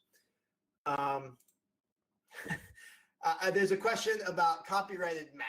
Okay, so the beginning of this, so the DMCA, I remember, so I was in 7th grade when the DMCA passed in 1998. And I remember reading Slashdot back then and being so mad about the DMCA. I didn't fully understand it, but I remember actually printing this text out at the time on the school computer, like, this has to change. Well, here we are 23 years later, and this bad law is still on the books. Now, fortunately, we've gotten a bunch of exemptions to it, but how does this make math illegal? Well, circumventing a technological protection measure. The first example of this was the DCSS algorithm. So on DVDs, the copy protection was the content scramble system, something like that. CSS, not the modern CSS. That was the encryption tool. And there was a open source tool called DCSS that was not very long. I don't know if it was, I don't know what the license was, but it was just a algorithm to reverse the unencrypted DVD. And people were putting it in all kinds of, like, you could buy a T-shirt with the DCSS algorithm on it. You could buy songs. People were like singing it to the tune of "Happy Birthday" just to try to get this algorithm out there. But this law made that algorithm specifically illegal. So that is frustrating. And to my knowledge, I don't know of any other law that makes certain kinds of math or code illegal. And so just like on the sheer principle of free expression, freedom of speech, I find this really problematic. The Electronic Frontier Foundation obviously agrees, and they have a lawsuit. They have filed a suit against the U.S. Copyright Office trying to declare this law specifically unconstitutional. That law has been languishing in the courts for 4 years, but we're hoping that it'll pick that up. And I think that, if we could just strike down this law entirely, the world would be a dramatically better place. And if you are watching this and you're like, Kyle, you've been babbling for the last 5 minutes about U.S. copyright law. I'm in Germany or Canada or wherever, it doesn't apply to you. Ha ha. The United States and Hollywood is very, very good at taking copyright laws passed in the United States and exporting it everywhere else. And so the TTIP treaty had this 1201 in it. The TPP, Pacific Partnership Treaty, had this 1201 in it. Like the imperialism that is the United States knows no bounds, and our Hollywood lobbyists are coming for you. So we have to fight this battle in the U.S., and then we also have to fight it in every single trade treaty to make sure that it doesn't get ensconced in treaty. Because once it's in an international treaty, it's even harder to unwind than the national law. Patrick, do we have any other questions? We don't have any current questions right now, although the chat is ablaze with discussion. So you're prompting lots of good ideas and discussions out there. I'll throw it out to the IRC channel to see if there's any specific questions or topics that they're interested in. You hit me up, and then I threw these on at the end. I'm not going to give this talk, but you can imagine a whole separate talk that would just be talking about how to man-in-the-middle tractors and maybe create an alternative ecosystem. So John Deere, the context for this is John Deere has a proprietary diagnostic tool that you need to do common tractor repairs. So if you're accustomed with a car, your car, check engine light, you can plug in a OBD diagnostic tool that says, hey, error code 123 means transmission speed sensor error, and then you can fix it. Farmers don't have that tooling for tractors. And so this is a free software project that we helped start, tractorhacking.github.io, where we've been starting to reverse John Deere's proprietary protocol. Isn't DCSS covered by the interoperability exception? I'm going to pass that off to the lawyers. The answer that I've heard from lawyers is no. Why? I don't know. Yeah, I'm not a lawyer. I'm a coder. So here is some of the work that some of our folks have needed. So we're super interested in more contributors. If you know security researchers that are interested, the farmers need our help. And this is the project we're working on, decoding all these CAN bus signals. And then the goal is eventually to have a alternative, public source code auditable version of the John Deere diagnostic software.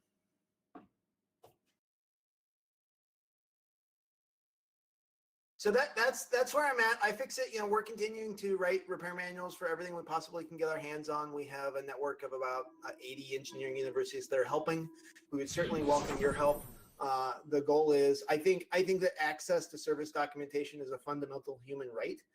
And that if you have a product, you should have access to all the tooling and software that you need to do that repair. And so we're going to keep fighting. We have a question. What's the situation in Canada? There was just some news articles. Google Canada, or DuckDuckGo or whatever, Canada Right to Repair. There is a bill in the Canadian Parliament right now that's a right to repair bill.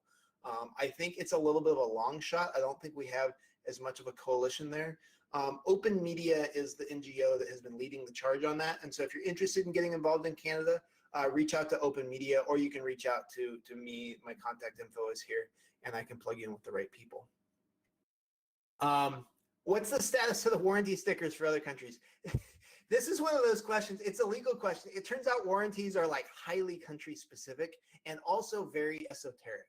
And so I bet you if you asked a random Canadian lawyer that question, that this is the question of what's the legal status of warranty stickers in Canada? Like, are warranty voided for removed stickers valid or not? I would bet you most lawyers in most countries don't know the answer to that. You have to find a warranty specialist lawyer in that country. And so I am ashamed to say this is a question that I am not equipped to answer, even though I have paid a lot of attention to it and I've asked a lot of people questions. I haven't gotten straight answers, but I've been told that they are sort of similarly dubious in other places. Another question, is there a push for right to repair in vintage computers game consoles? I know it's a tear down and iFixit for the Nintendo Virtual Boy. I did that one, I think. Yeah, the Virtual Boy was super fun. While I was in Japan, when I was in Akihabara, I bought a Famicom, which is the original Nintendo Entertainment System. Before they called it the Nintendo Entertainment System, it was only in Japan. And so I think we took that apart on iFixit too. We've pushed really hard. As far as I know, iFixit is completely, I'm going to say this and then all of you are going to prove me wrong. I think iFixit is totally comprehensive with retro game consoles, like starting with some of the Magnavox ones and the Atari 2600. There is a thriving community of Atari 2600 repair folks on iFixit. Like when you get a console that's that old, you get individual capacitor on the board fails, and so people are doing all kinds of cool low-level repairs. So right to repair, and once a product has stopped being made, right to repair doesn't really apply. But the community can step up, and we can support those things. And that's really where iFixit shines. Is everyone in the world that's fixing an Atari 2600 ought to be on iFixit collaborating with each other. We have all of these wonderful, this is what happens when I hang out with a nerdy audience. All of these questions are highly specific about the area that you're interested in. So we have a CNC question. And I would say this is the case across the board. Like I have here, so on my desk, I have, so this is a Mackie speaker. I bought it because it was the Wirecutter recommendation. Okay. So I got the speaker for a year, let's say 12 months and 1 day, right? So warranty gone.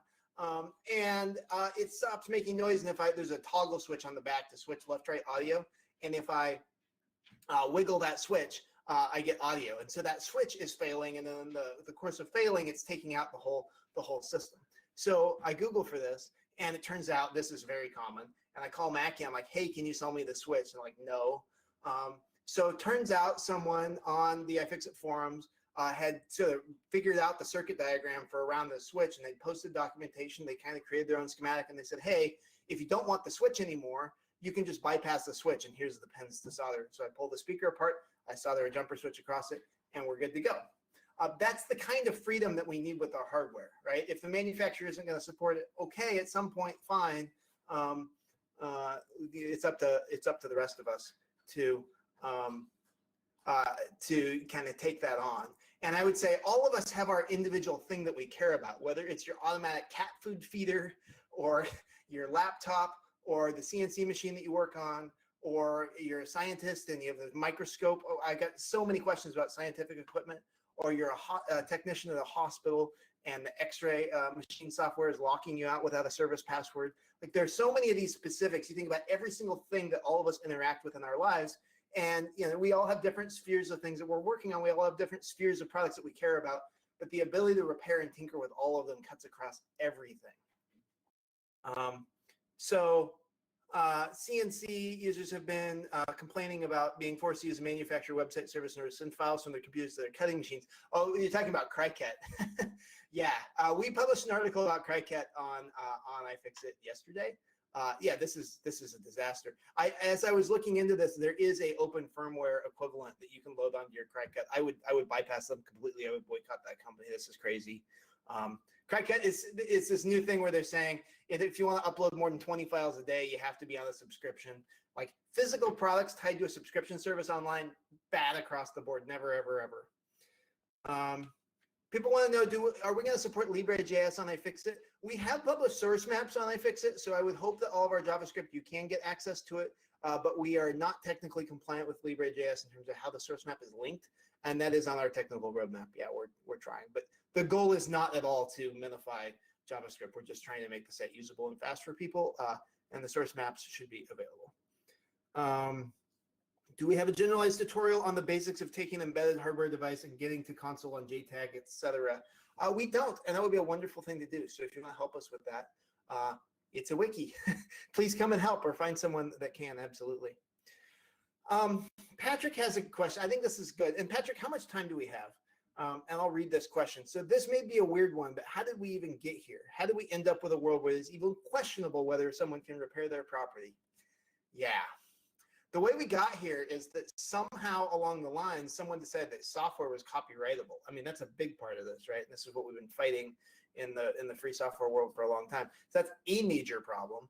But also what we've noticed is that when you have a product that gets successful, a tractor is a good example.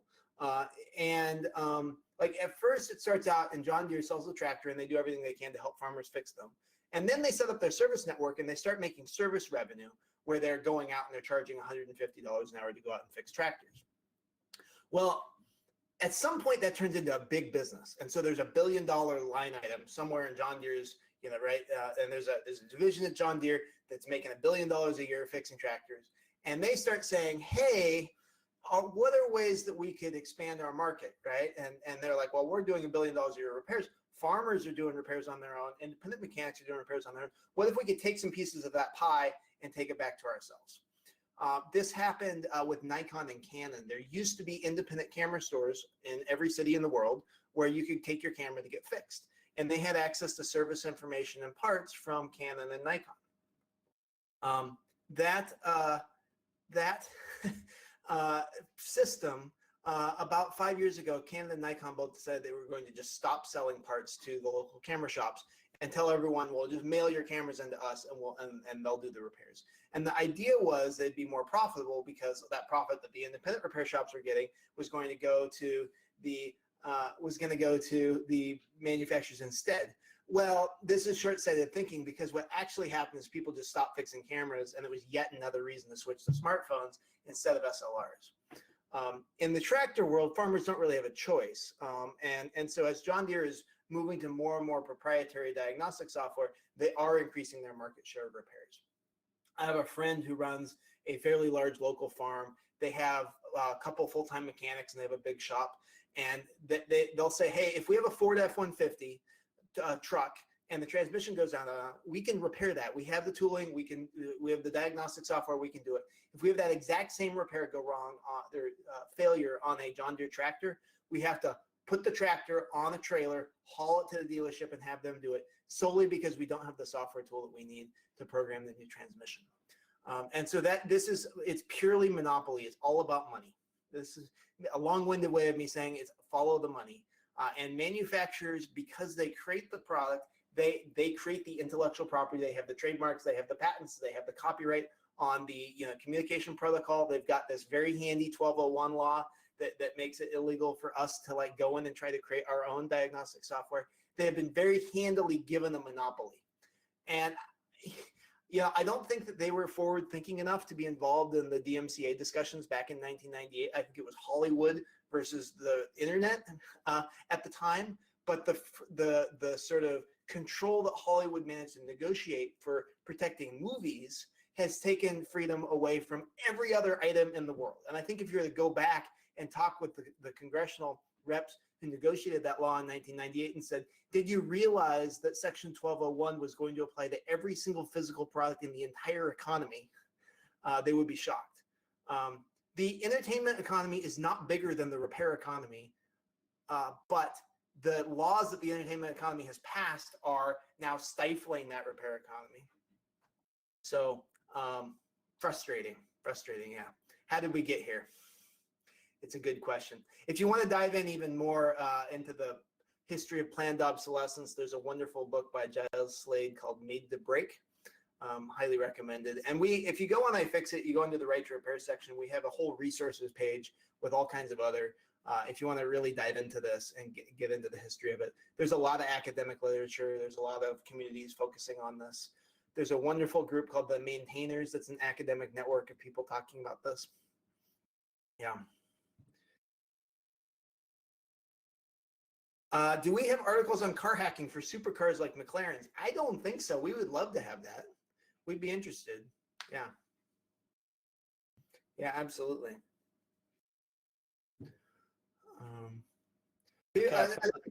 Go ahead.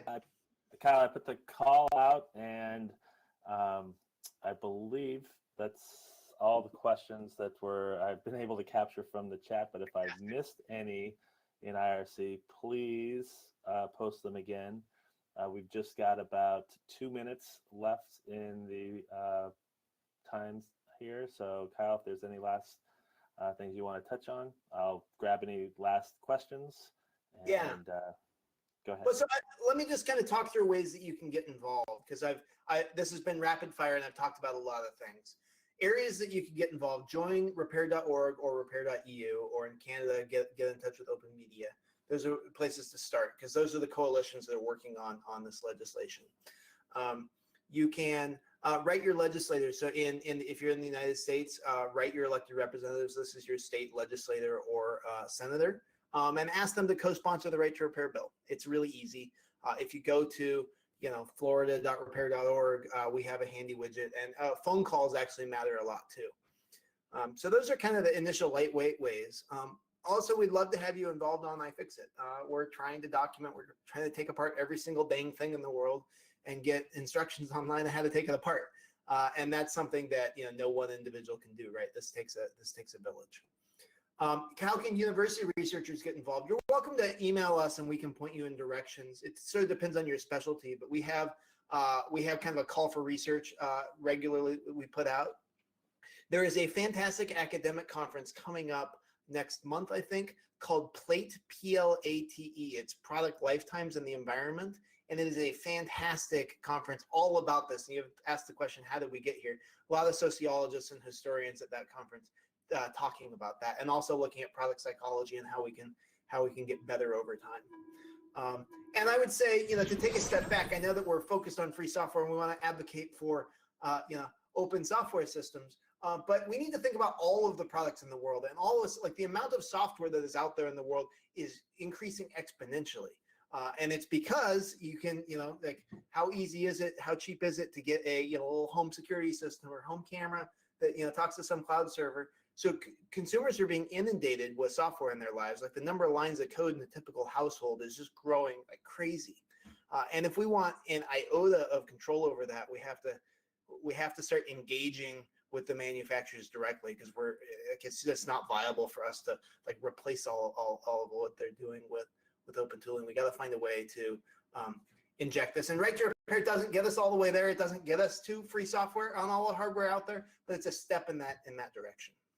So thank you all very much for all the awesome questions. This is super fun. I'll be around, and I'm always on Twitter and elsewhere to hang out. But thank you so much for inviting me. This was a lot of fun.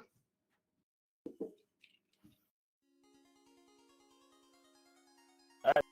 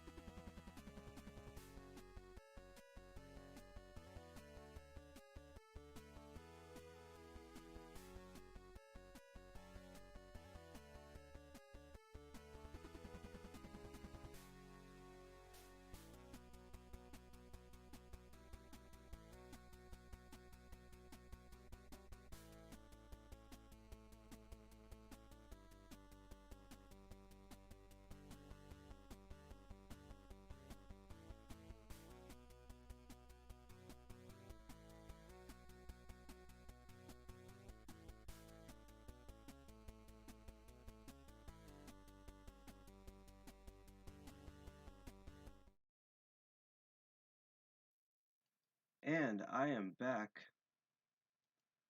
So we're going to move over for the GPU. I'm going to switch the network now.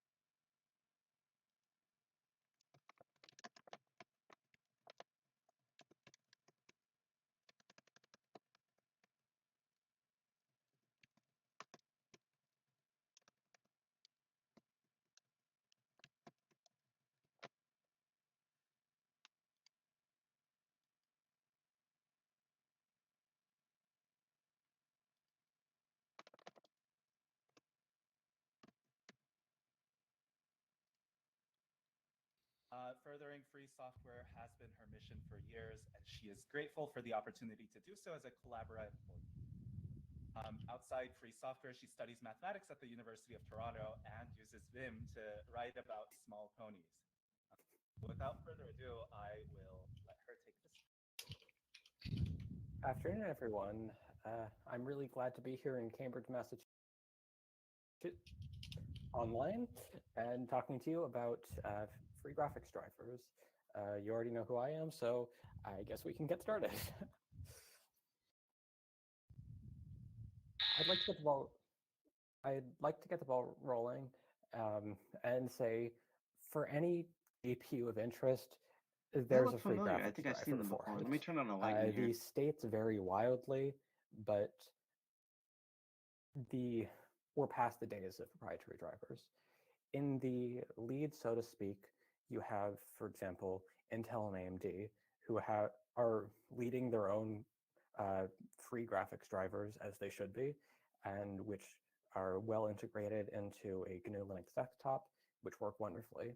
Similarly, Video Core, which you'll find in a Raspberry Pi, nowadays has a free graphics driver, as it should.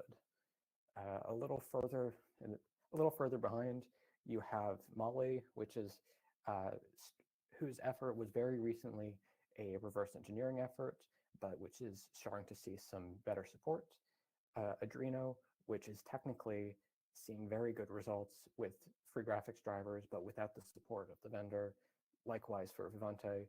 And then in last place, we have NVIDIA, who there is a reverse engineered graphics driver, but NVIDIA has done some interesting tricks with the proprietary firmware to prevent it from reaching its full potential, earning them the place of last on this status table.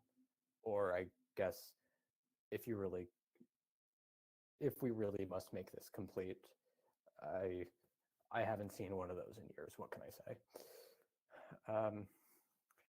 As you can see, this is looking a lot more promising than you might have expected, and much more promising than it looked years ago. Just in the past 5 to 10 years, we've seen a number of these efforts be born out of nothing. The picture is looking a lot nicer. Unfortunately, if you zoom in, some of the details are not quite as lovely as they appear. But even so, the fact remains, the past we've moved a long way from the dark ages of proprietary graphics drivers, where on the ARM side at least, you need downstream kernels. On the x86 side, you might need to have out-of-tree kernel modules built into your kernel, so-called tainting it, which is not a good thing to do to your kernel. you have proprietary user spaces, which bring not only ideological problems, but a number of practical obstacles to development on GNU Linux. And clearly you have no documentation, which means outside of reverse engineering efforts, there's little recourse to do anything about these downstream proprietary settings. And for one of my personal interests, which is environmental sustainability, there is a very negative effect of these proprietary drivers becoming discontinued after a very small period of time. And because it's proprietary, nobody else in the community can continue maintaining past 5 or so years is often when something becomes ancient history to the industry. And given the quantity of electronic waste we see, it's very unfortunate that the perfectly good devices can't run with proper security updates on the latest kernels, which are with the latest patches and so forth, just because the drivers were proprietary. But the good news is that this is a distant memory. We don't work this way anymore. You see relics of this in some parts of the embedded space. There are unfortunately people in the industry that wish we were still living in this time or believe we still are, but I don't think so. I'm here to give you a much more optimistic message, because the present is upstream first. That goes for the user space, that goes for the kernel space. The expectation is that a device runs a mainline kernel as soon as possible. Even if it's not immediately possible to do so, the expectation is that mainlining efforts will occur. The expectation is having free software, at least in kernel and user space. This means the upstream free software project Mesa has support not only for the software rasterizers that people might expect, but also a wide range of hardware, including all of the hardware that had checkboxes at the beginning of the status table. Along with free software means some form of documentation. In some cases, like Intel and AMD, you will find the architecture specifications being released for free in both gratis and LibreSenses on the vendor website.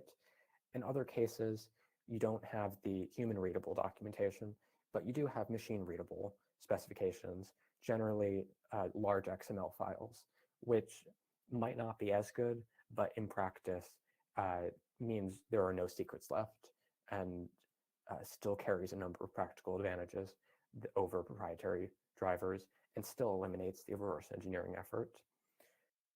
The net result of these changes is not merely an ideological win, although it clearly is. And if I didn't believe that in and of itself was important, I wouldn't be speaking at LibrePlanet today. But there are a number of tangible benefits to this. For one, you get long-term maintenance, including a very neat resolution of the end-of-life problem.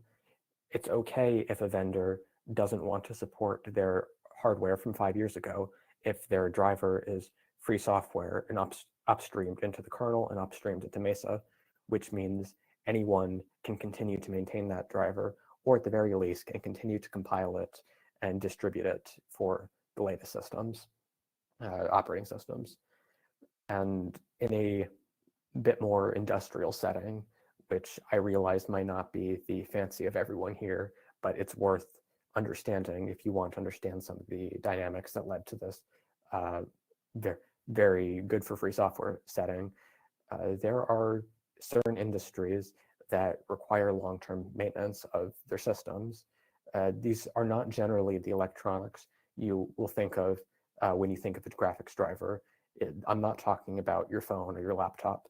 I am talking about some of the settings you might not even realize that there's a GPU running the show.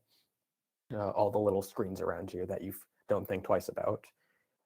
As it turns out, many of them have to be running free graphics drivers and free software in general, because some of these devices need to be maintained for the next 10 or 20 years, long after the vendor would want it maintained. having this free software benefits everyone for the long term. In much more closer to home, this is going to enable projects like Post-Market OS to continue supporting free software on aging devices and attacking the electronic waste much more directly on the consumer front. In either case, another very tangible benefit we see, and one that is in some sense a little unexpected, is considerable cross-vendor collaboration.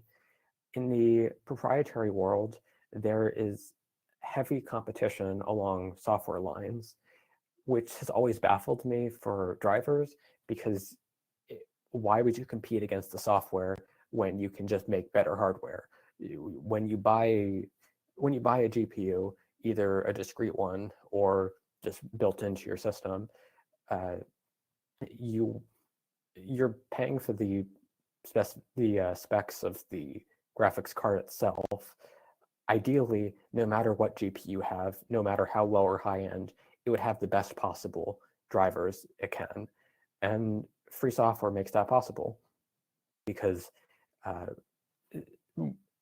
all of the common tasks, for instance, the baseline work required to maintain an OpenGL driver or to the front end of a GLSL compiler, this can all be shared code that everybody can contribute to and everybody can work on, even competitors within the hardware space. And so we see that this means everyone benefits.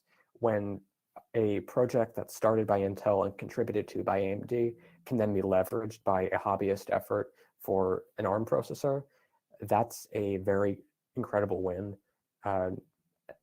Sure, on the financial level, if you care about the business, but just from a sheer pushing free software, this is in some sense a secret weapon, that we have the ability to write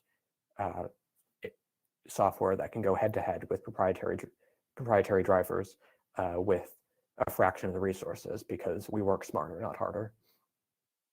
And the bottom line is that we, as a free software graphics community, are not disrupting the status quo. You may think we are, but we're not,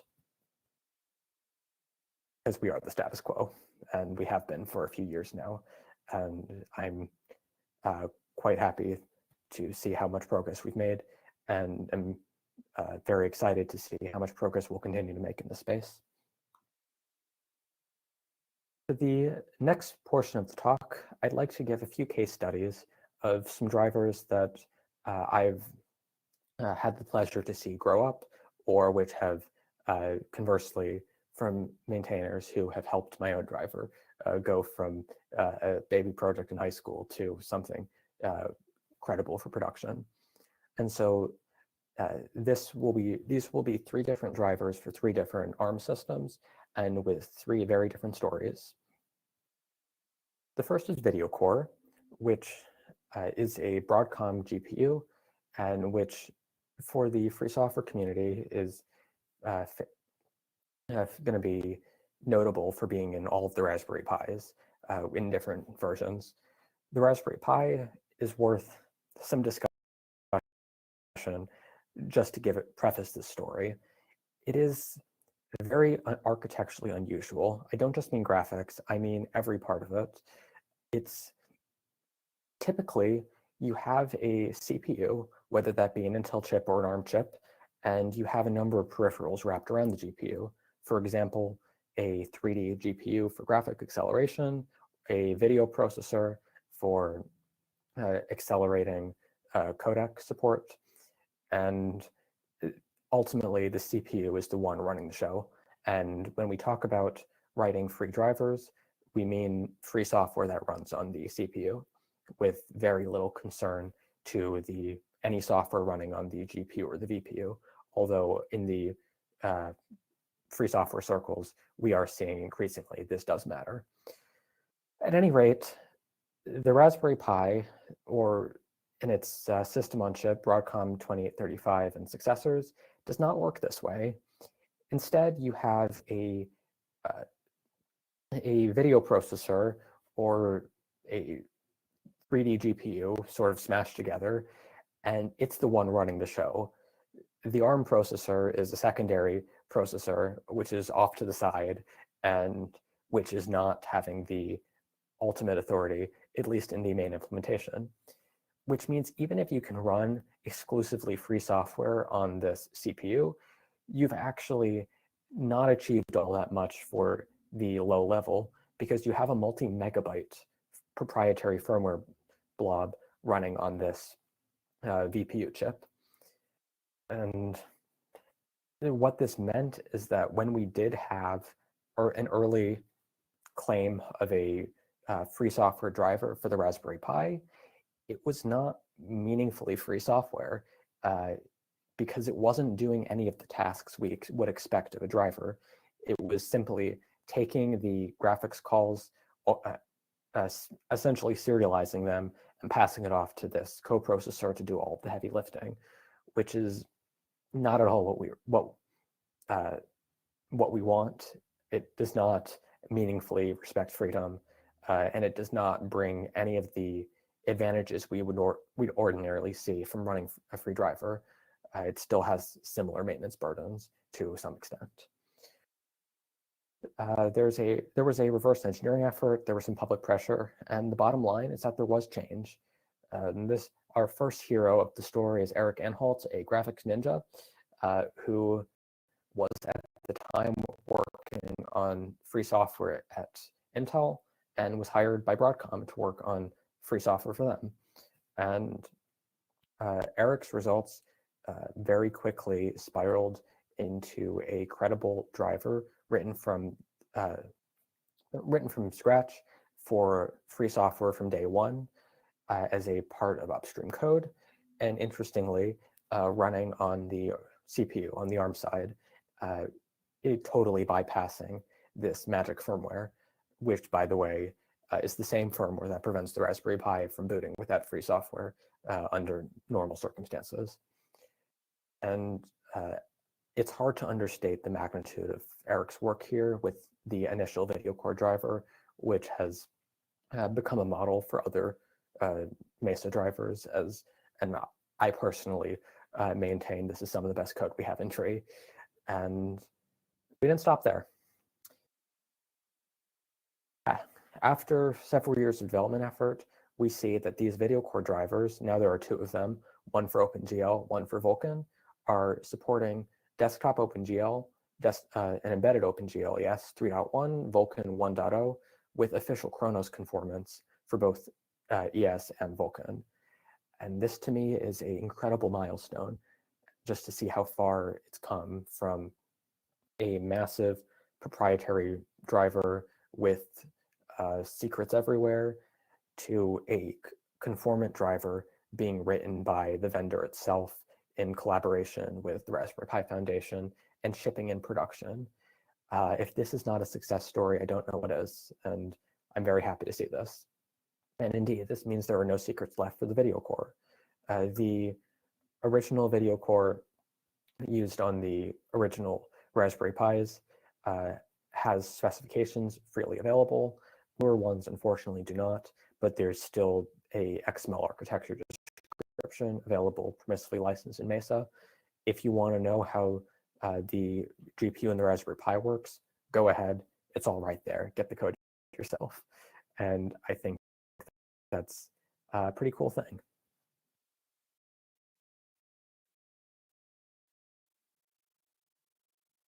Changing drivers, we can look at Freedreno, which is the free software effort for the Adreno GPU. As you can see from the app name, Adreno is Qualcomm's GPU found in their Snapdragon system on chips, which are very popular among Android phones in particular. There is a good chance many of you in the audience have a Snapdragon phone, whether you hate it or not. The before times looked very similar. It's a proprietary driver from Qualcomm that raised some eyebrows from the Rob Clark, diviner of hardware, our second hero from the story, and who at the time was a Red Hat employee. And I suppose this is the time when I plug Red Hat because they were a LibrePlanet sponsor this year. You can check out the 2D Libre adventure with Red Hat. I'm not actually here to plug Red Hat, but Freedreno was developed when Rob Clark was a Red Hat employee, although at the time it was mostly a hobby project. We're gonna explore that later, And then something changed. We got some new heroes onto the story under a certain interpretation. I'll leave you to ponder the series of events that happened after Freedreno really took off. Our after time, well, I'll start with the results. Freedreno today supports OpenGLES 3.2 minus a single extension, which is the gold standard for embedded hardware, supports desktop OpenGL, and it supports Vulkan, very close to conformance. What I think is the more interesting turn of events here is that Qualcomm was not the one behind the Freedreno effort, not initially, not now. After Rob left Red Hat, Rob actually went to Google on the Chromium team. Meanwhile, also joining Google are Eric Anholt, our first hero of the story, who now works on Freedreno as a Chromium team person. And we're also seeing a number of contributors from Valve. Yes, the same Valve that is responsible for Steam, which is not necessarily known for, it's not necessarily thought of highly in the LibrePlanet type circles due to DRM issues, but in the space of graphics drivers, they have been one of the biggest proponents of free software for Vulkan, and they have made incredible contributions to the Vulkan driver along with Google. The bottom line is that we now see a major milestone that Freedreno is shipping in Chromebooks, or at least is about to be. And this is a very interesting turn of events to me, because we see this happening without the Qualcomm driver in there anywhere. Google and you, it's up to you to wonder what the reasons were, and it's not my place to say what other teams did. I was not part of this effort, but clearly they believe so strongly in free software in the graphics space that they would rather ship a reverse engineered driver on their production hardware to end users than ship this proprietary driver. I'm not telling you to go out and buy Chromebooks because it's good for your freedom. This is not that kind of talk, but it is a testament to how far the free software movement has come in the graphics space, because this would have been unthinkable even 5 years ago. For the last of 3 case studies, I want to talk about my own little baby, and that's Panfrost, although it's baby's growing up, but always be a baby to me. And Panfrost, as many of you know, is for ARM's own GPUs. It started out much the same as the past 2 cases, with a proprietary driver from ARM and no support from the vendor, with 2 new people entering to the scene. Our third hero of the day is Connor Abbott, the local wizard of Mesa, whose contributions have included the new immediate representation to Mesa, which is one of the most exciting things to happen in the free software compiler space, graphics compiler space, as well as being a contributor to Freedreno at Valve nowadays. But Connor was a wizard who reverse engineered all 4 different Mali instruction sets in a row, the 3 of which while in high school.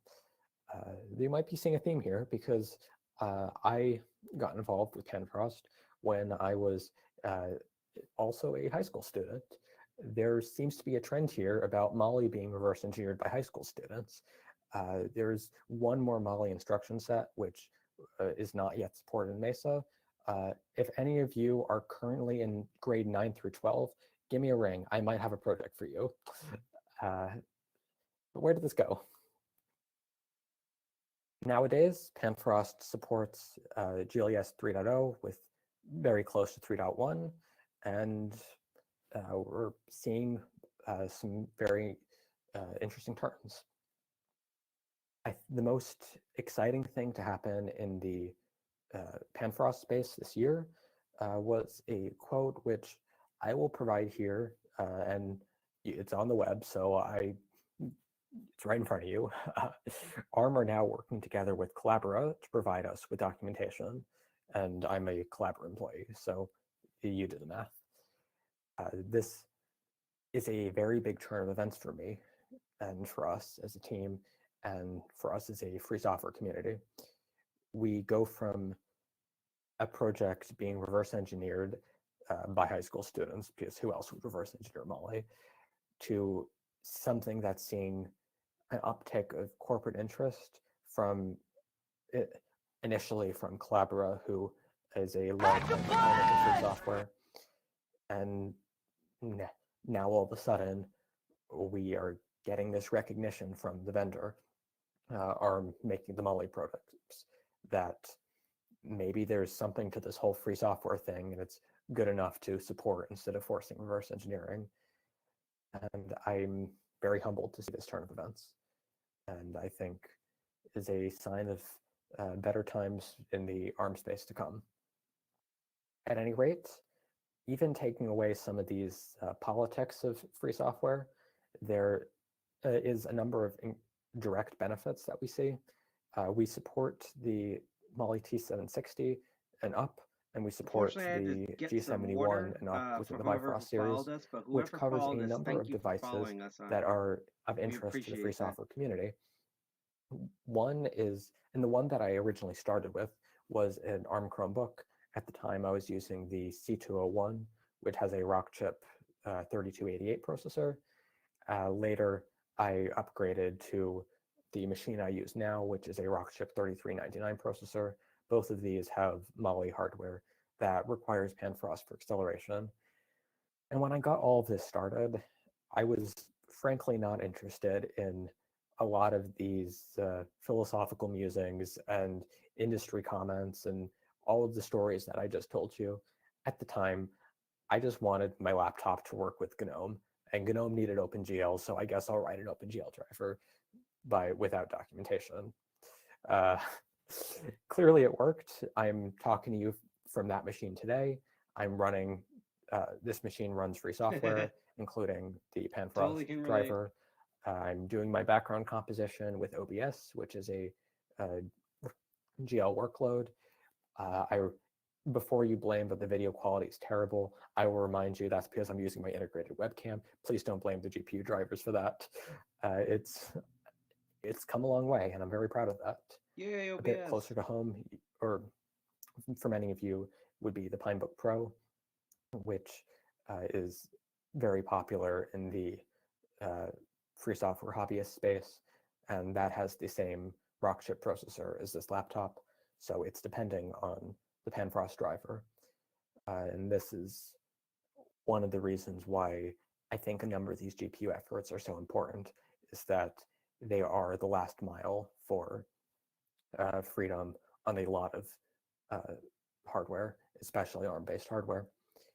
So seeing that the biggest obstacle has moved from GPUs to being much more tractable efforts, or in some cases seeing hardware like the Rockchip 3288, which I initially started my work on, that can run with 100% free software from boot up. That's pretty cool to me, and I am pretty proud of the work we've been able to accomplish.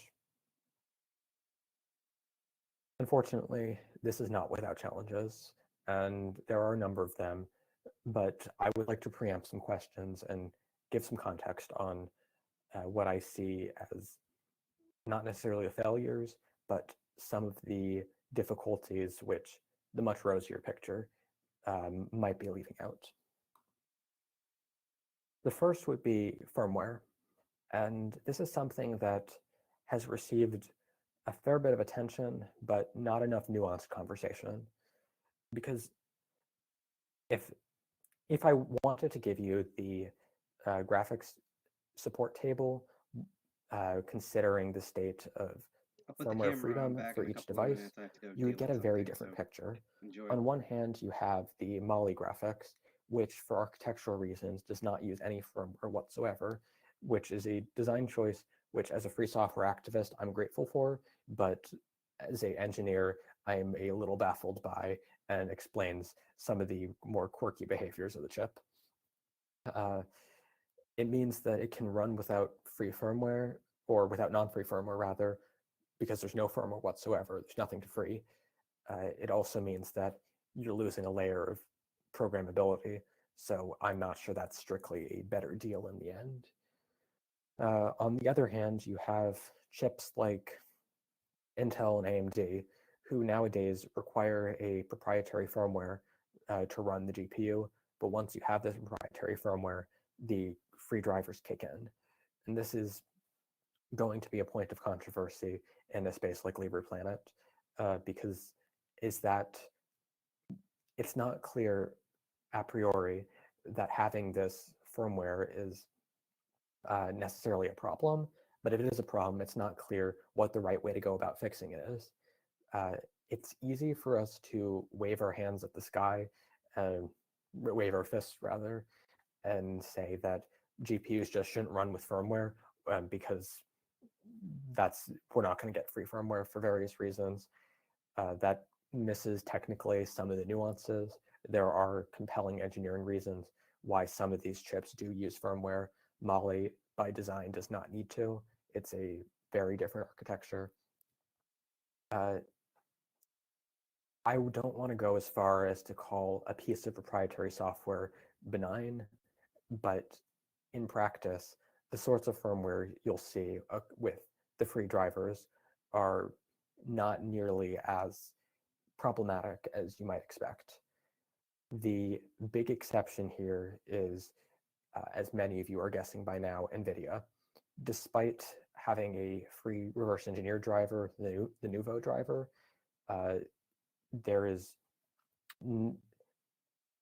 NVIDIA is using a baffling technique of requiring a proprietary signed, non-redistributable firmware in order to reclock the GPU itself, which is, practically speaking, preventing the Nouveau driver from running at full performance. So despite having GL 4.5, I believe, support, it's not going to be sufficient for the workloads that people would expect out of a expensive NVIDIA discrete GPU.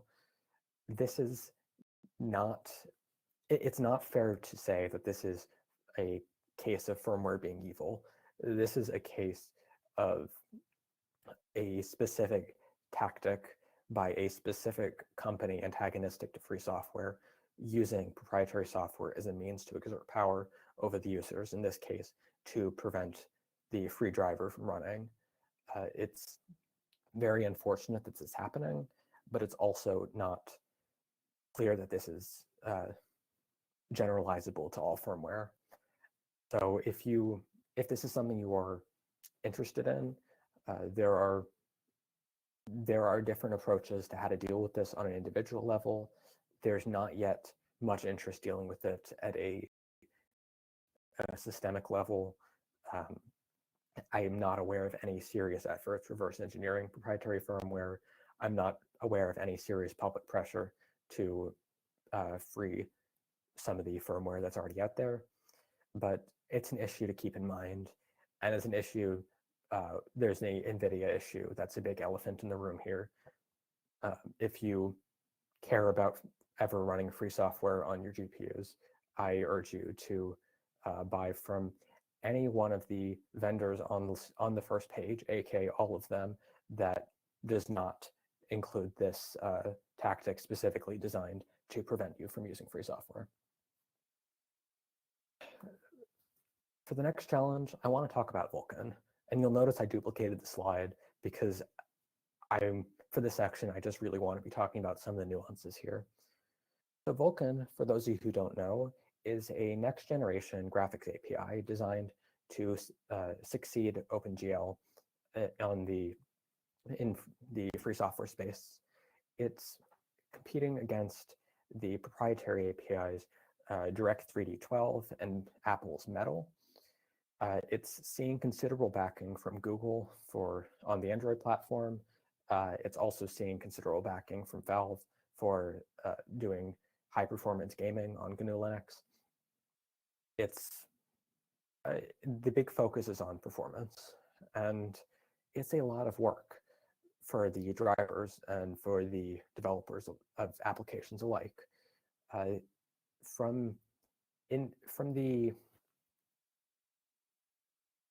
At the start, it's clear that Vulkan is an improvement over the status quo. I can tell you as a OpenGL developer, OpenGL has a very long list of problems, and Vulkan is designed to fix them.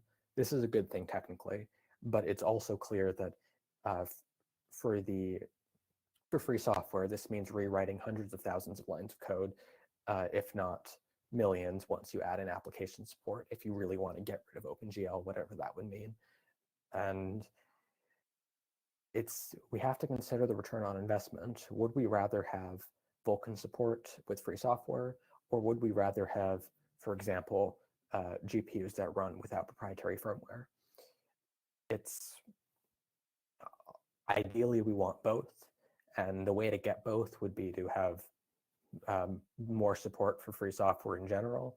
But that seems to be the answer to all of our problems. It's rather circular and rather chicken and egg. Just having more money thrown at the problem.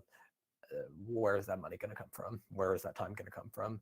The list of people who are willing and able to do this sort of work is very small, and you see different priorities being set by different people in different groups. So for a current state, for Vulkan, we see the Intel driver supporting Vulkan with free software with official support, and this is in excellent shape. We see AMD supporting their own Vulkan driver, and there's also community AMD Vulkan driver, which is seeing some other backing. And we're seeing the Broadcom video core with the Vulkan driver. Newer to the show would be the Freedreno Vulkan driver turnup, which is doing very well in practice, but because of considerable investment from Google and Valve, if you have the pocketbooks of Google and Valve, then sure, you can make Vulkan drivers for all the GPUs. In the meantime, I worry about prejudging drivers for not having Vulkan support, or for Vulkan support that's not moving far enough yet. For our work at Collabora, this is something we're evaluating. You should definitely look out for updates in this space. And I'm not saying, I don't want the takeaway here to be Vulkan is bad. I love Vulkan. I think it's a technical improvement, but it's important to keep in mind the cost benefits. And I just caution you to stay away from the buzzwords and try to keep to the facts. And by that, I mean, don't read the forum comments. And if I'm sure many of you in the audience know which forum I'm referring to. Similar considerations go to OpenCL, which is the API for doing heterogeneous compute, including on GPUs. It's something that we all think on paper is a good idea, having this accelerated compute support. It also raises its own set of questions. If you need just a little bit of compute support, you can get that from OpenGL, and you can get that from Vulkan. If you need OpenCL, chances are you're doing very heavy-duty workloads, including, say, machine learning workloads are very popular. I'm not the right person to be commenting on how machine learning fits into the free software ecosystem. It's certainly a very nuanced discussion to be had, and I just write drivers. I can't tell you whether this is a good thing or not to have, but the fact is it has not been prioritized, and at a personal level, I'm not sure that prioritizing this sort of work is the best use of the community's resources. Although certainly if somebody wants to start writing an OpenCL driver for Panfrost, I will merge those patches, and I already have. It's a work in progress. So I think that's all for today for what I have prepared, but I believe I raised a number of questions, probably more than I answered. So I would love to start a questions and comments or questions and answers session if that's something people in the audience are interested in. Thank you. Alyssa. So we do have a bunch of questions in the IRC chat right now. Right. So one of the first things that came up was, can you go back to one of the first slides at the with the checkboxes on the vendors which are FOSS friendly, and that would be great just to see which. I think I will openly admit that this was the first slide, and I wanted this to be a flashy piece of optimism. I hope I have outlined why they have the order they have. If you're looking for a buying guide, look at some of the more details, but it's just a list of all the GPU vendors in use right now, honestly. Another question from Bradley. Alyssa, thanks for focusing on software freedom in this problematic space. If you had to pick one or two desktop video cards that are the least proprietary GPU-wise and have free software drivers and still relatively modern, which one of your initial lists would you pick? I'd really like to know specific models you'd suggest buying. Not asking for a friend. He has a computer that was built by volunteers. Right, so in the desktop space, both Intel and AMD are going to be good bets. Intel, if you have a Intel chip, that's going to be an integrated graphics card, and that's ubiquitous because how could it not be? AMD is going to be much more popular for discrete graphics cards, which is not my area of specialty. If you are wanting to do high performance video games, obviously AMD is the leader in this space. I'm going to discount that last item on this slide for reasons extensively discussed already. Both Intel and AMD are going to have the proprietary firmwares nowadays. If that's something you're okay with, they're both going to have excellent driver support. Bradley says, he's not going to play games on it anyways. That's sort of one of the things that I found a little funny about my personal involvement with graphics drivers is that I don't play video games. The vast majority of time I've spent playing video games in the past couple of years has been testing code for drivers. I just want to run GNOME on my machines, and for that, the integrated GPU on an ARM Chromebook is more than sufficient. But what do I know? So another question by Kiliro. These are kind of two questions in one. How do you get students involved in reverse engineering, and where do you route students who are interested in learning more? Ironically, I'm not sure I'm the right person to ask. I joke about being a high school student when I did this. Let's say I was doing this while I was high school age and begrudgingly getting my high school classes in. I'm not sure a student would have been top of my adjectives at the time. The people who do the best reverse engineering work are the ones who are intrinsically motivated to do so, and will do so not because somebody told them to, but because everybody told them not to, and they had a fire under them and they wanted to prove everyone wrong.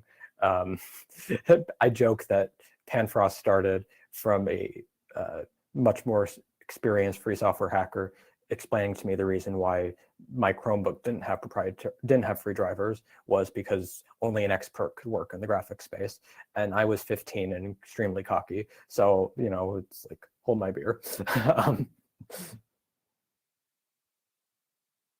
So there were a couple more questions, but I think we've sort of run out of time. So Alyssa for the amazing talk. Thank you. And we'll have like a couple minutes of rest, and then we'll go again in this room for. All right. I will be on IRC. You all know how to reach me. I'm happy to continue this there. Thank you. Thank you.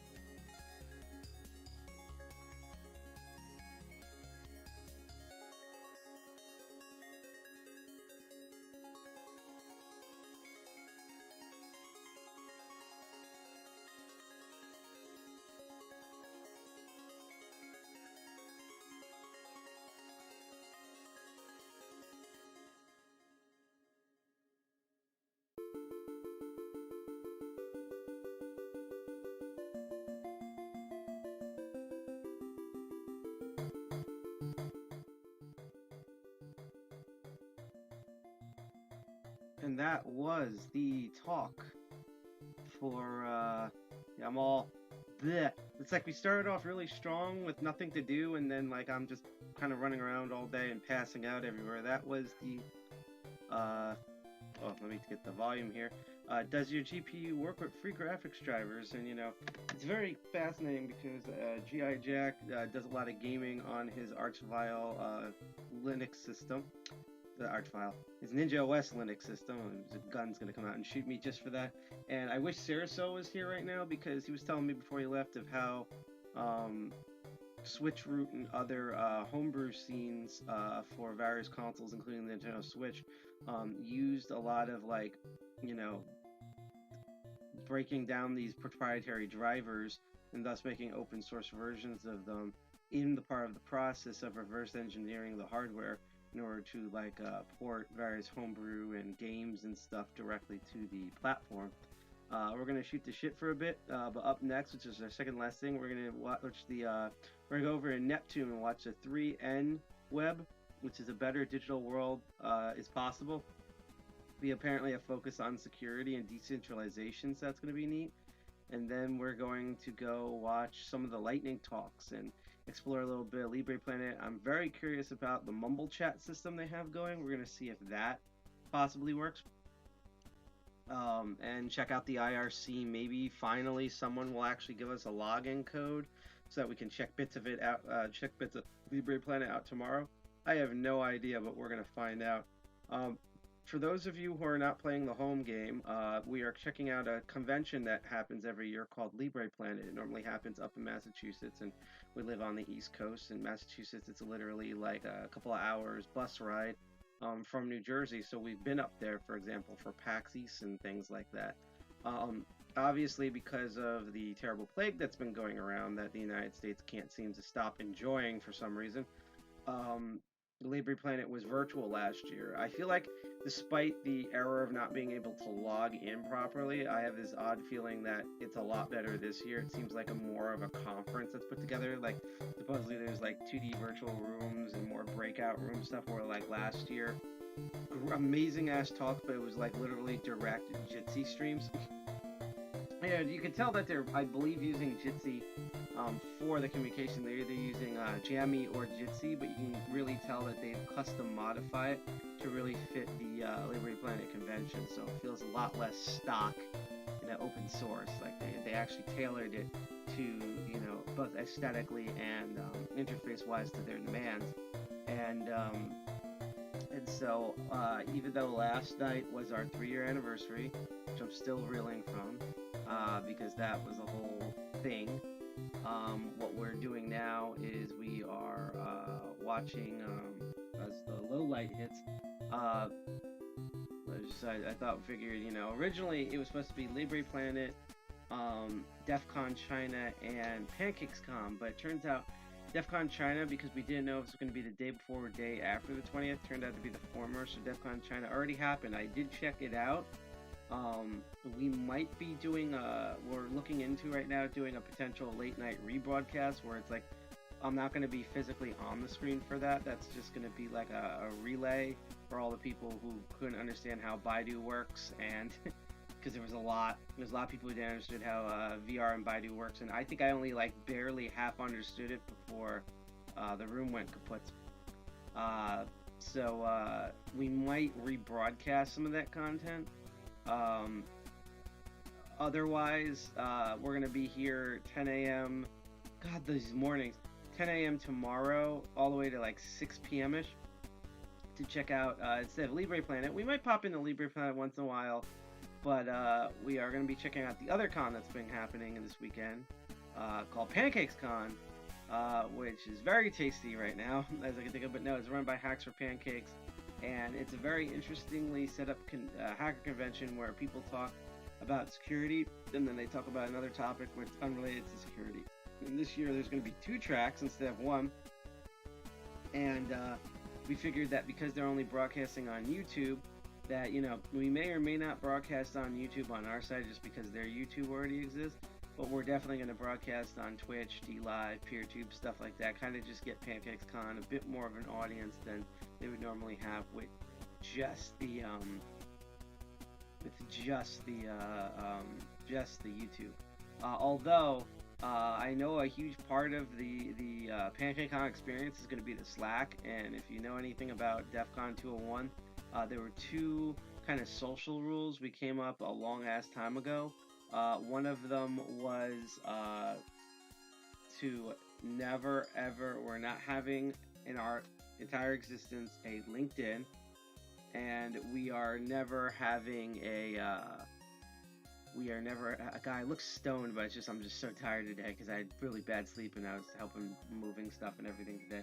But no, we're never having a LinkedIn, because F that place, and we're never having a Slack. We've been trying all sorts of open source and Libre chat systems. We're actually we've been currently using a Keybase, but because of, you know, various things with Keybase and just space issues and stuff, we're actually looking into other ones. We're trying out a Mattermost and things like that. So, you know, just anything but Slack. Slack drives us crazy.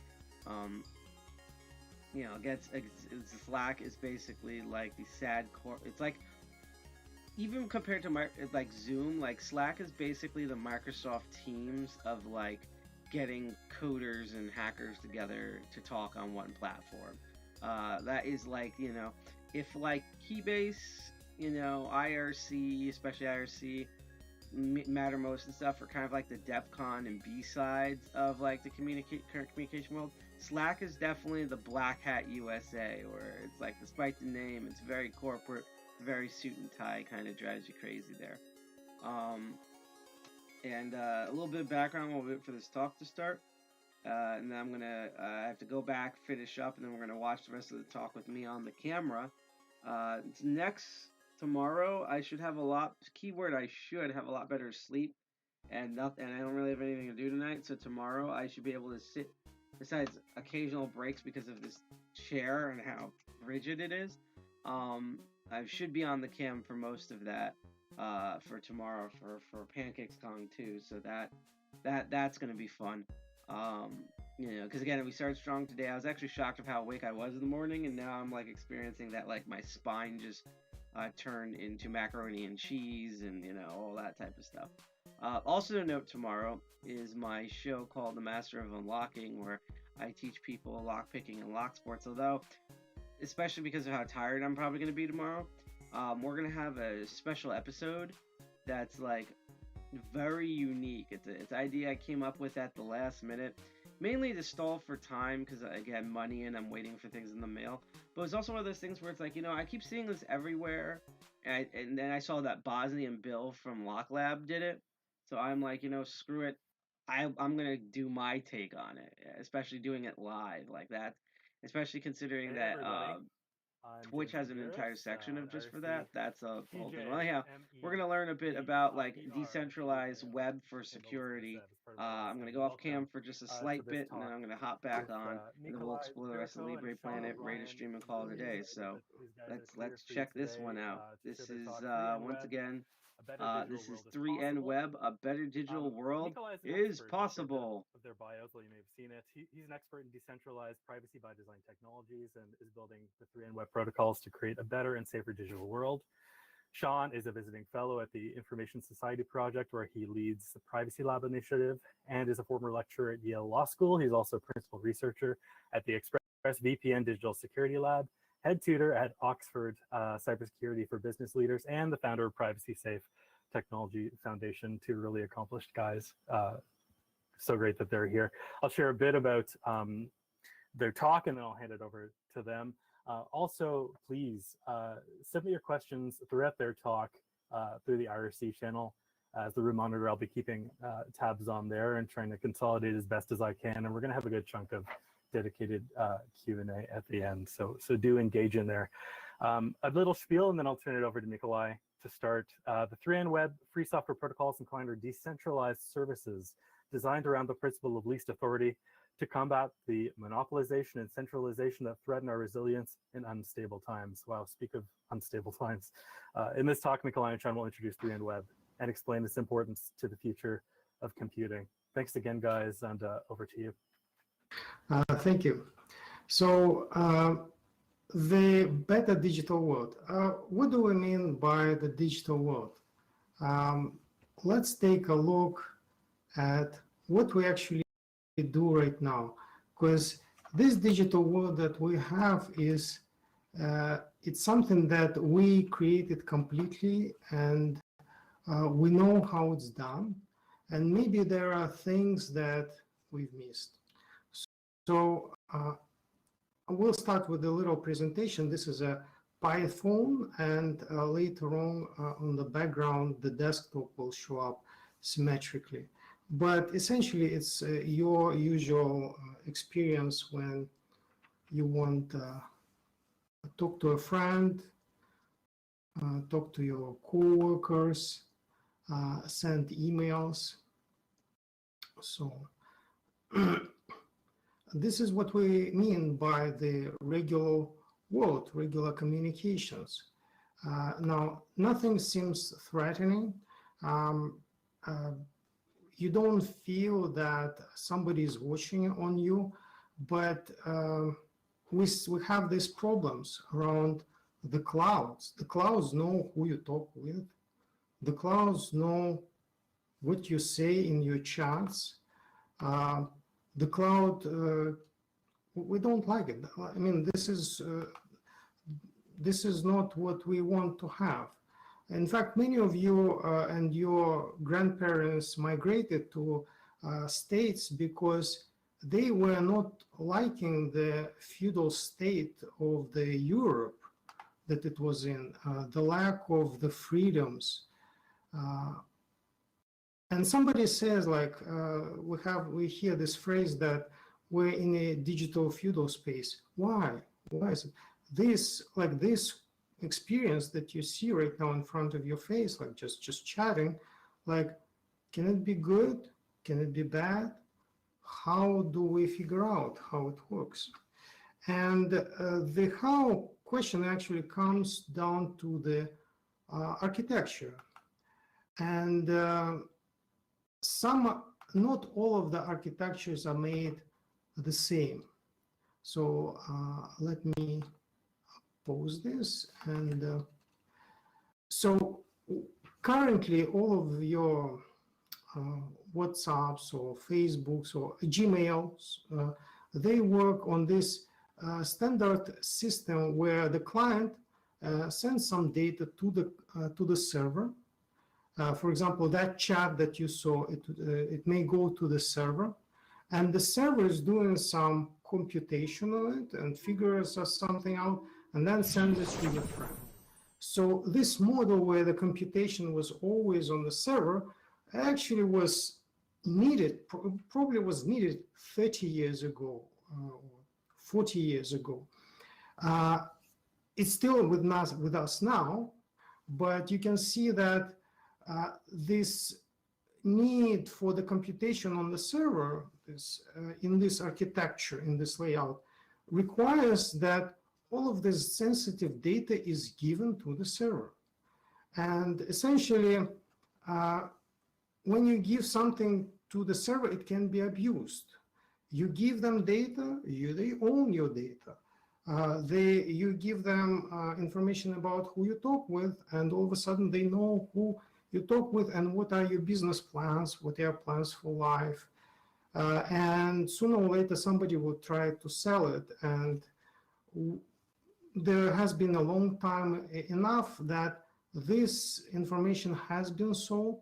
And this is a meaning of these terms and conditions may apply. And in this architecture is technically allowing it. We have done it, but it's not the only architecture possible.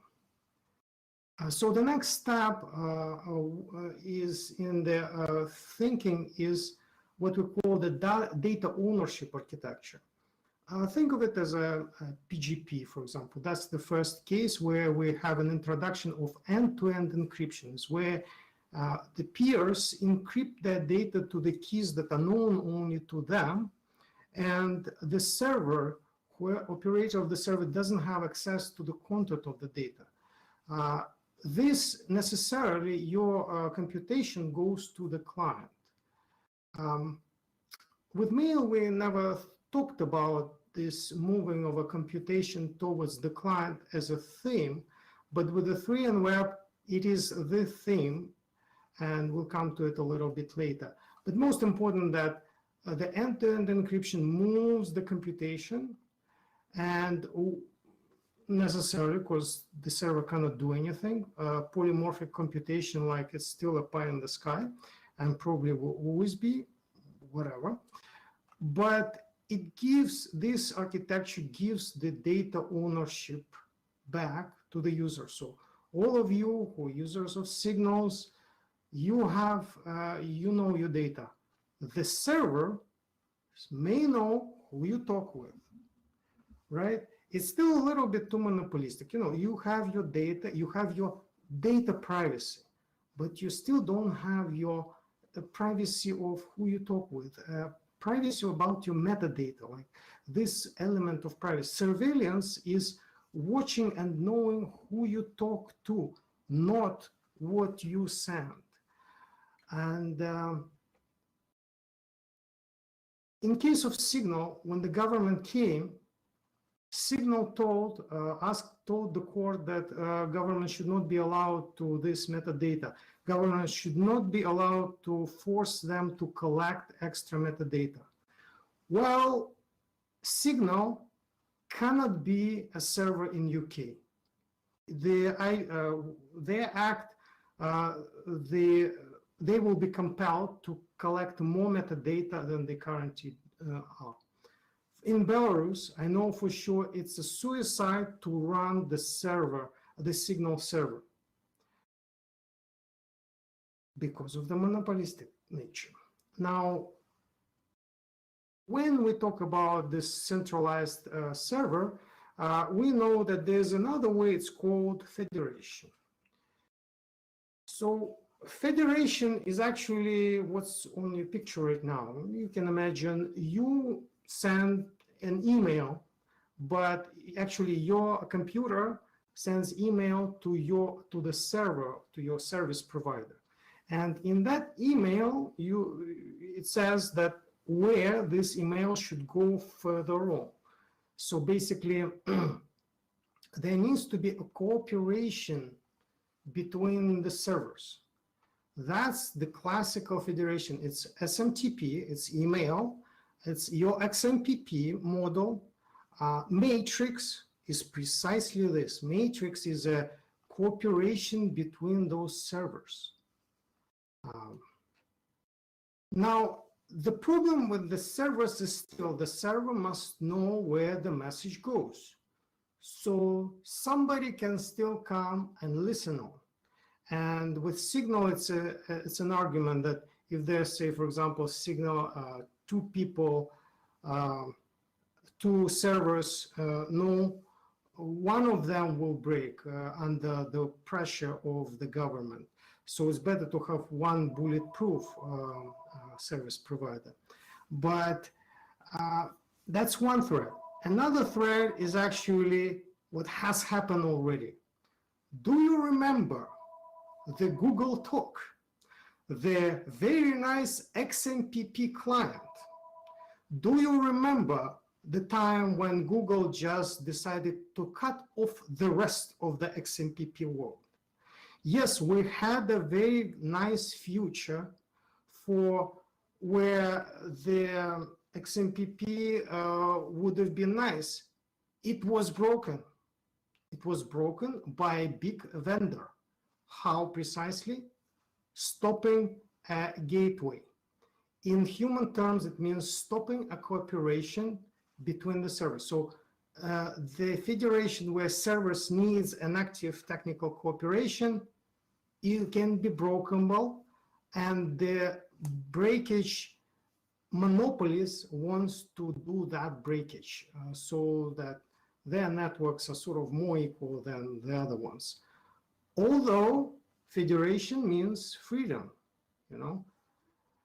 Now, in our community, in a bigger community, security, there's this discussion goes on. And you can see Moxie Maglin-Spike, Signal guy, in 2016 get this seminal blog post, if I may. And Matrix guys were actually talking with him in 2016, but this is a fresher one, 2020. And they're talking about, you know, do we want this federation? And Signal guys say, no, we don't. But I want to pose you this thing. It's a false choice. It's a false choice in the frame, in the context when you believe that the classical federation is the only way to provide a federated user experience. What if I'll tell you that you have been using a different federation style all along already since the 90s? The web. The web is a very interesting thing. Say you want to visit a website, your browser just does some request into the naming network system. It can be DNS or something else. And then it can potentially go as an anonymous person to that site. And the same computer in the same browser window can open some other site. So basically this user can have an experience from two vendors without the vendors cooperating. And that's what we mean by having a federated user experience while the servers don't need any cooperation. And note that, for example, your WordPress, if you are a WordPress owner of a website, you use these words. You are the owner, you are administrator of the service, of the server. the server will know you for sure. So this side of relationship will always exist. Somebody has to pay for the server. It has to be somebody's server. But everybody else can come anonymously. So every communication on the server can be seen as, one side will know it anyway, but everybody else is anonymous. And this is where this web style federation shines, where we can have protection against civilians. The server doesn't have to know who you talk with. Now we add to this the end-to-end encryption, and with the end-to-end encryption, our programs, our modern style user experience applications run on the client, where the client controls the device and where the keys are, and they don't leave any further. User may share something, some key material in the end-to-end encryption form with his or her peers, but the server will not know about it. They will not know who is talking to who and what data is sent. This is a reduction of the civilians on one hand, and on another hand, any small provider can do the job. Right now, it's very difficult to become an email provider because you have to prove that you are not a spammer to a Google. What does it mean not to prove to a spammer, to Google, that you are not a spammer? It's that play in the classical federation scheme, which is broken precisely by saying, oh, that somebody else is a spammer, therefore we're not allow them into our digital world, where the free world is the place where everybody's welcome. And this architectural thing which we have is what we believe is the freedom, and this is what we have created, and nobody else has been able to broken because there's nothing seriously to break. Most important, not only about security and privacy, but the monopoly thing. This thing is resistant to monopoly. You worry about the privacy, you worry about security. These are worries for today and tomorrow. When you take a perspective of 10 years, will I be able to run my programs? If the service disappears right now, monopolistic service disappears, I won't be able to have that user experience to share it with my grandkids. That's the problem with the monopolies.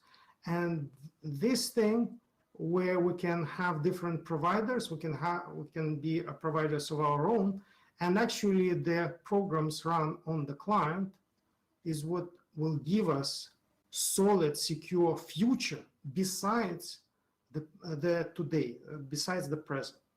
Now, 3N Web simply is a set of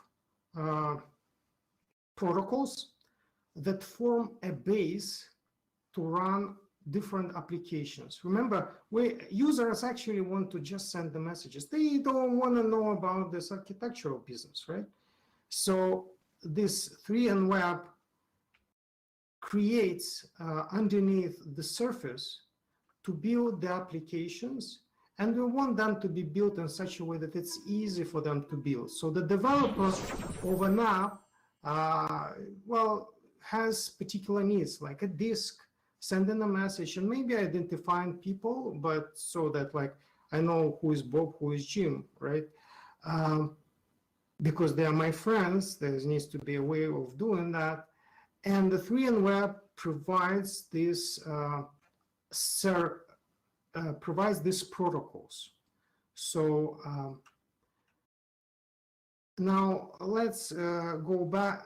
Let's move on to implementation of these protocols. And I want to present you this little thing.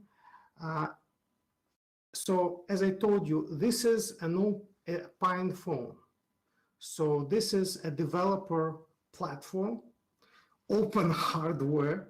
This is running mobile, and this is your cloud service which cannot be monopolized, and where your stuff runs on the client side. And I want to point out that right now you see in front of you code completely written in the JavaScript. And this 10 or 15 seconds that it took for password to do the script encryption is for protection of the password. You do it like, say, once a day in the morning, you start your program. And the platform itself, you see, there was, we clicked mail user interface started, right? So the messaging, like email, is like it's actually a user experience in the form of email. It's very convenient for the documents, right? So this one, next one clicked is the chat user experience. And I want to note that I'm not scrolling this video. This is an actual time how fast it takes for this PinePhone, and those people who are in the PinePhone community, they know that running Electron-based application, this is Electron-based application, right? So it's miracle that it runs. Now with your help, we will be able to Rust important bits, to turn them into Rust language, because encryption should be in Rust language. And guys, for example, from Tauri Studio, they are doing like something analog to Electron, but way more efficient. Tauri.studio. They were talking that, for example, Purism guys, they told them that no way they can get the Electron-based application into their store because it's too heavyweight. So there's 2 points to know. First of all, you are seeing it takes a little bit time to run. Its Electron is heavyweight, and you are seeing here a tiny little phone development version, so it's not even optimized. And another version is that, another point here is that with 3N-Web, we don't have a centralized store. The server doesn't know what apps are running on the client side. Now, in the background, I open these two video streams. One is the desktop, another is this PinePhone attached to the screen, of course, the bigger screen. And this presentation just basically showing that you can send stuff, it's sends in the real time, just like the previous one, the previous demo. I just scrolled that a little bit faster. But this is, my friends, this is the future, which I think we have. This is the safe place to be. The server doesn't know what applications you run. After this demo, we'll, in the Q&A session, we'll open the files and see that this application, you just add your own JavaScript. And right now, the core of the platform uses the JavaScript HTML pages because it's the simplest thing to run right now. And we can do actually some funny tricks. Now, yeah, so on the video, there's a little bit of a scrolling. I'm waiting. There should be, next we should be able to open the files on the phone itself. And you will see that even the native file application in the Mobian on this PinePhone takes time to open up. You see, it was a click, and then it takes time. So it's not just an Electron, it's just, you see, it's development platform. But the fact is, now these are the folders that were mounted. They are mounted. This content is encrypted. It's like, imagine it's like your Google Drive or something like that. Note, log out, log out. Pop, everything disappears. Your mounted data that was encrypted is gone, is gone. This thing can be on the flash drive. It can be on your flash drive, and when you log out, there's no traces in your desktop that you had this 3N computer turnn on. And here we are. This is the promised land. Your stuff is encrypted. There's no app censorship. You can run whatever. The server doesn't know what it is. There's no surveillance in terms of that nobody knows who you talk with, on top of the fact that your stuff encrypted and you own your data. You can change the vendor. You can run your own server. Guys in Germany can run their own servers. You've seen this is right in front of you demos. It was a Libre software, and it's Libre not in just in spirit, but in its architectural design of those protocols. And you've just seen it run on a Pine phone on an open hardware. This is a real, nice future, which is already here. We need to spread it, and of course it's all GPL. We have spec server. So I told you that these are protocols. Protocols means that we need to make an RFC, and for RFC we need a spec server. Spec server has test specs. So without them, it would be impossible to create what we have done here, what you've seen. But on another hand, that's an actual functional specification, and we want it to be as a standard. 3N Web standard, then there's this 3N Web implementation, and there can be many. We are for the plural free world, and we just have one of the implementations. And it's also currently on the GitHub. We'll have to go to the GitLab. Now, please know this, you can go into 3nweb.com, downloads web pages, 3N Web overview, and there's it's a PDF with an overview. It's not as technical, but slightly more into details of an architectural level of how this web style federation morphs into different protocols, how things are set up. And do go onto this 3nweb.com and click that button called Early Access. Please do so. Only together we are able to create the future that is free. Okay, Sean? Awesome, Nikolai. Well, I just want to underscore, and I want to make sure we get to questions. I'm sure there's quite a few, but I want to underscore 4 key points here. But first, I want to say, if it's not, if you don't quite see the potential of this, this is awesome stuff. Basically, it allows for traditional web style federation with safe key exchanges, right? Very smart exchanging of encryption and encrypted data. That doesn't have to be, shoehorned into anything or retrofitted into anything, can work in a number of different contexts.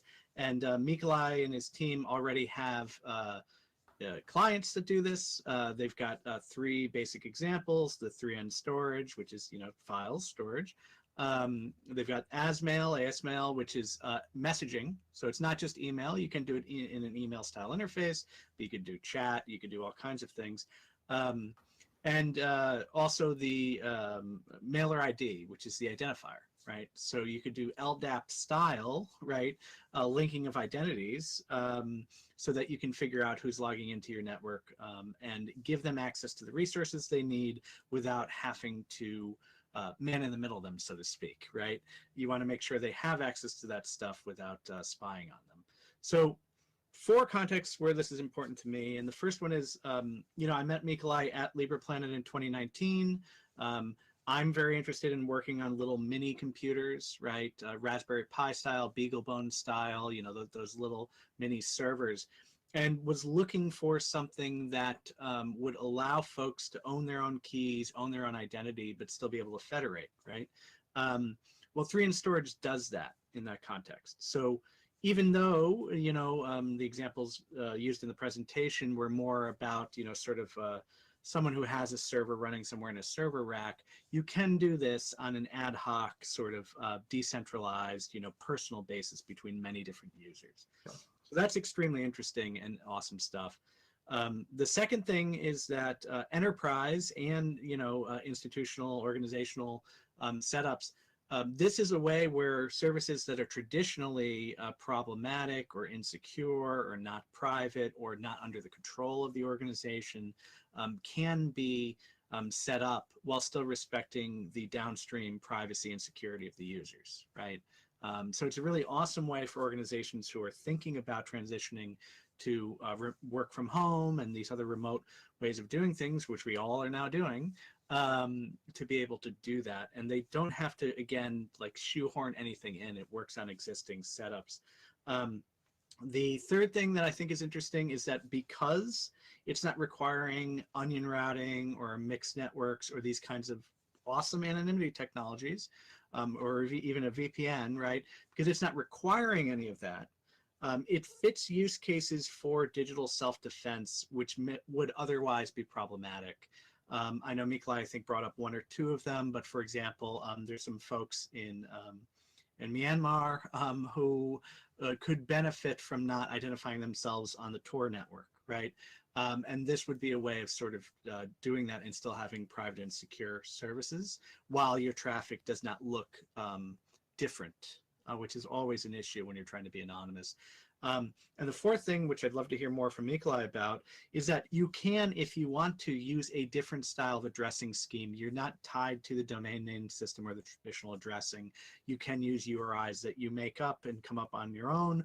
You can do Tor, you can do IPFS, all these kinds of new networks that are interesting from a distributed data store standpoint or anonymity and privacy. 3N Web would be able to not just cope with, but I think excel in those contexts. Yeah, precisely. So, precisely. 3N Web protocols, they are like a layer that fits into this standard networking layer stack. And we are specifically want to stand on the shoulders of giants and allow others to stand on this next layer. So when somebody writes an application, they don't have to worry about these questions. How do you find something? We, for example, we use existing naming architecture. For DNS, for example, on the regular internet, it's DNS. On the Tor, in the overview, for example, on the .onion addresses, we can actually use that simple .known web server sort of folder. If you know what I'm talking about, RFC for the .known services. And that's a different naming, and there can be different types of namings. And we are not dictating what kind of transport layer. The transport layer can be different. It can be HTTPS at this moment, but it can be something else.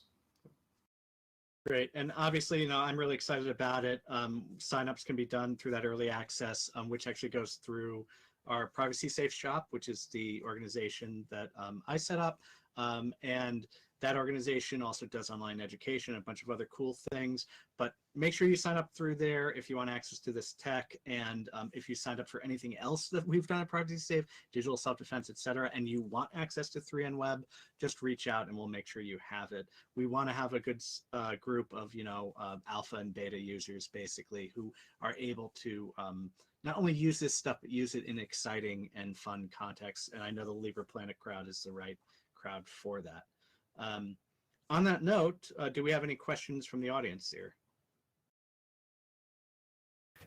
Sure, James here, just sharing my webcam again. Thanks for that, Mikolai. Thanks for that, Sean.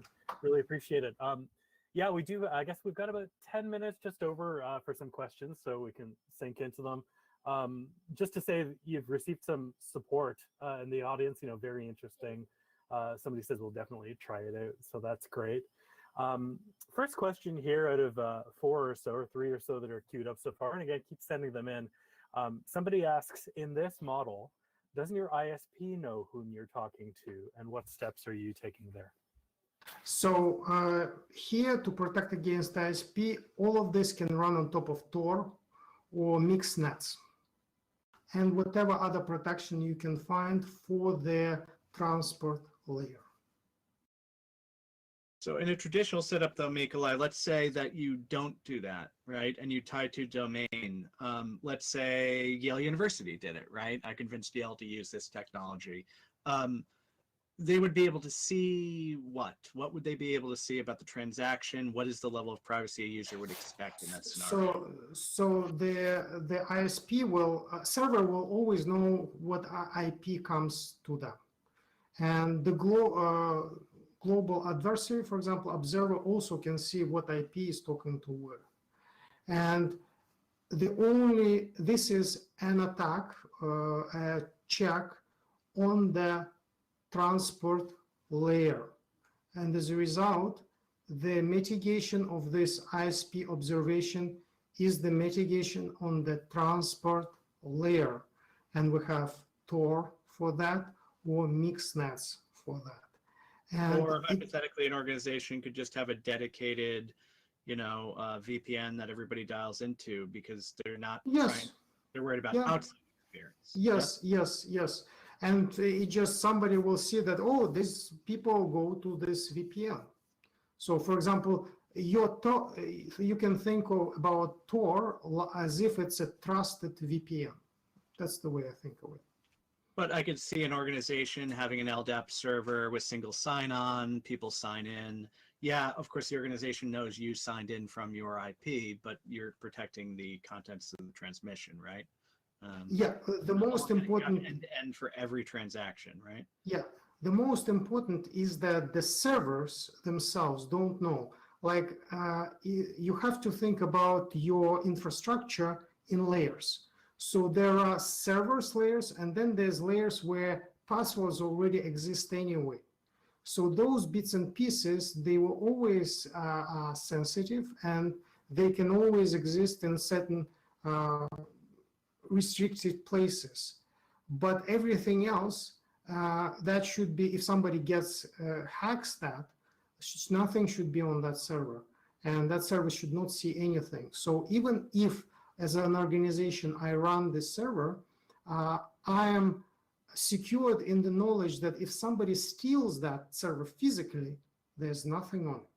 If somebody hacks into it and sits on it continuously, like that, advanced persistent threat sitting consistently on the server, I don't care about it. Server will not get enough information out of it. They say, cool, thanks for clarifying.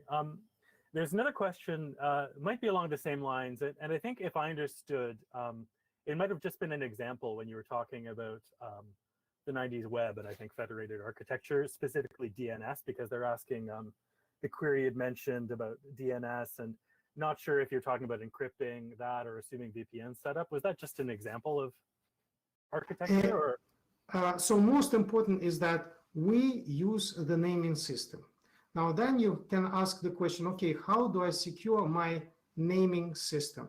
And one of the possible scenarios is DNS over HTTPS. That's number one. Or if you don't trust that Cloudflare or Google, you use DNS over HTTPS from somebody else. Now, there were actually folks last year on C3 talking about this DNS system and securing it, and there's all sorts of ways. But most important is that when we build the 3N web, we're not trying to mess with the naming system, we're just using it. Because when you try to make an architecture that messes with another layer, you get yourself in a system which you cannot evolve, and you cannot actually produce and deliver the results.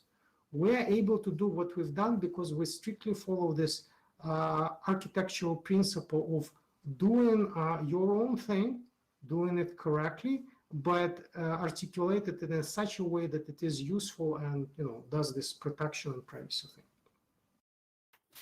So yeah, so when you go onto this overview PDF, I there have an example of DNS and an example of how I would have naming system on my hidden services on my .onion addresses.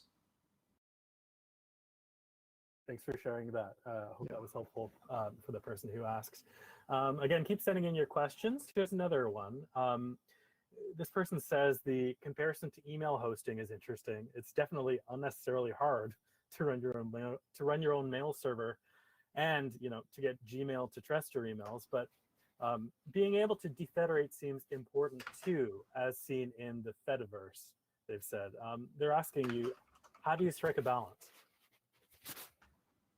So in order to participate, the only thing that I needed to have the 3N-Web service for this domain is to add the TXT, to add some records in the naming system. This naming system in this particular context is a DNS. So that was the only thing that I needed to set up to have a server discoverable by clients. That's it. I don't know how simpler can we go from here. I guess the question, Nikolai, is, so if you're not participating in 3N-Web, are you able to still operate a mail server that has an address that people know and can send you messages outside? That's the client. So you can have a mailing client. You can have a mail client that, for example, sends messages, but so for example, Mike Milovic here at 3nweb.com. When you put in the name right now, your client can already safely tell you exactly if that person exists, if that address is correct, and for example, if the message can be sent at all. And right away here, the client, you see, this application can be done in such a way that if there's no 3N-Web, they can, then we'll try to do a SMTP, regular email. But they will have to show in here in user interface that this is now we're using all the email, which is a leaky pipe. You see, this communication here in the 3N-Web, it's a non-leaky pipe. When you try to communicate out, it's like connecting a leaky and leaking pipe. You'll get leaks. And essentially, it's a question of what you can do here with these applications. But you could potentially secure your organization and all the communications between people who are using 3N-Web, even if they're in outside organizations. That's right. But if somebody's not using 3N-Web, you can write a client or even write a server in front of the 3N-Web. Yes. And on the same domain, you can put records for your 3N-Web, and then you can put your MX records for your email, and you can run both. But you actually want to just move everything into place which is secure and safe. Thanks. So we've got about a minute and a half left. I wonder, guys, if there's any kind of final remarks or final things you'd like to leave with the audience with, or that early access is really interesting too. Any more details? Or up to you. The floor is yours. So do come, click on that early access. We need your numbers. We desperately need your numbers. Now, the thought I want to leave you is that I have started this project and put in certain things into protocols in such a way that a small provider can start a small business. Like somebody on the corner of your street, they have a little pizzeria, and in the afternoon you go for pizza and you go to them and you pay a little bit of money, and this is how our society works. I want to see it in this digital world. So please sign up, please come in so that I can go to my bank and say, hey, can we continue with the loan? And we're going to provide you with just reasonable thing. I personally do not believe that we can run the whole world on a charity basis. Charity has its places, but the bigger scheme. So this thing, you want it everywhere. If you want to have it everywhere, it should be everywhere like pizzerias, which means little providers can be there. People can participate and can gainfully participate so that people can create applications and stuff. So that's sort of economic thought. And maybe a secondary thought is that when you create this, so developer of this chat application that connects people doesn't have to pay for Amazon bills. Yay! Yeah, just real quick, I just want to say, Mikolai's offering this service through, obviously, 3N Web and servers that he's set up to run all this. The clients are really fresh, but I think they're very beautiful, actually. They look nice and things function very well. From a community free software perspective, devs are needed, folks trying this out are needed, trying it out maybe first on Mikolai's infrastructure and then setting up something else of their own, whether that's a pizzeria or an anarchist collective or whatever, it doesn't really matter. It's freedom. Yeah, you need more people, and the more interest, I think, would be great. Also, I think it would make sense for us as we get more folks to set up other communication channels and have a real community, conversation. So that's awesome. Well, on that note, thanks so much, Sean. Thanks so much, Mikolai. It's really been wonderful. Enjoy LibrePlanet, guys. This has been awesome. So take care, and hope you guys connect with everybody soon. All right. Ciao. Thank you.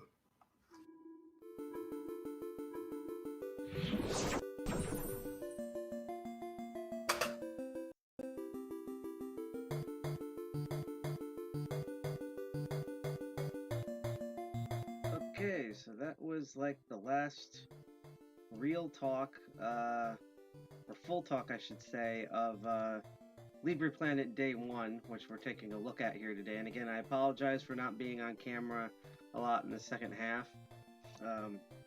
A combination of busyness and tiredness has put me into a loop today. And I'm just catching up on some of the DEFCON social medias. And I very much appreciate it because I think I just saw you on... let's see.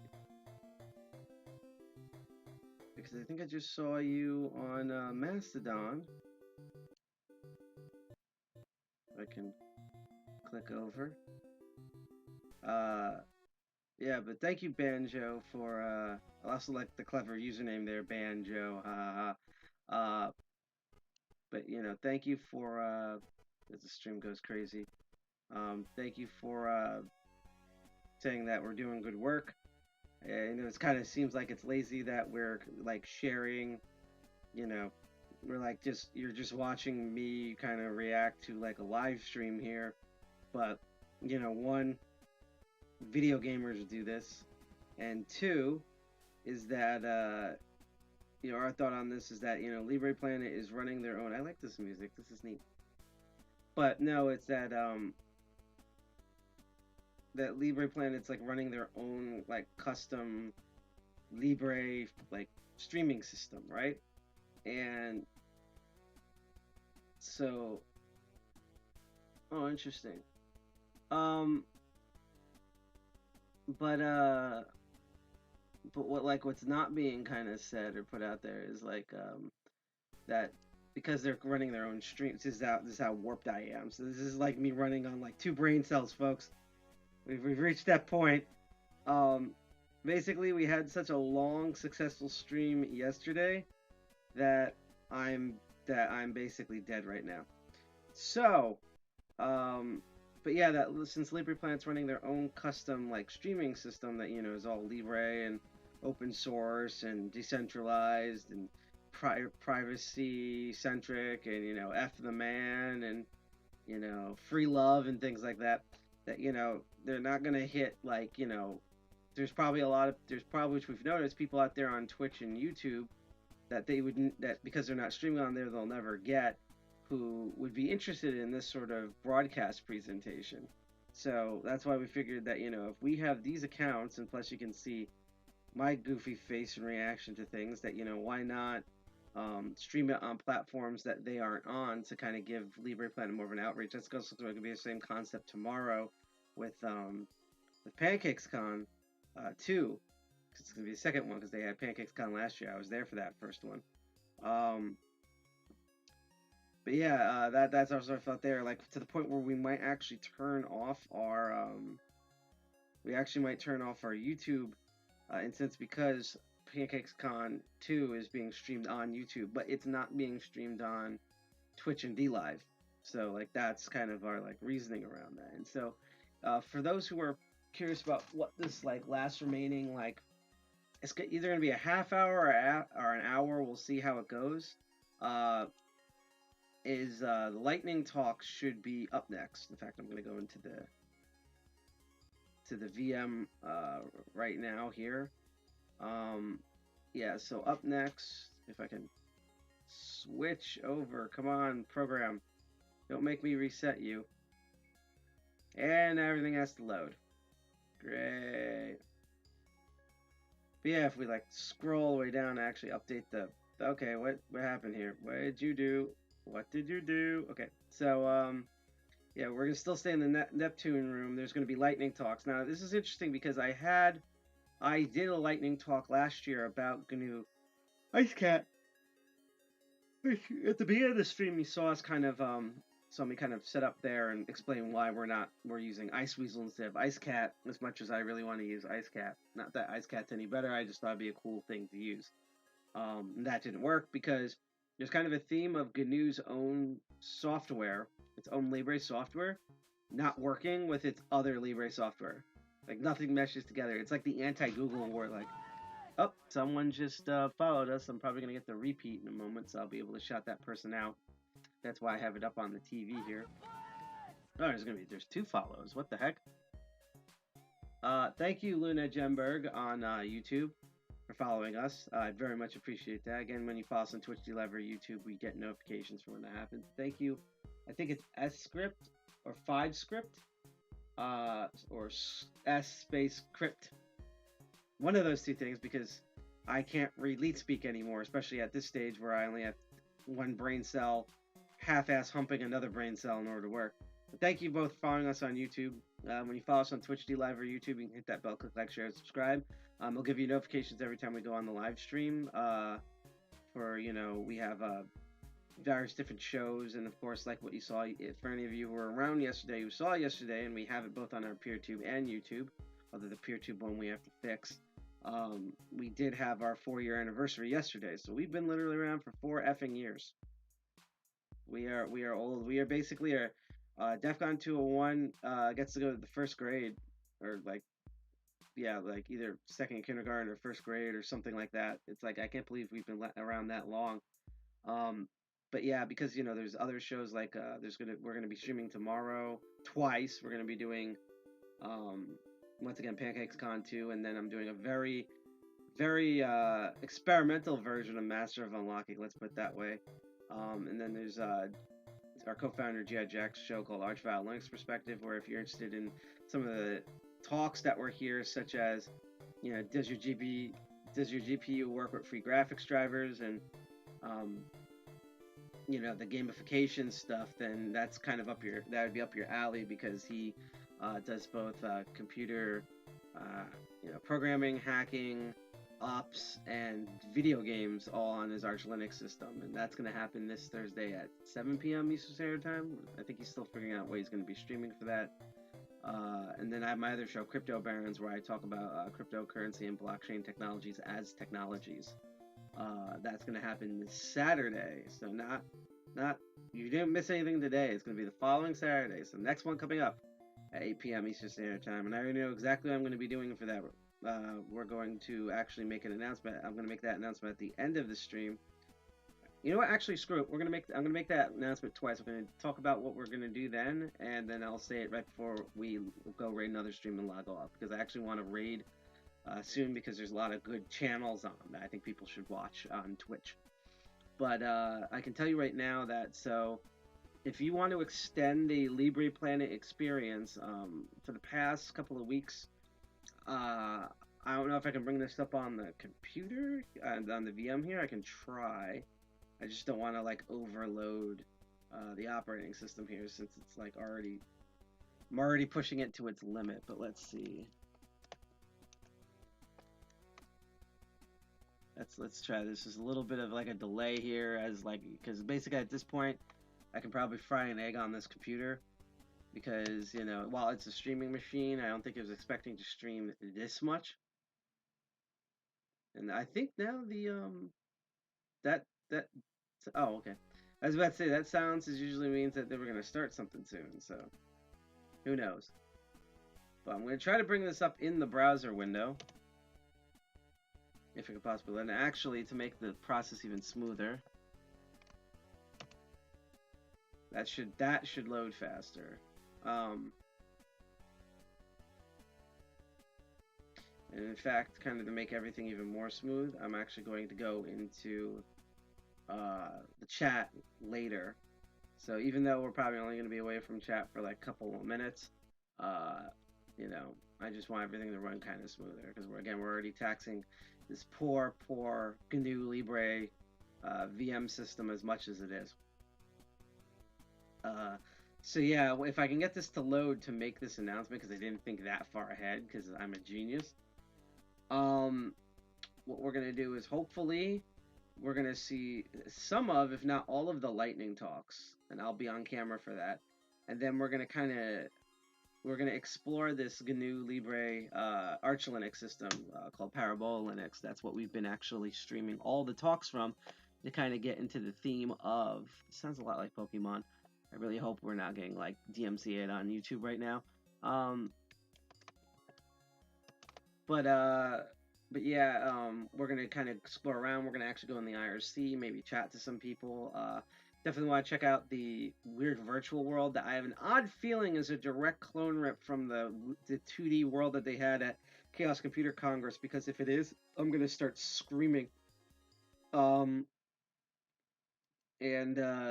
I'm really interested in that. I think there's like a mumble stream instance or something. Here comes the lightning talks. So I'll make the announcement. You can kind of guess in a moment, but I'll make the announcement later. And this is my first time with the mic on and with my headphones on. Actually, I can hear myself, and it sounds. They're going to see some of these lightning talks in a moment. I just want to set this up for the announcement. But we have lightning talks now. I'm going to hit play on the lightning talks. But just so you know, we've got 2, so this should take about 10 minutes.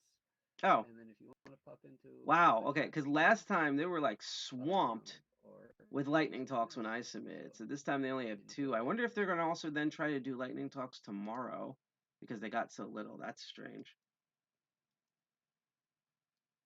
Let's switch things over here. Mute myself. Here we go. Let's see what these 2 lightning talks are about. About reclaiming your privacy with free software. Let's get the most common fallacy out of the way, the nothing to hide argument. Proponents, such as Google and Facebook, want you to believe that if you have something to hide, you shouldn't be doing it in the first place. This is quoting the former Google CEO. It draws a connection between criminal activities and protecting your natural privacy where there is none. We lock our doors. We seal our envelopes. We use strong passwords. We put up curtains covering our windows.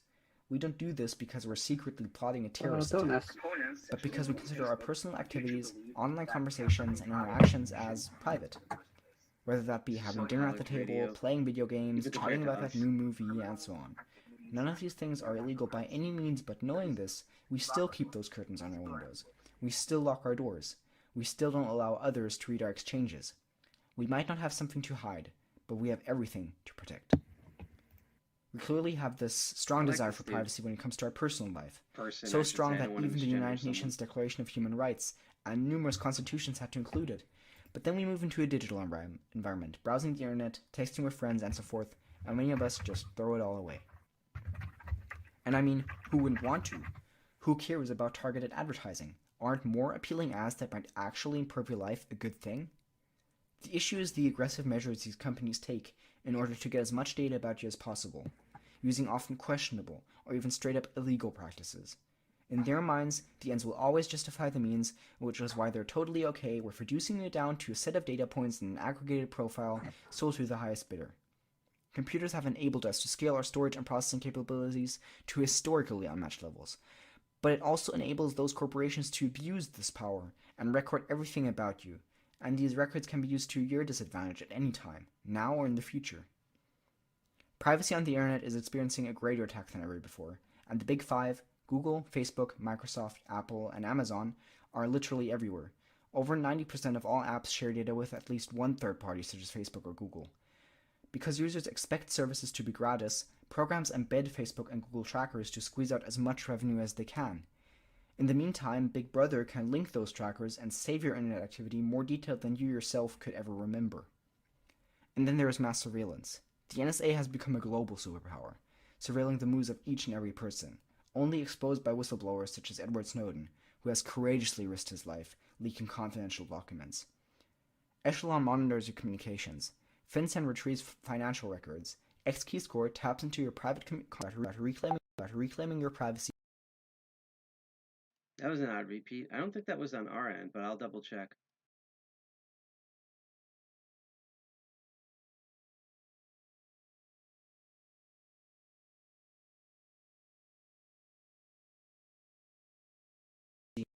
With free software.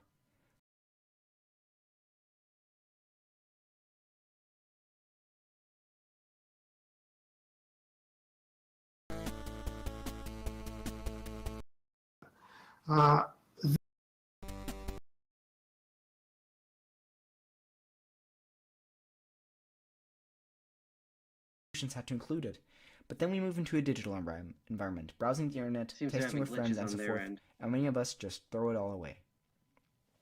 And I mean, who wouldn't want to? Who cares about targeted advertising? Aren't more appealing ads that might actually improve your life a good thing? The issue is the aggressive measures these companies take in order to get as much data about you as possible, using often questionable or even straight up illegal practices.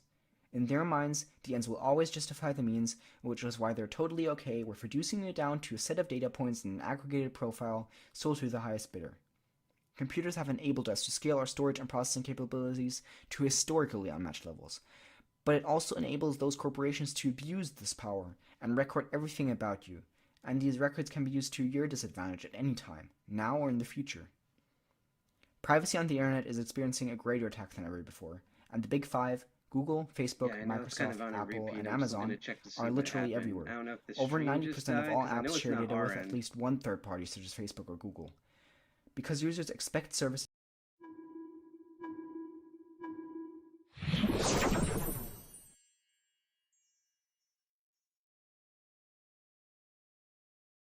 activity more detailed than you yourself could ever remember. And then there is mass surveillance.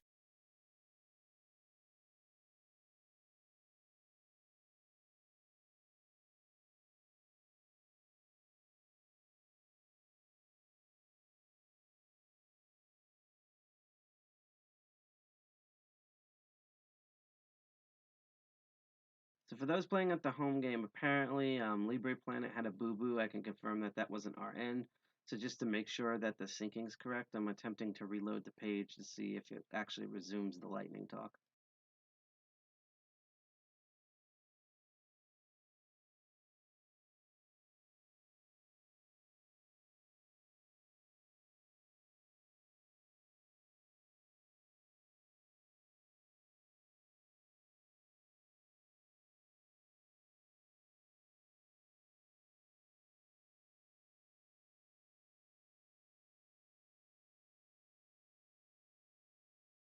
Is more secure inherently.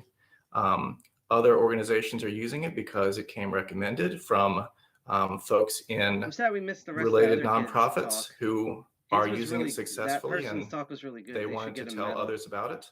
And other organizations are using it because they did comparison shopping and they looked at the costs and benefits of lots of different offerings on the market, and they came to the conclusion that CiviCRM was the right choice because either it's a better value, or it offers the features that they need, or it's something that they can customize to meet their needs.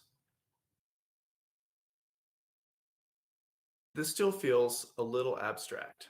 So I just want to make the point that ultimately, it's about people. It's about people who want to make a positive difference in the world. And all of the organizations that are doing the incredible work, CiviCerum helps them fulfill their missions, whether it's saving animals, educating children, or promoting equality, whether it's improving health or sharing art or culture. Ultimately, it's about you, because all of the organizations that CiviCerum supports are making the world a better place for you every day.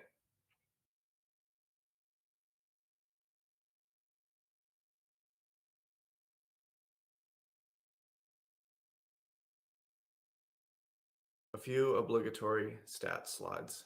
CiviCerum is used on every continent of the world. It's been translated into dozens of languages. Is this like the and Bible the or developer something? community is also international. There are many folks, non-English speakers, who are developing, implementing, supporting, and of course using CiviCerum all around the world.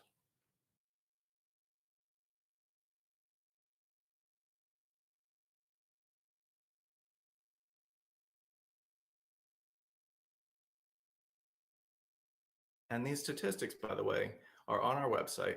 You can go to stats.civicerum.org, and we generate these statistics through anonymous pingbacks from CiviCerum sites for those that want them to be enabled.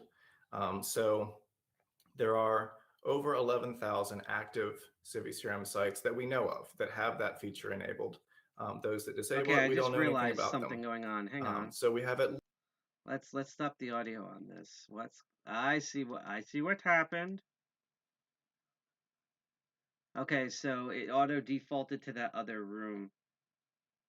This is the actual this, so we probably just caught the very end of this.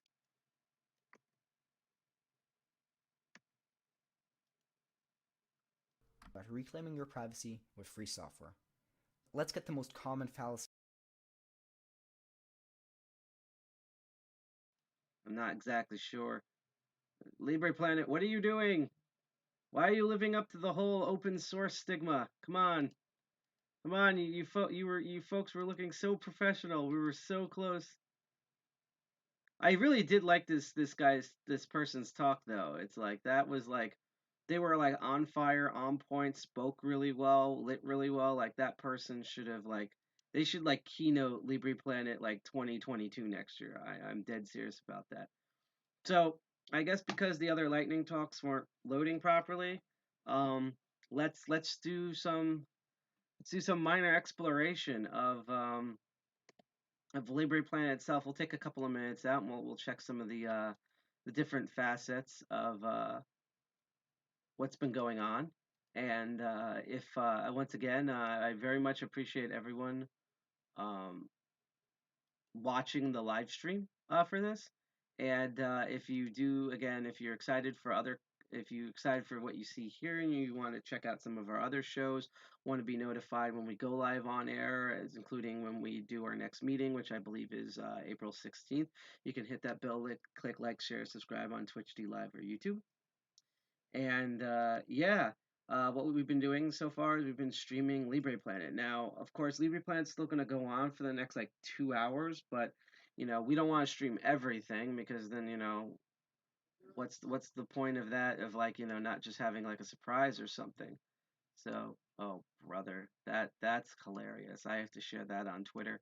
And so I want to use the remaining time because today we've covered LibrePlanet. Tomorrow we're going to be covering PancakesCon. We might peek once in a while back into LibrePlanet, but we're going to be covering PancakesCon 2, run by fellow awesome hacker Hacks for Pancakes.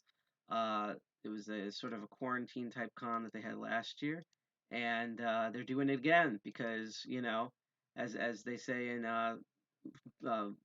Groundhog Day by Bill Murray, it's COVID-19 again, so that's what's unfortunately been going on. So what I'm going to do is similar to what we did with the Chaos Computer Congress. I'm going to take a bit of time out. We're going to kind of explore the rest of LibrePlanet and its website here. And then I'm going to make some announcements. We're hopefully going to raid a fun stream, and then that should be good. So, you know, there's a bunch of sponsors they have every year. And by the way, let me know if you can hear me, and if you have any questions or if you want to shout out something, provided it's not completely stupid, you're more than welcome to. I love talking to people in chat. Otherwise, you know, we like our lurkers too. So as I say, keep lurking and keep learning. So Red Hat is a big sponsor for this. You'll probably notice there's a bunch of names that keep getting repeated even in talks. The EFF, which we're part of the Electronic Frontier Alliance. It's a subset of the Electronic Frontier Foundation, which is if you've been living under a rock like some programmers are, as the co-founder dies, you'd say the EFF, the Electronic Frontier Foundation, is a group of activists, lawyers, and hackers, and hacker lawyers and activist hackers that try to fight for privacy and digital and computing rights, such as the right to repair, net neutrality, push back against mass surveillance, fair working conditions for people that work in the tech industry, things like that. Sugar Labs is also a huge sponsor. They're the people that make the one laptop per child, and Sugar, particularly itself, is, I believe it's a Fedora variant. I think if basically when you put it in adult mode, it's Fedora with GNOME shell, but Sugar is basically it's like a completely hacked version of Fedora that's literally designed for like little kids, like first graders, second graders, like I would say first to fifth grade, possibly first to fourth, first to fifth grade, if we're talking about American education standards, in order to learn computing, particularly computing that is not on a Microsoft or Apple system. Vikings, which I unfortunately don't know who they are, so there's their logo. I like the three triangles. That's another way to do a Triforce. And then OpenSUSE, which funny enough I know because I don't know if he's like this anymore, but I know for a while that Night Owl, one of my mentors and fellow tool, the Open Organization of Lockpicker, I believe the votes are still, I think voting's back up, but he at least is or was on the board for Tool as well. But he's my lockpicking mentor, a longtime friend of mine. He used OpenSUSE for his main desktop, which makes sense because it's like OpenSUSE is kind of known as the SUSE in general is known as the networking or system administrator sort of operating system. So those are kind of the sponsors this year. And I'm not doing that because we have to pay lip service to sponsors. I just thought I would mention that there are sponsors for this. And another thing is that, again, they have this weird 2D social network thing that we're going to check out, I guess, in a moment. Actually, let's try that now. Let's see how this works. If there's a login, yeah, okay, so there's a login prompt. See, this is where we're going crazy because I might actually bring this up in this IRC sort of thing here. So I'm going to change my name.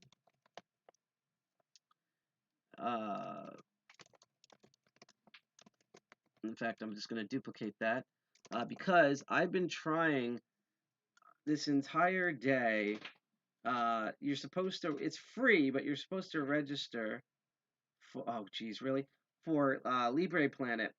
And my issue is that they do not send you a password. I even registered again, and I went in and reset the password. I looked through spam, junk, everything.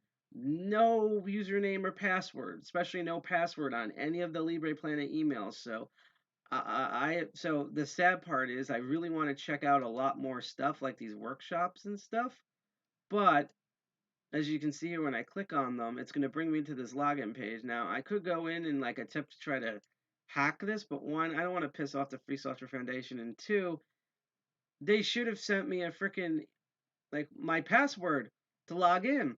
Where is my password, LibrePlanet? Come on here. You have all this cool stuff that I want to show off on the stream. I want to make you look good, but you don't send me the password in order to show off. It's kind of because there's all sorts of stuff they're doing this year.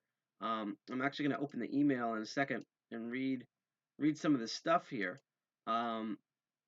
we were in IRC before. We might plop back in again. The thing I want to actually try, because I know that on Parabola, which is what we're currently VMing right now, I'll explain why and how in a bit. The Pac-Man system on that is a little wonky, and that's kind of an understatement. They list mostly the commands for Trisquel, which is based off of Debian. I just want to see if not only is there a Arch variant, which there should be for Mumble, but if the Pac-Man on this will actually work. They do have a Mumble stream, which is basically a voice over IP application, and they have their own like voice server, so we might be able to like talk to some people on there. There's also these like birds of a feather hangouts, which I don't see that many people put in. There's actually pretty cool workshops that, because we were watching the streams and how tired I am, that we unfortunately seem to have missed, including I think there was a machine learning one and stuff like that. Hopefully some of it was archived. I know there's a Git pull for one of them, so I have to probably go back and check that. There's an exhibit hall, which I guess we could try to check out. I think that actually might be in the that virtual world, so I have to wait for the password. And the weirdest thing, which if I knew beforehand, I would have loaded this up like locally instead of a VN. This is actually something I've been looking into. GI Jack and Commander possibly playing together, which is Mindtest, which is sort of a Libre open source free software version of Minecraft. And they actually are running their own Mindtest, I should say, server this year. So if you're into games, you can play along on what's arguably the biggest open source free game outside of Exonautic that I can think of. That's not like being pirated or whatever. So I think what we're gonna do here, because we don't have that many options, unfortunately, and then we're gonna go raid some fun stream. I'm gonna make some announcements and stuff like that. Let's see here. Yeah, I think the exhibitor hall. Yeah, I can't access any of this because they didn't send me a freaking password because it's freaking GNU goddamn free software thing. And now Penguin just walked out of the room. Jesus Christ. So what we're going to actually do is, and I'm going to minimize this in the meantime, if I can here, is we've been actually running on, oh, come on. Let's see here. Maximize. There should be a minimize option. I know I had this before. I think it's this guy. Yep, there it is.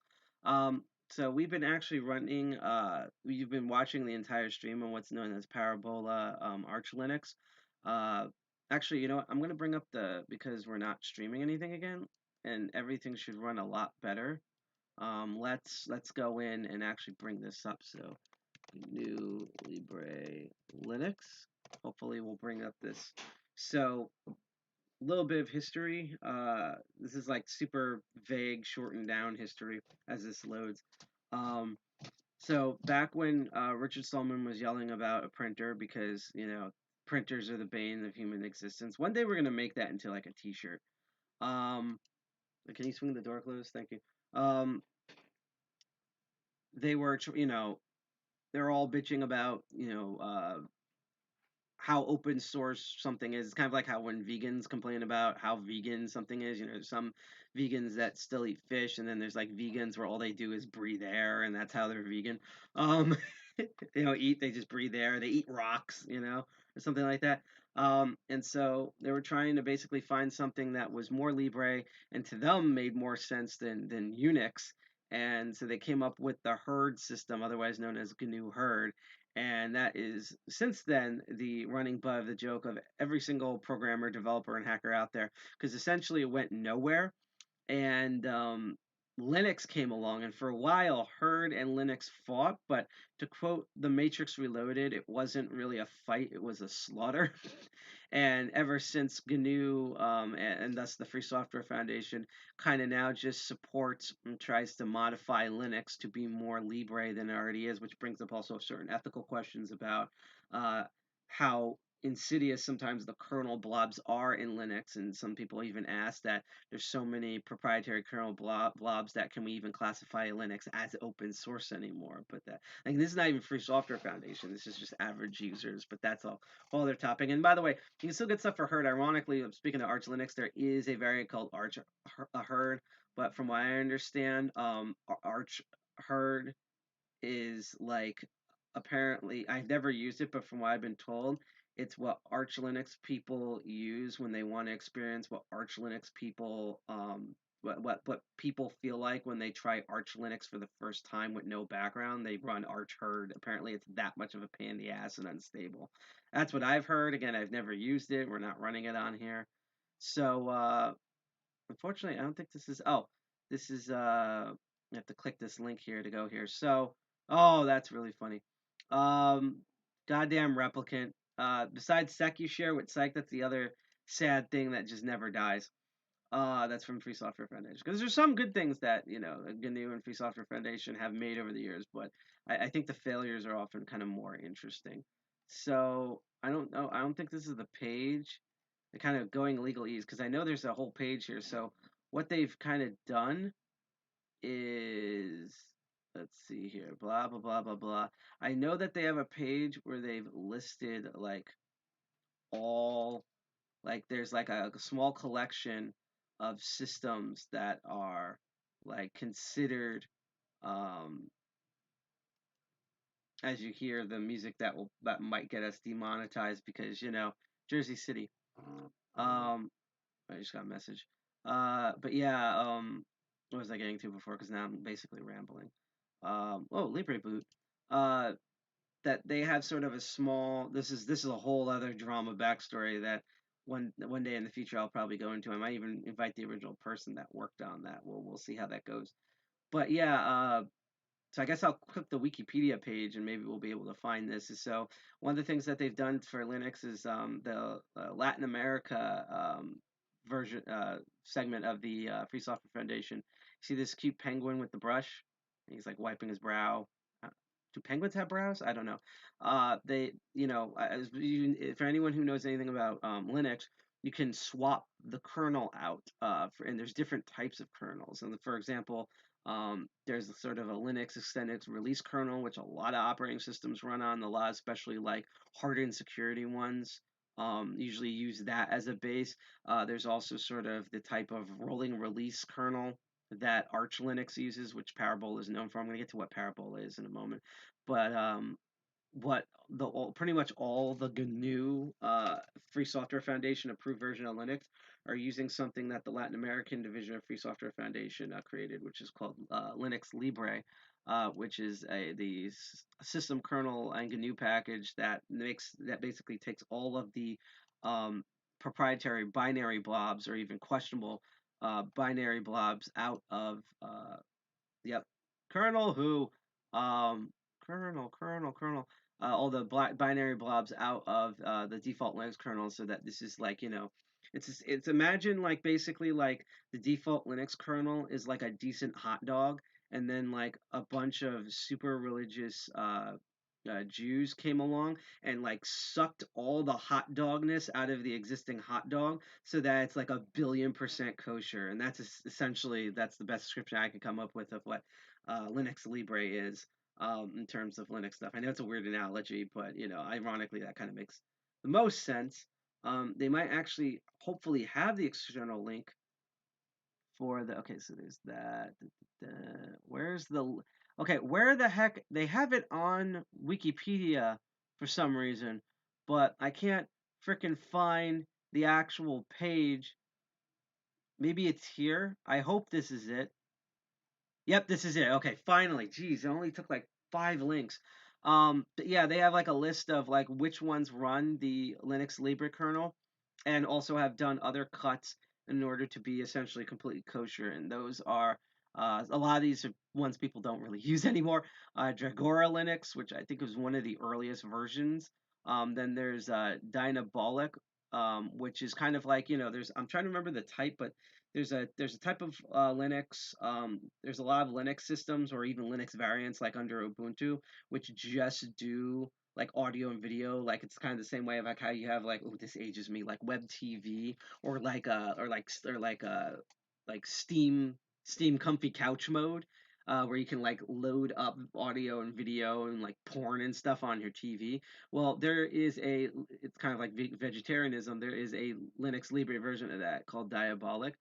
There's also um, GNU Sense, which is based off of Debian that basically no one uses. Then there's the other punching bag that people in the hacker world like to point out, which is GUIX, which essentially, they decided to go like more extra, and instead of just being Libre, they just made their own. Actually, sorry, GUIX is. I almost forgot. People keep calling it GUIX. They keep insisting that it's pronounced Geeks, as it says in the description. I'm so tired that I actually normally pronounce it as Geeks. But yeah, a lot of people, because there's not a lot of defenders of this operating system, call it GUIX or GNUix or whatever, when it's actually supposed to be pronounced Geeks. Because again, this is the extra operating system. They basically made up their own package manager that does not look like any form of package manager on the planet. Like it's basically the operating system that you can show Gentoo people, and they're just like, what the fuck? And like that sort of that, including that it was literally listed in a lot of like OSs as like April Fool's Day jokes. Jumping down ahead a bit, you also have the newest one probably is Pure OS, which I did try, and to be honest, what a piece of crap that was. It was definitely more modern, but Pure OS is from the Purism group, which I don't like that name. That you can tell there was no minorities on that team when they came up with that name. Like, I'll put it this way: when I first heard of Purism and Pure OS, I didn't think it was a tech group. I thought it was like, look up the religion of creativity. I thought this was like it's okay to be, diabolical Pepe group, because pure. Like, was there package manager? Like, was there like a GPU, CPU manager, blood and soil? Like, that's the type of wording. And I've actually asked other ethnic minorities, and they thought it was the same thing before they looked it up. So, pick a better name, but still. My main actual issue with them is that they seem to make good like laptop hardware. So I would say you could probably buy a laptop from them, because they actually have physical switches for like the Wi-Fi and stuff, and then reflash the system with whatever the hell you want. Because I can tell you, Pure OS, it's like most of their products. Same thing with their Librem phone. When it actually works, is that they basically took an existing product, slapped some add-ons, maybe edited 1 or 2 lines of code, and then shipped it and overhyped it as its own unique thing. Like, for example, the main OS on there is called Pure OS, and they talk about, you can go to the website. We're not doing this today, but you can go on the website and they talk about like how amazing, like they did all this hardening and security, and I opened it. It literally is Firefox, default vanilla Firefox, with strict mode on. They don't even change the search engine over from Google. It's Google still by default, and it has HTTPS everywhere. Was it HTTPS everywhere? Privacy Badger and uBlock, and that's it. You can literally just download Firefox, add those add-ons, add a bunch more add-ons from privacytool.io, and then go through the whole web editing process that apparently they didn't do, and have a way more secure browser that you've modified yourself than what Pure OS ships with.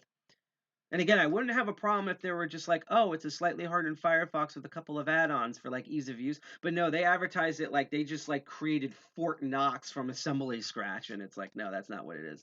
Then there's probably the most popular one, which we tried for a bit. It was just the resolutions were too low for what we wanted to do, called Trisquil, which again is based on, I was actually wrong, it's not Debian, often though I confused them, which is it's based on Ubuntu.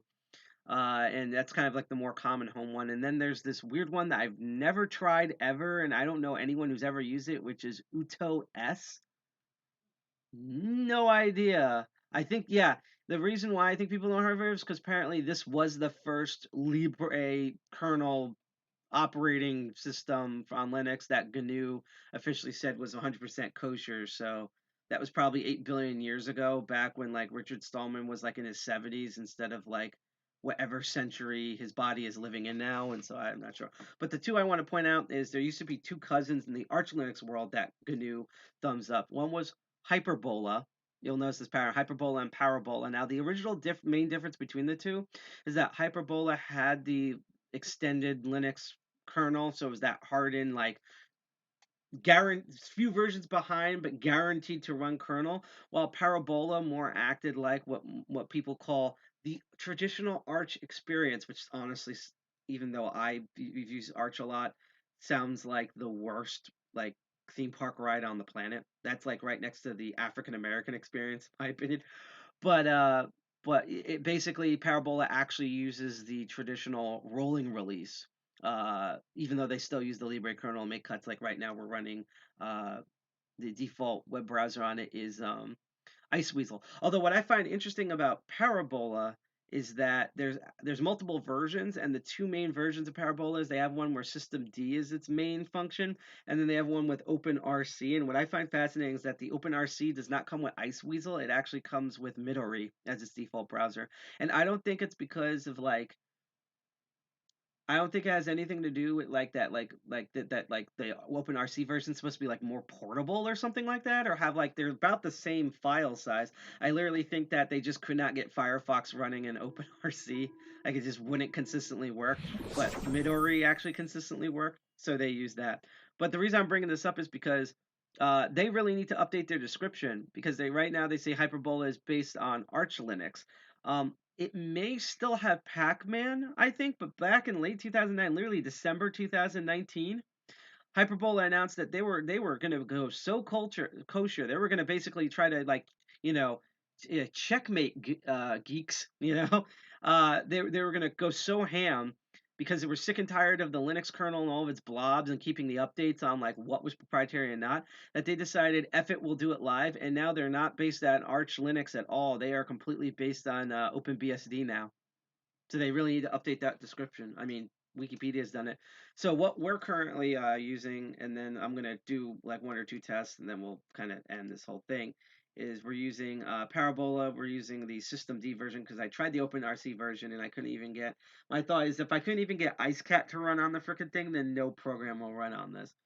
And what I want to try here as we load up the terminal, we have like LeafPad, and I love how there's a pre-configured pigeon that just goes to the Parabola IRC. I just find that endlessly amusing. And I'm just gonna re-look at this program here again. There's supposed to be like mumble.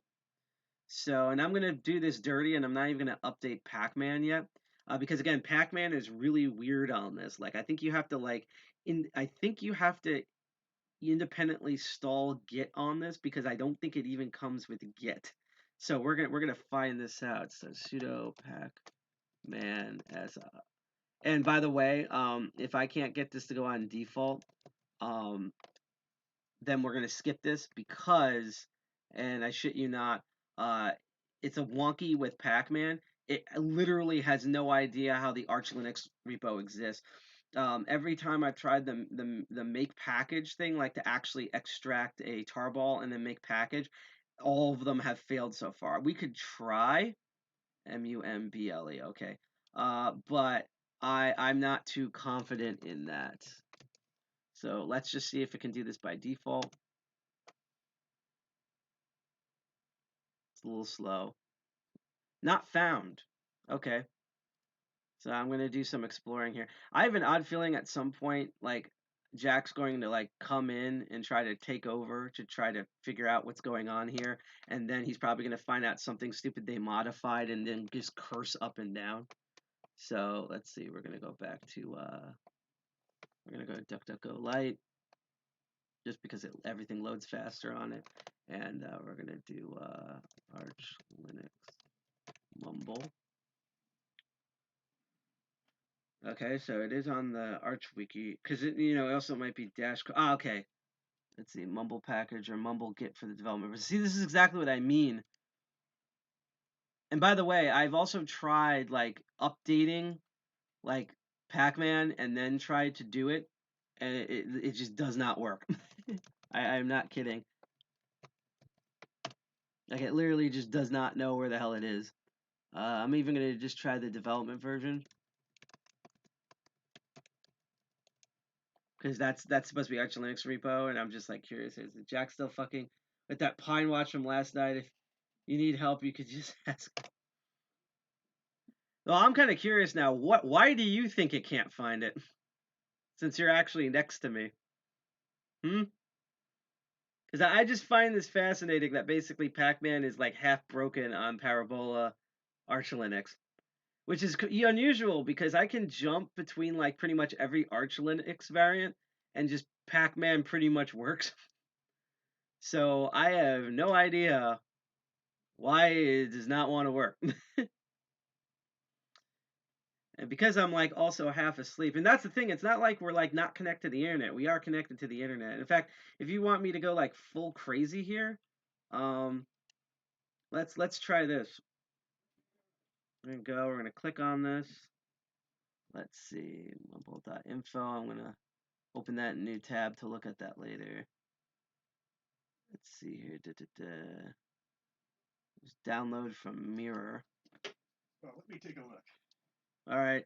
We're going to have the Arch Linux master here look at what's going on, because otherwise I was going to download and show how the make package thing doesn't work.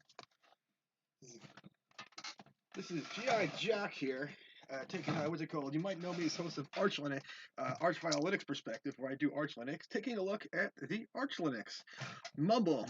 Okay, so let's do here. Let's start with a Pac-Man, big S, little s for search. Sync and search. Mumble, which will show you all packages named Mumble. Also note that I have half a brain cell, so I can't remember all the. Now that's absolutely fine. This is absolutely in classic Linux Arch Linux perspective. This is all just esoteric shit. So once we do S and S, that means there's no package named Mumble in. I know, right? I know, yeah. It's a whole bunch of Eastern Europeans maintain this. Go figure. Sometimes it's questionable what side of World War II they are on. I don't know. Joke. That was a joke. So the problem seems to be that SidePocket is looking up in the package manager for Arch Linux, and Parabola has obviously different packages. I ran Parabola on a laptop several years ago that had relatively good hardware back when the Intel video card just worked with the free software drivers. So So wait, what happened? Was the pathways are incorrect or something? No, it's just the package is different from Arch. Oh, okay. So you're looking at upstream Arch, Parabola, GNU Linux. Let's go find their website. Oh, they have their own. Oh, that actually makes sense. Yet doesn't make sense. Yeah. No, it makes complete sense. It might be. Because they're the Libre fork, so they would have their own. Yeah. Oh yeah, so Parabola.new. They have a .new for whatever reason. Okay, so here we are on their website, right? Which they they forked the web page and everything, which is good because they have a package manager. So they didn't change this from last time I used it about 10 years ago. So let's check this up. Mumble here. It exists. That makes sense now. So is this a so?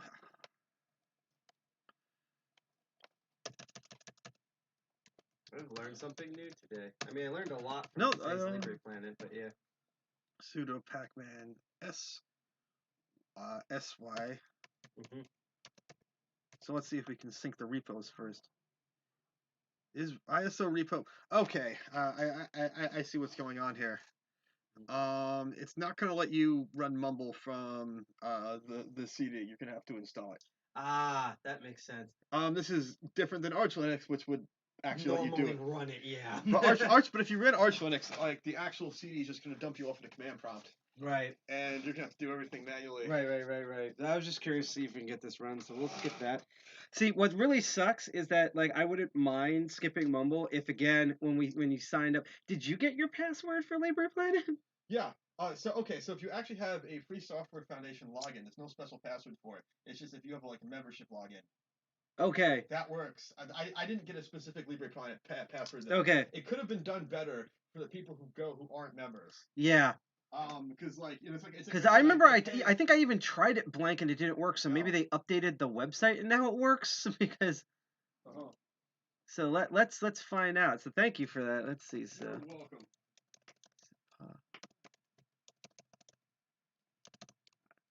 Jack's making the sounds. That sounds like he's going to go drinking in a moment. For good reason. Like, I don't blame him. Let's try. Nope, incorrect username or password.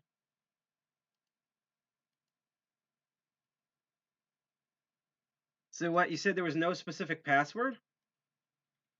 Yeah, it uses the login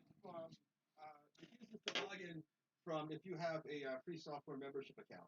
Okay. Yeah, which I don't. You're supposed to sign up for free, and So they didn't send. They could have done this a little better. Okay, so basically everyone's kind of screwed right now to some degree. Gotcha. Free Software Foundation. So I guess what we'll do here is I guess we'll just because I can't think of anything else. We tried everything. Again, the talks were great. Speakers were excellent. Free software still unfortunately has the free software stigma for a good reason. Which is why now I'm glad that they had talks that were basically calling out that sort of crap. But I guess we'll round this up and we're gonna go attempt to raid another stream. So first of all, I want to thank everyone who was watching our stream here. We actually had a very active chat. I'm shocked, especially in the morning. Like, what's wrong with you people? Like, you were all complaining about how you didn't even have coffee yet. How are you this up? Or maybe you were just up that late and it just transitioned in the morning. But either way, like you folks out there doing that are the real MVP. I'm actually going to switch over to the face cam mode and I'm going to end the VM and basically put Parabola out of its misery since now I don't need it anymore, although I might just screw around with it for my own amusement. Shut down. Yes, that should free up some cycles. There we go. Exit full screen mode. There we go. So I want to thank everyone who's watching this. Again, if you're new to our channel and us as a group, we are the 201 area code DEFCON group that's in Jersey City, New Jersey, Hudson County area. Normally, again, we meet third Friday of every month. In fact, we met yesterday virtually for our 4-year anniversary. Yes, we've been around for 4 years, but because it is March again, as they said in Groundhog Day from Bill Murray, we had this all virtually because we've been streaming virtual since March because we actually like our members and don't want them to get sick or worse. We don't want the FBI to rub their butts on them and then get COVID essentially. So, we've been doing everything virtually essentially, and that's where we came up ideas for doing kind of special interest shows such as My Master of Unlocking or with GI Jack. So if you want to know even more Arch Linux stuff, again this Thursday at 7 p.m. I don't know what he's going to be showing off, but we're going to make that announcement when he comes up with it. It's really fun, amusing show. Both sometimes the game's amusing, sometimes the Arch Linux is amusing, sometimes it's both, especially when he tries to work on something that doesn't work. That's always seems to be the fun of DEF CON 201 when we try to essentially fix broken shit just to see how broken something is. Like, this is like, welcome. We should actually literally have just the Jenk show where we just load up things that we know are broken and attempt to just fix them. Because even if we don't fix them, it at least proves how jank everything is. But if you are interested in catching shows like that, including tomorrow where we're going to live stream PancakesCon 2, and then I'm doing a very special edition of my show called The Master of Unlocking. You can hit that bell on YouTube or hit like, share, follow, subscribe on Twitch D Live or YouTube. And congratulations to all the people watching on PeerTube. You are probably the most Libre people of them all. And if you want to be Libre and Elite, all the people watching through Invidious on tour, you guys also rock. So what we're going to do now is for all the people on Twitch, we're going to raid a live stream channel. And I think we kind of futz around long enough that I think the channel that I wanted to particularly raid is probably not up now. Although there's a lot of good channels going right now. Oh, they are playing. Okay. So we're going to raid someone who, good stuff. You'll probably recognize them from yesterday. They were actually on our show, and so I hope everyone at Twitch sticks around for that. Everyone else, this will be basically the end of our episode. I'm actually going to load up the pretzel kind of copyleft music, which I can't think of a better way, not just to avoid being Metallica, but also trying to what do you call it? Respect the whole Libre attitude here. So we're gonna go raid this person, and hopefully they're gonna keep on streaming. So again, thank you everyone for watching this. It was really fun. I actually can't wait to see parts of LibrePlanet tomorrow, as well as Pancakes Con tomorrow. We might, and I have to debate this in the next 2 hours. We might do if you missed DEFCON China, here's what DEFCON China was like. Because again, they streamed the day before instead of the day after, which was what most people thought because all the dates and times the whole thing was confusing. Cool, interesting area, awesome talks, confusing as crap. Sort of system here. So we're gonna again, like I said, we're gonna go raid the stream. And we might be streaming DEFCON China later. If not, I'll see everyone tomorrow. It's going to be tomorrow at 10 a.m. Eastern Standard Time for Pancakes Con 2 and Master of Unlocking at 8 p.m. So once again, I'm Side Pocket, one of the two co-founders of DEFCON 2.1. You can find us. I'm going to post these links in chat really quick at defcon201.org, which is our lovely non-JavaScripty website. And we're on all sorts of stuff. You can follow us on Twitter. If you're super Libre, you can also follow us on the hostux.social Mastodon instance. We're also on Instagram, and we have GitHub with different codes. And we have a very non-updated TikTok and a .onion and other things. And if you want to check all those out, here's the link tree I just posted in chat for you to check that out. So now we're going to go raid this stream. Make sure you tell this person hi and to welcome them and congratulate them for all the stuff that they did, that being a special guest for us yesterday on our anniversary stream. Hope to see you tomorrow as the last incense reward goes up. Hack the planet, Dirty Jersey represent, and I'm going to take a well-deserved nap. Peace, everybody.